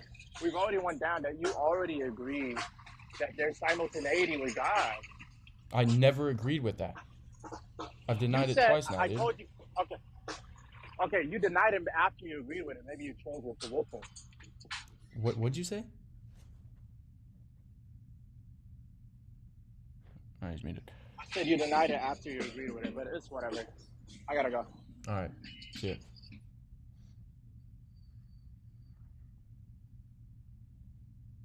We'll do it.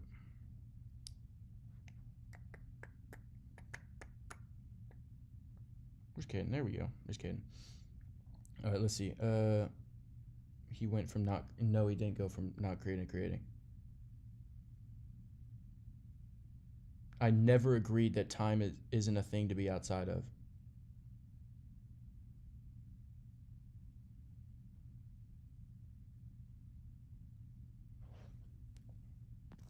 Yo, I've got literally like 2 minutes because I gotta go gym.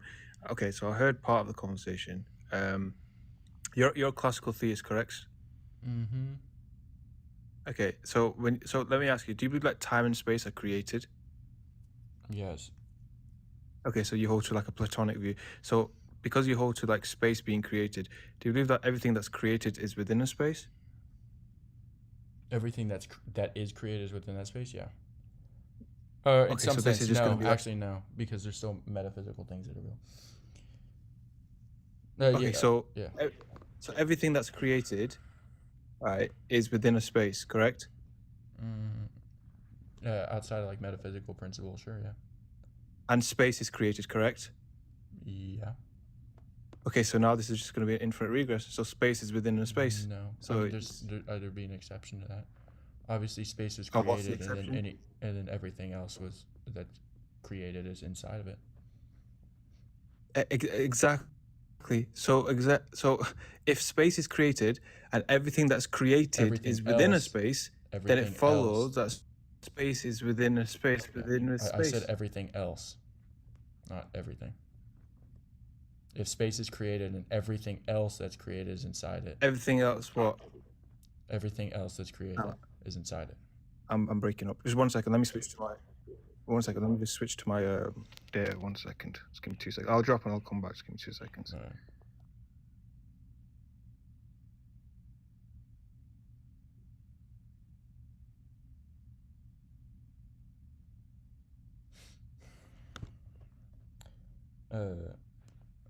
Doc, I'll bring you up after Gray.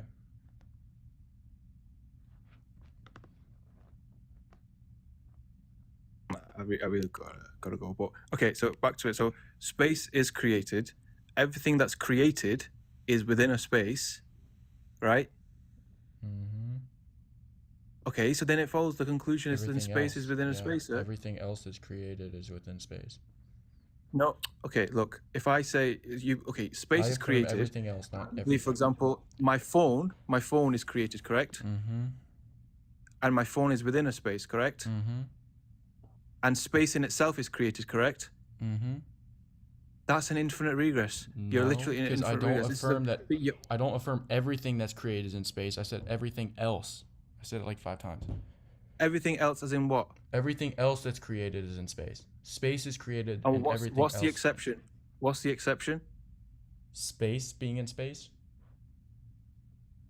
But you said space in itself is created, sir. Space is created and everything else that's created is in space, not space. So space in it. Okay, what is space to you? What is space? What's the best? Can space be measured? If I ask you, can space be measured? I would say no. No, space can't be measured. Okay, space can't. Is it something tangible? Like is it like a box that God is outside of? Okay, so this is okay. So actually, you don't hold to a Platonic view. In anything, I think you hold to a Aristotelian view. I never said the view I hold. You just said I held a Platonic view. No, if you say space is created, that's the Platonic view, right? If you believe space is relative, that's the Aristotelian view. So the Aristotelian view is that space is just relative. So if I ask you, do you believe God is outside of space? Yes. Right? In actual fact, no. How, sir? If you don't believe God is outside of space, as you've just said, you're holding to a relative position regarding this. I never said. Because if you say I never said I held to an Aristotelian or relative position. You just said I did. Okay, so let me ask you: do you hold to an Aristotelian position or a Platonic position regarding space? I don't even remember what position I held. I don't hold it either. Fine, I'm not gonna go into it. I haven't debated. Let me really ask you. It's fine. I want to ask you a really quick question just before I go. I do really need to go. Because you're Christian. Let me ask you. Do you affirm that Christ worshipped a triune God like you, or do you reject that belief that he worshipped a triune God like you? He was one of the hypostases. He couldn't worship a triune God. So I affirm that, again, I'm not critiquing him to being divine or that the Trinity is illogical or anything of that sort. I'm just asking, did Christ worship a triune God like you? No, he was part of the triune God. We shouldn't say part because that's partialism, but whatever. Okay, so then you worship other than who Christ worships, correct? What did you say? So you worship other than who Christ worships, correct? I worship other? Other than who Christ worshipped, correct? I worship a triune God, yeah. Christ didn't worship a triune God. Yeah, and Christ did not worship a triune God, correct? He was one of the hypostases within it. Okay, so then you worship... I'm not arguing against that. I'm granting you that. But I'm saying you worship a triune God. Christ did not worship a triune God. The Father himself is not triune because that's heresy. So therefore you worship other than who he worshipped, correct? Yeah. Okay. Interesting. Like, does that not does that not sound wrong to say that you worship other than who Christ worshipped? It doesn't sound wrong at all. Because Christ I do want to have a discussion regarding that. Because Christ explicitly is in submission to the Father and humbling himself while he's on earth. Because that's what Philippians 2:6-8 says. That's what John 12:49-50. I'm not contesting and that, by the way. John 5:30 says, and so on. Well, I'm just answering why that doesn't sound illogical. But you agree? You've just affirmed that you worship other than who Christ worshipped. Yet to be a Christian, Because he was to be in a follower of submission Christ. to the Father, and he's one of the distinct I'm not asking the why. Yeah, sure. I'm not asking the why, but I'm saying if what it means to be a Christian is to be a follower of Christ, and Christ himself did not worship a triune God, yet you do, right? Then you're not a follower of Christ, correct? No, I wouldn't say that's what pertains to being a follower of Christ. Of course, there's many conditions. For example, you have to affirm that God is the death and resurrection, etc. A follower of Christ, as Luke 10:16, I would go along with what they say, is listening to what Christ says and what the apostles say. Oh, interesting. So if somebody listens to what Christ said and the apostles said, but they worship other than who Christ worshipped, are they still a Christian? Because the apostles teach that. I'm asking. So they are still. So they are still a Christian, even though they worship other than who Christ worshipped? If you aren't a Christian, if you don't worship the Trinity. Well, no, but that wasn't the question, though, was it? I said, so you can worship other than who Christ worshipped, but still be a Christian? Yeah, Christ was in submission to the Father. Obviously, I'm not, Brody.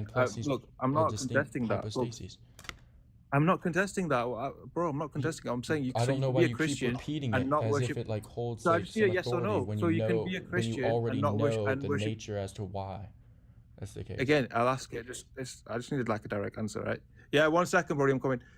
So you can be a Christian and not worship other than who Christ worshipped, correct? Yes, because Christ didn't worship himself. He was in submission. That's crazy. Himself. Anyways, I do want to have this discussion another time. I'll follow you, actually. You seem like respectful. So, yeah, I appreciate it. Have a great night or morning, wherever you are, bro. All right, appreciate it. God bless. Appreciate it. Thank you.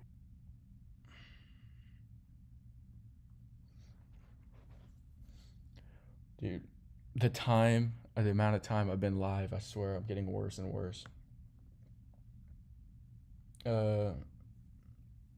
Hold up. All right. If you guys disagree with the background, have any questions, request up as guest. I saw Danny was in here. You want to go back, Danny? You want to debate the hypostatic union again? And I can teach you the law of non-contradiction. Yeah. For the viewers, as to why. Couple things. Hold up. What was I gonna say?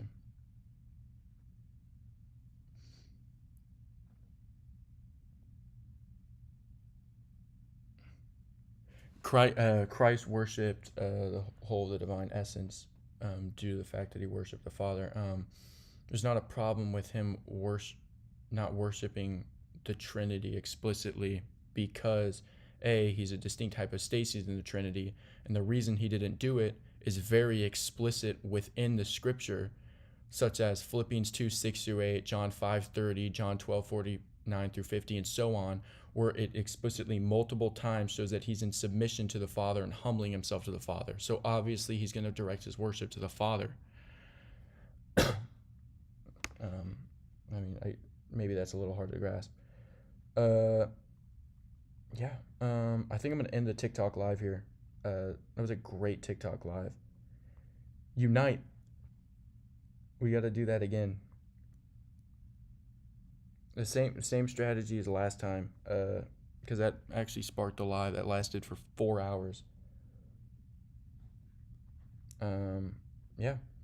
Appreciate your help, United. God bless. All right. Okay, bad. All right, let's go back. Okay. That was a good TikTok live. Hold up. I gotta unplug my phone real quick. I don't want to cook myself. All right. I need to. I forgot how we even got to that thing on whether, like the eternal thing from Argument for Motion. I don't remember.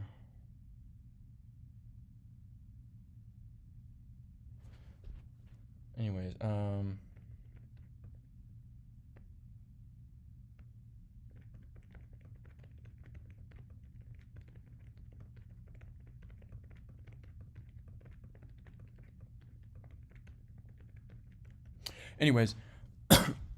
here. Let's look at that. Average duration's really high. That means y'all are loyal. For real. I swear they the descent into like madness for me is just the longer I go live, and then all the like sophists come in when I'm 3 hours in or 3.5 hours in. It's tough work. That sucks.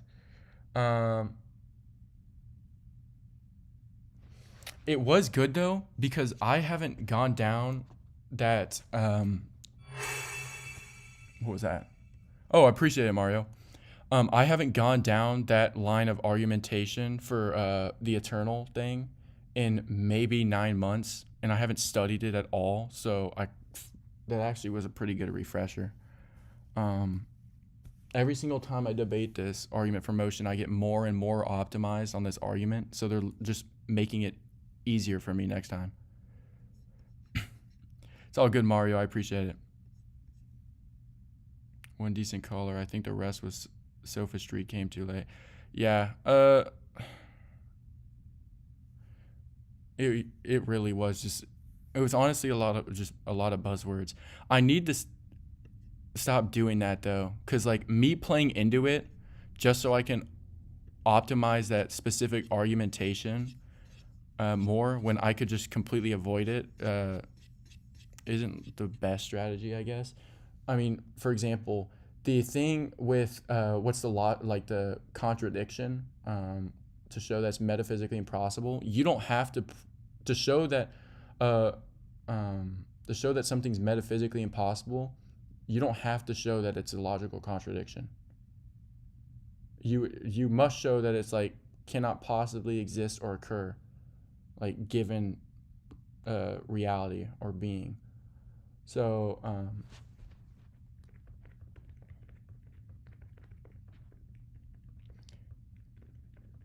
let me show you.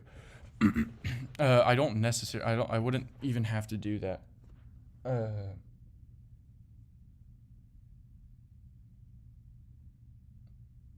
I wouldn't have to do that to disprove an infinite regress, but me doing that just makes it more cheap protein powder? Makes me well, here more to tell us efficient is if I all want natural to go fitness down. athlete Paul Scar. It expands All right, my ability. let's see what we've got. You know what I mean? Like it expands like what, like I guess my like knowledge or ability. So I got some videos lined up after getting a very strong refresher and warm up. Very strong refresher and warm up for the argument for motion. I got some videos that supposedly debunk the argument for motion. This guy has this unlisted. I found it on another person's channel. So he probably didn't do a very good job. Before we get to the main meal of this video, a huge thank you is in order. When I woke up this morning to enjoy a cup of tea and a brand new video from one of my all-time favourite YouTubers, Cosmic Skeptic, you can only imagine how shocked I was when he not only mentioned my channel, but gave me a massive shout out. Consequently, I now hashed my time, and that's thanks to your view. Is very similar to mine, and so if you like my content, get distracted. Now unmoved mover, or prime mover, for quite some time now. But when I woke up this morning and saw for the first time a Prager University video titled God vs Atheism, which is more rational, I simply had to drop all other projects to jump on this nonsense immediately, while I'm still furious. This is the Unmoved Mover Debunked. Spring is vastly approaching, and spring is the perfect time to do a fresh declutter. And by the way, what I mean by like you don't have to do the do a P and not P. For example, to prove that an infinite regress is metaphysically impossible, right? The way I could go about it is I could show that if I can demonstrate that if there is no first unmoved mover, then no motion can occur at all because the chain would have no like source for the causal power, then that would create a metaphysical contradiction in the sense that you're affirming motion is real, but then denying any being with the power to cause motion. But I mean, like, so really, I don't need to show, for example, motion exists, motion does not exist, like a P and not P. I could show something's metaphysically impossible that way.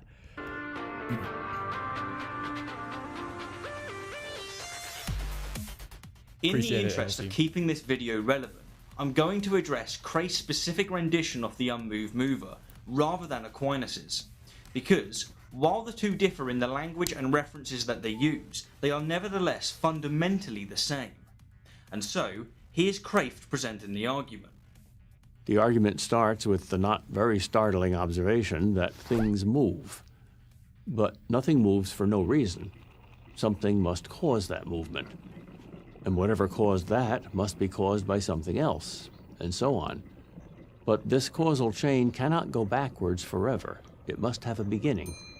There must be an unmoved mover to begin all the motion in the universe, a first domino to start the whole chain moving, since mere matter never moves itself. So, straight from the outset, I want to point out two absolutely devastating flaws. The first is that even if we accept every premise of Cray's presentation of this argument, all this would prove is that an unmoved mover existed, and that's it. Seriously, that's all it would prove. It would not prove that this unmoved mover still exists, that it's a being, that it's conscious, or that it impregnated a virgin in order to sacrifice itself to itself so it could forgive you for your ancestors' actions. Or in other words, it would not prove that Cray's very specific interpretation of Christianity is true. Yeah, well, that's not a debunking of the argument. The entire purpose of the argument isn't to prove the Christian God or the Muslim God. It's just to prove a first mover exists, a God. In fact, the argument doesn't necessarily prove like that it's a conscious being either. It just proves a first cause. But I tie into it that like it has to be a conscious being, and I can justify that logically. But the core argument, that's not the purpose, so that's not a debunking. The second game-ending flaw with this argument is that premise 3, the assertion that something... So the game-ending flaw is that when I straw man the purpose of the argument, it doesn't answer the straw man, so it's not true? Really?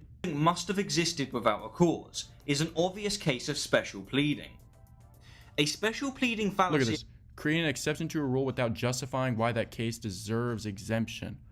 This isn't special pleading. Within the premises, there's a justifiable reason. I mean, within mine, for example, I say that there specifically in one of the premises there can't be an infinite regress in a per se causal chain, so it wouldn't be special pleading like Aquinas lays it out. Specifically, I believe that's actually exactly how Aquinas lays it out. So there's probably a reason why he isn't using Aquinas, because this BS reason doesn't follow there. It occurs when a proponent creates an exception to a rule without adequate justification, and that is precisely what premise 3 is doing. It is literally asserting that premise 2, the assertion that everything in motion is caused to be in motion by something else, applies to absolutely everything except... This also isn't how like a premises work. Premises lay out the argument, and then you go into justifying the premises logically, etc. if that's where you go. If they agree with it, then that's fine, then it's a necessary conclusion. You're really asking for him to write a complete full justification and answering all the rebuttals and counter arguments, etc. for every single premise, and that's what you're supposed to do for each premise. So, for example, everything is in motion, And then a part of that everything in motion first premise is like a 40-page Google Doc answering why we're in motion and the justification and debunking all the rebuttals. That's so silly. For the cause of the universe, without adequately justifying why. You didn't justify it when I didn't ask you, so therefore it's a special pleading. In fact, by itself, the argument doesn't even attempt to substantiate this assertion, it just makes it. And this brings us perfectly to the crux of Craif's faulty reasoning. In his attempt to prove that an unmoved mover does indeed exist, he offers us two additional faulty arguments. The first is the assertion that we now know that all matter, that is, the whole universe, came into existence some 13.7 billion years ago, and it's been expanding and cooling ever since. Now you might be thinking, surely this assertion is true, isn't it? I mean, I've heard many well-respected scientists saying the same, haven't I? Well, the answer is that it depends. It depends on what definition of the word universe is being used. Allow me to explain. If we are using the scientific definition of the universe, that being all matter, space and time, then yes, it is accurate to say that the Big Bang was the beginning of the universe. But if we are using the colloquial definition of the universe, that being everything that exists, everything that has existed, and everything that will exist, then no, it is inaccurate to say that the Big Bang was the beginning of the universe. Hence, because Craif uses the scientific definition of the universe for the conclusion of this additional argument, but he uses the colloquial definition of the universe for the conclusion of his main argument, he therefore commits an equivocation fallacy, and hence his argument is invalid. And the second faulty argument that Craif presents is the assertion that because Einstein's general theory of relativity says that all time is relative to matter, and since all matter began 13.7 billion years ago, so did all time. Yeah, that's just... So there's no time. That's just an appeal to authority. Hold up. Oh, this dude's so annoying. You're right, man. Hold up. Atheist straw man coat. Exactly. That's what I'm saying. It's all it ever is. It's just always going to be straw mans. There's a reason this video is unlisted. No, you're just knocking down a straw man here. First thing. Bishop Robert Barron.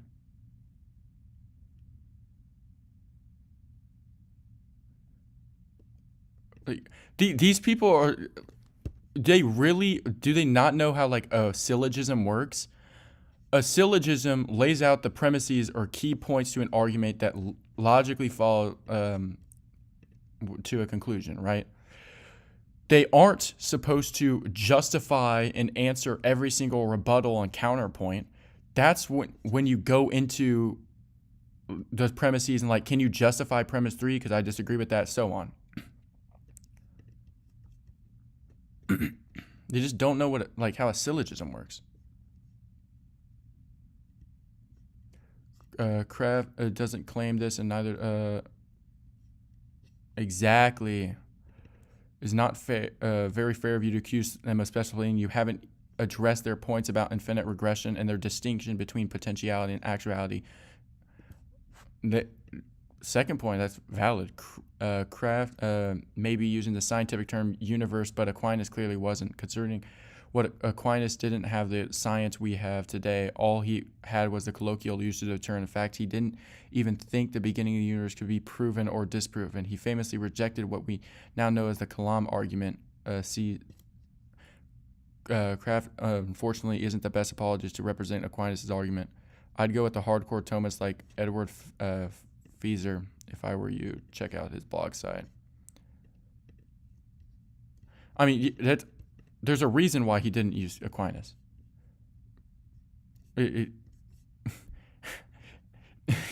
It's so funny that you'll put Thomas Aquinas in the title, talk about Thomas Aquinas' argument that he developed, and you refuse to use Thomas Aquinas and instead use some random apologist, and then On top of that, you straw man his position and clearly don't know what a syllogism is and how premises follow.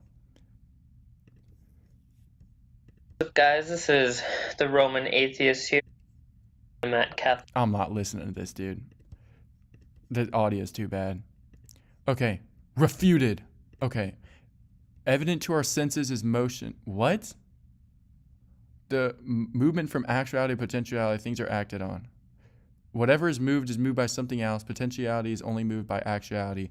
Unless there's a first mover, there can't be no motions. Okay.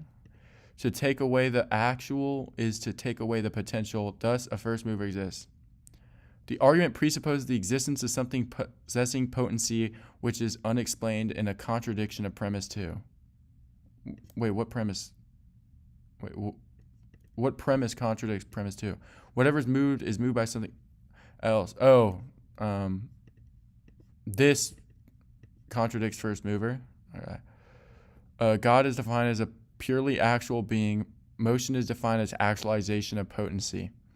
In order for any motion or change to occur, there must be a potential that is actualized. If only God exists, there would be no potential to be actualized. Therefore, there would be no motion. In order for a first motion to have occurred, there must have been a first thing possessing potency. That is to say, something possessing potency existed without any motion having occurred. This first potential thing must precede the first motion, as motion requires both an actual and this potential. Without this first potential, there could be no motion. Therefore, you must have the existence of a thing possessing potential that exists unmoved, as without it, there could be no first motion. Thus, you have an actualization of this potential thing without movement. All right, let's see if anyone debunks this. Movement from not the second Aquinas argued with are often taken to be summary slam dunk arguments. In fact, they're quick summaries that what he's doing here is affected cause backwards from the gold standard of Aristotelian demonstration and defense. Elsewhere, by analogy, the sacred science is only like other sciences. Premise 2 is not contradicted by your argument because it is evident to our senses that every effect has a cause. Therefore, we are not wrong to assume that somewhere is there an endless chain of okay.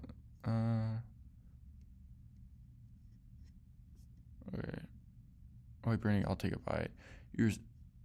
You're assuming that there's a chain of motion going back to God, including God's actions, but the entire point of the argument is that God's act is radically different and terminates the chain rather than continuing it.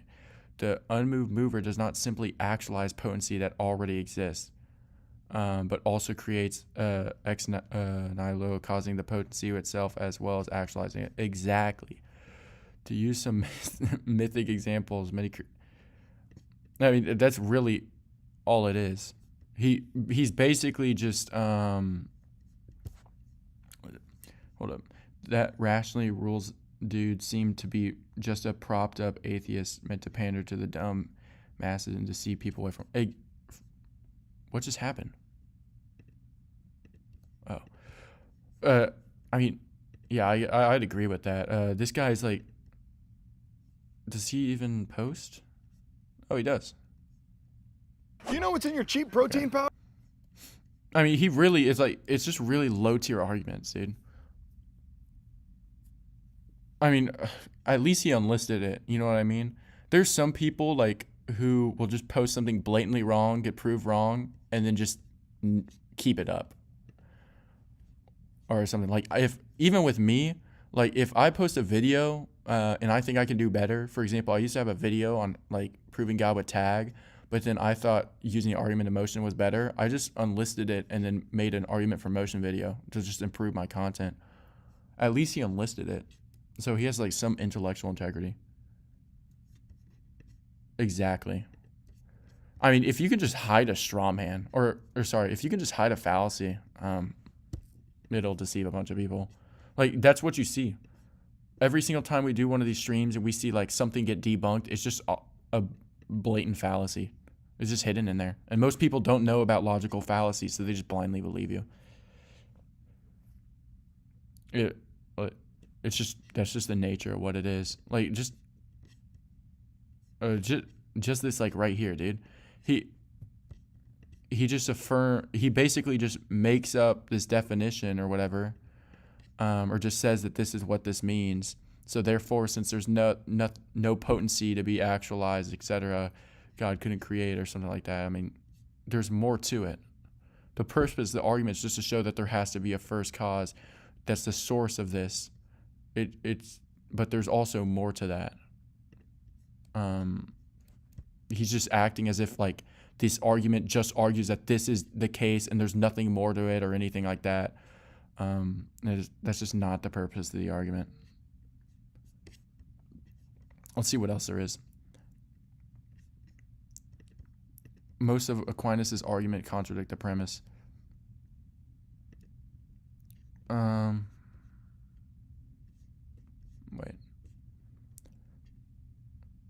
First thing I see here is that the argument is a fine example of special pleading since it uses the fallacy twice. Okay. Let's find the special pleading. In the world, we can see that at least some things are changing. Whatever is changing is being changed by something else. If that by which is changing is itself changed, then it too is being changed by something else. But this chain cannot be infinitely long, so there must be something that causes change which without itself changing. Thus, everyone understands to be God. So he just gave a justification as to why there has to be an unchanged thing that changes everything else, or that's the source, and you're saying that's special pleading. Dude. Okay. One, when it claims that the chain cannot be infinitely long, we don't know, we haven't reached infinite yet. Really? This is what we're saying? By the way, this guy took one paragraph out of like, isn't the Summa Theo... How many books? Aquinas is 5 volumes. What is that? How many pages is that?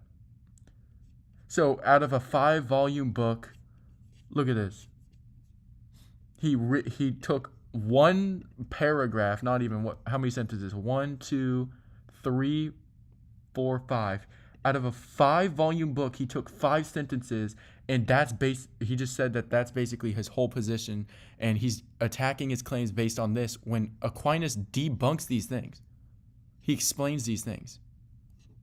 He explains and justifies exactly why an infinite regress is impossible and why we don't need to reach infinite yet to know that.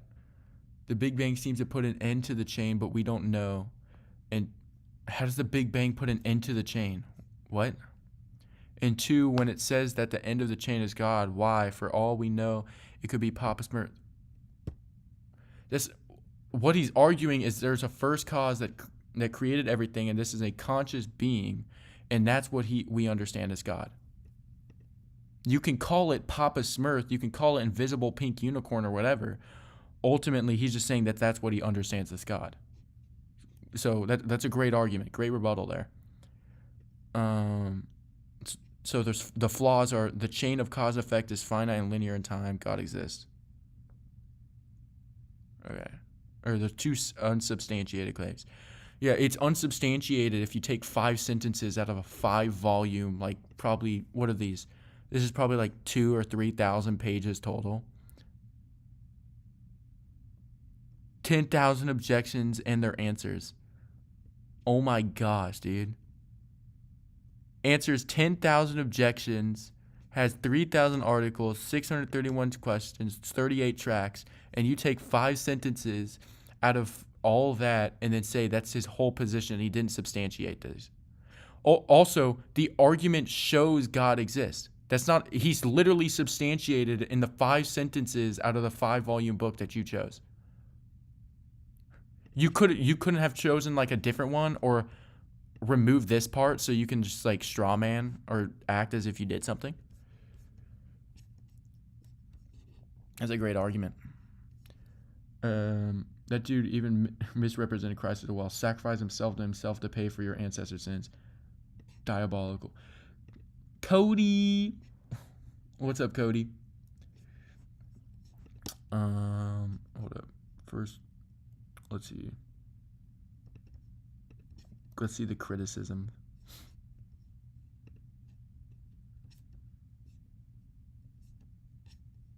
Did they like not read? You know what? I'm not even gonna say that. That's hypocritical. I've asked stupid questions like that too. All right, let's do this. It's not even a stupid question. It's a good question.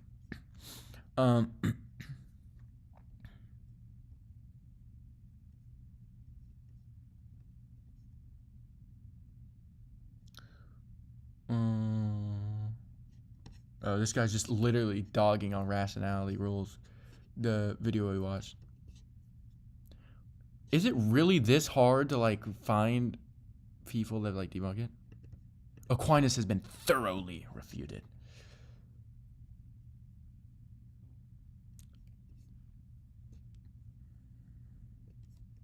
Would you like to hear it? Nice try, but Aquinas has been thoroughly. What kind of mock discussion is this, dude? What if I told you that Aquinas scholars have refuted all the refutations? This mock discussion was really necessary. I appreciate it. This proved a lot. Nice try, but Aquinas has been thoroughly refuted. Phantom argument. You're literally making a phantom argument. This guy is calling his mock discussion character a phantom argument when this entire mock discussion, including the person that he made that's making the phantom argument, is a phantom argument. Nice job, man.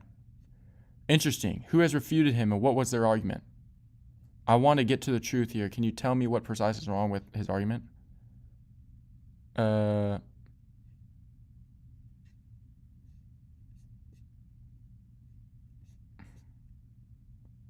So, okay.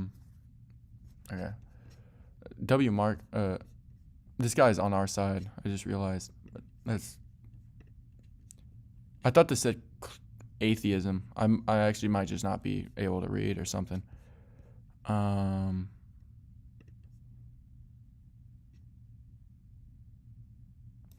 Ooh.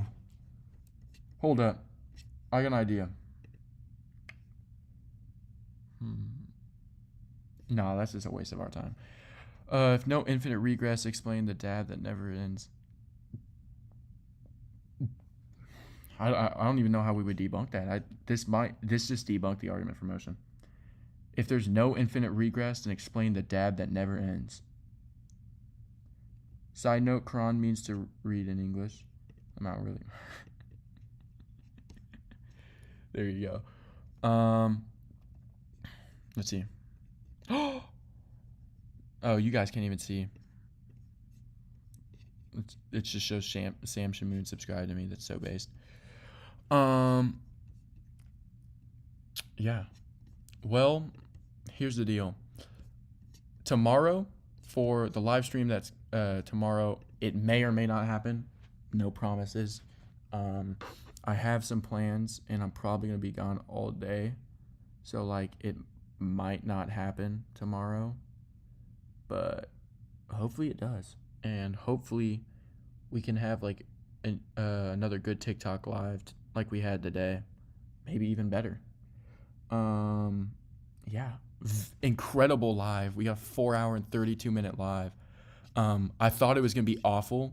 Y'all weren't here for this, but like the first 6 minutes or 7 minutes of me being on my YouTube live, nothing was happening. Like the TikTok live was not working. There was no one on there. So I thought this was going to be a bust, but it turned out to be a really good stream. And yeah, I don't know where I put my charger. Oh, yeah, very good live. I appreciate y'all for all joining in. ALC was there for it. I appreciate y'all for all liking the stream and supporting. Like, seriously, look at this. The likes really do mean a lot. I really do appreciate it, y'all.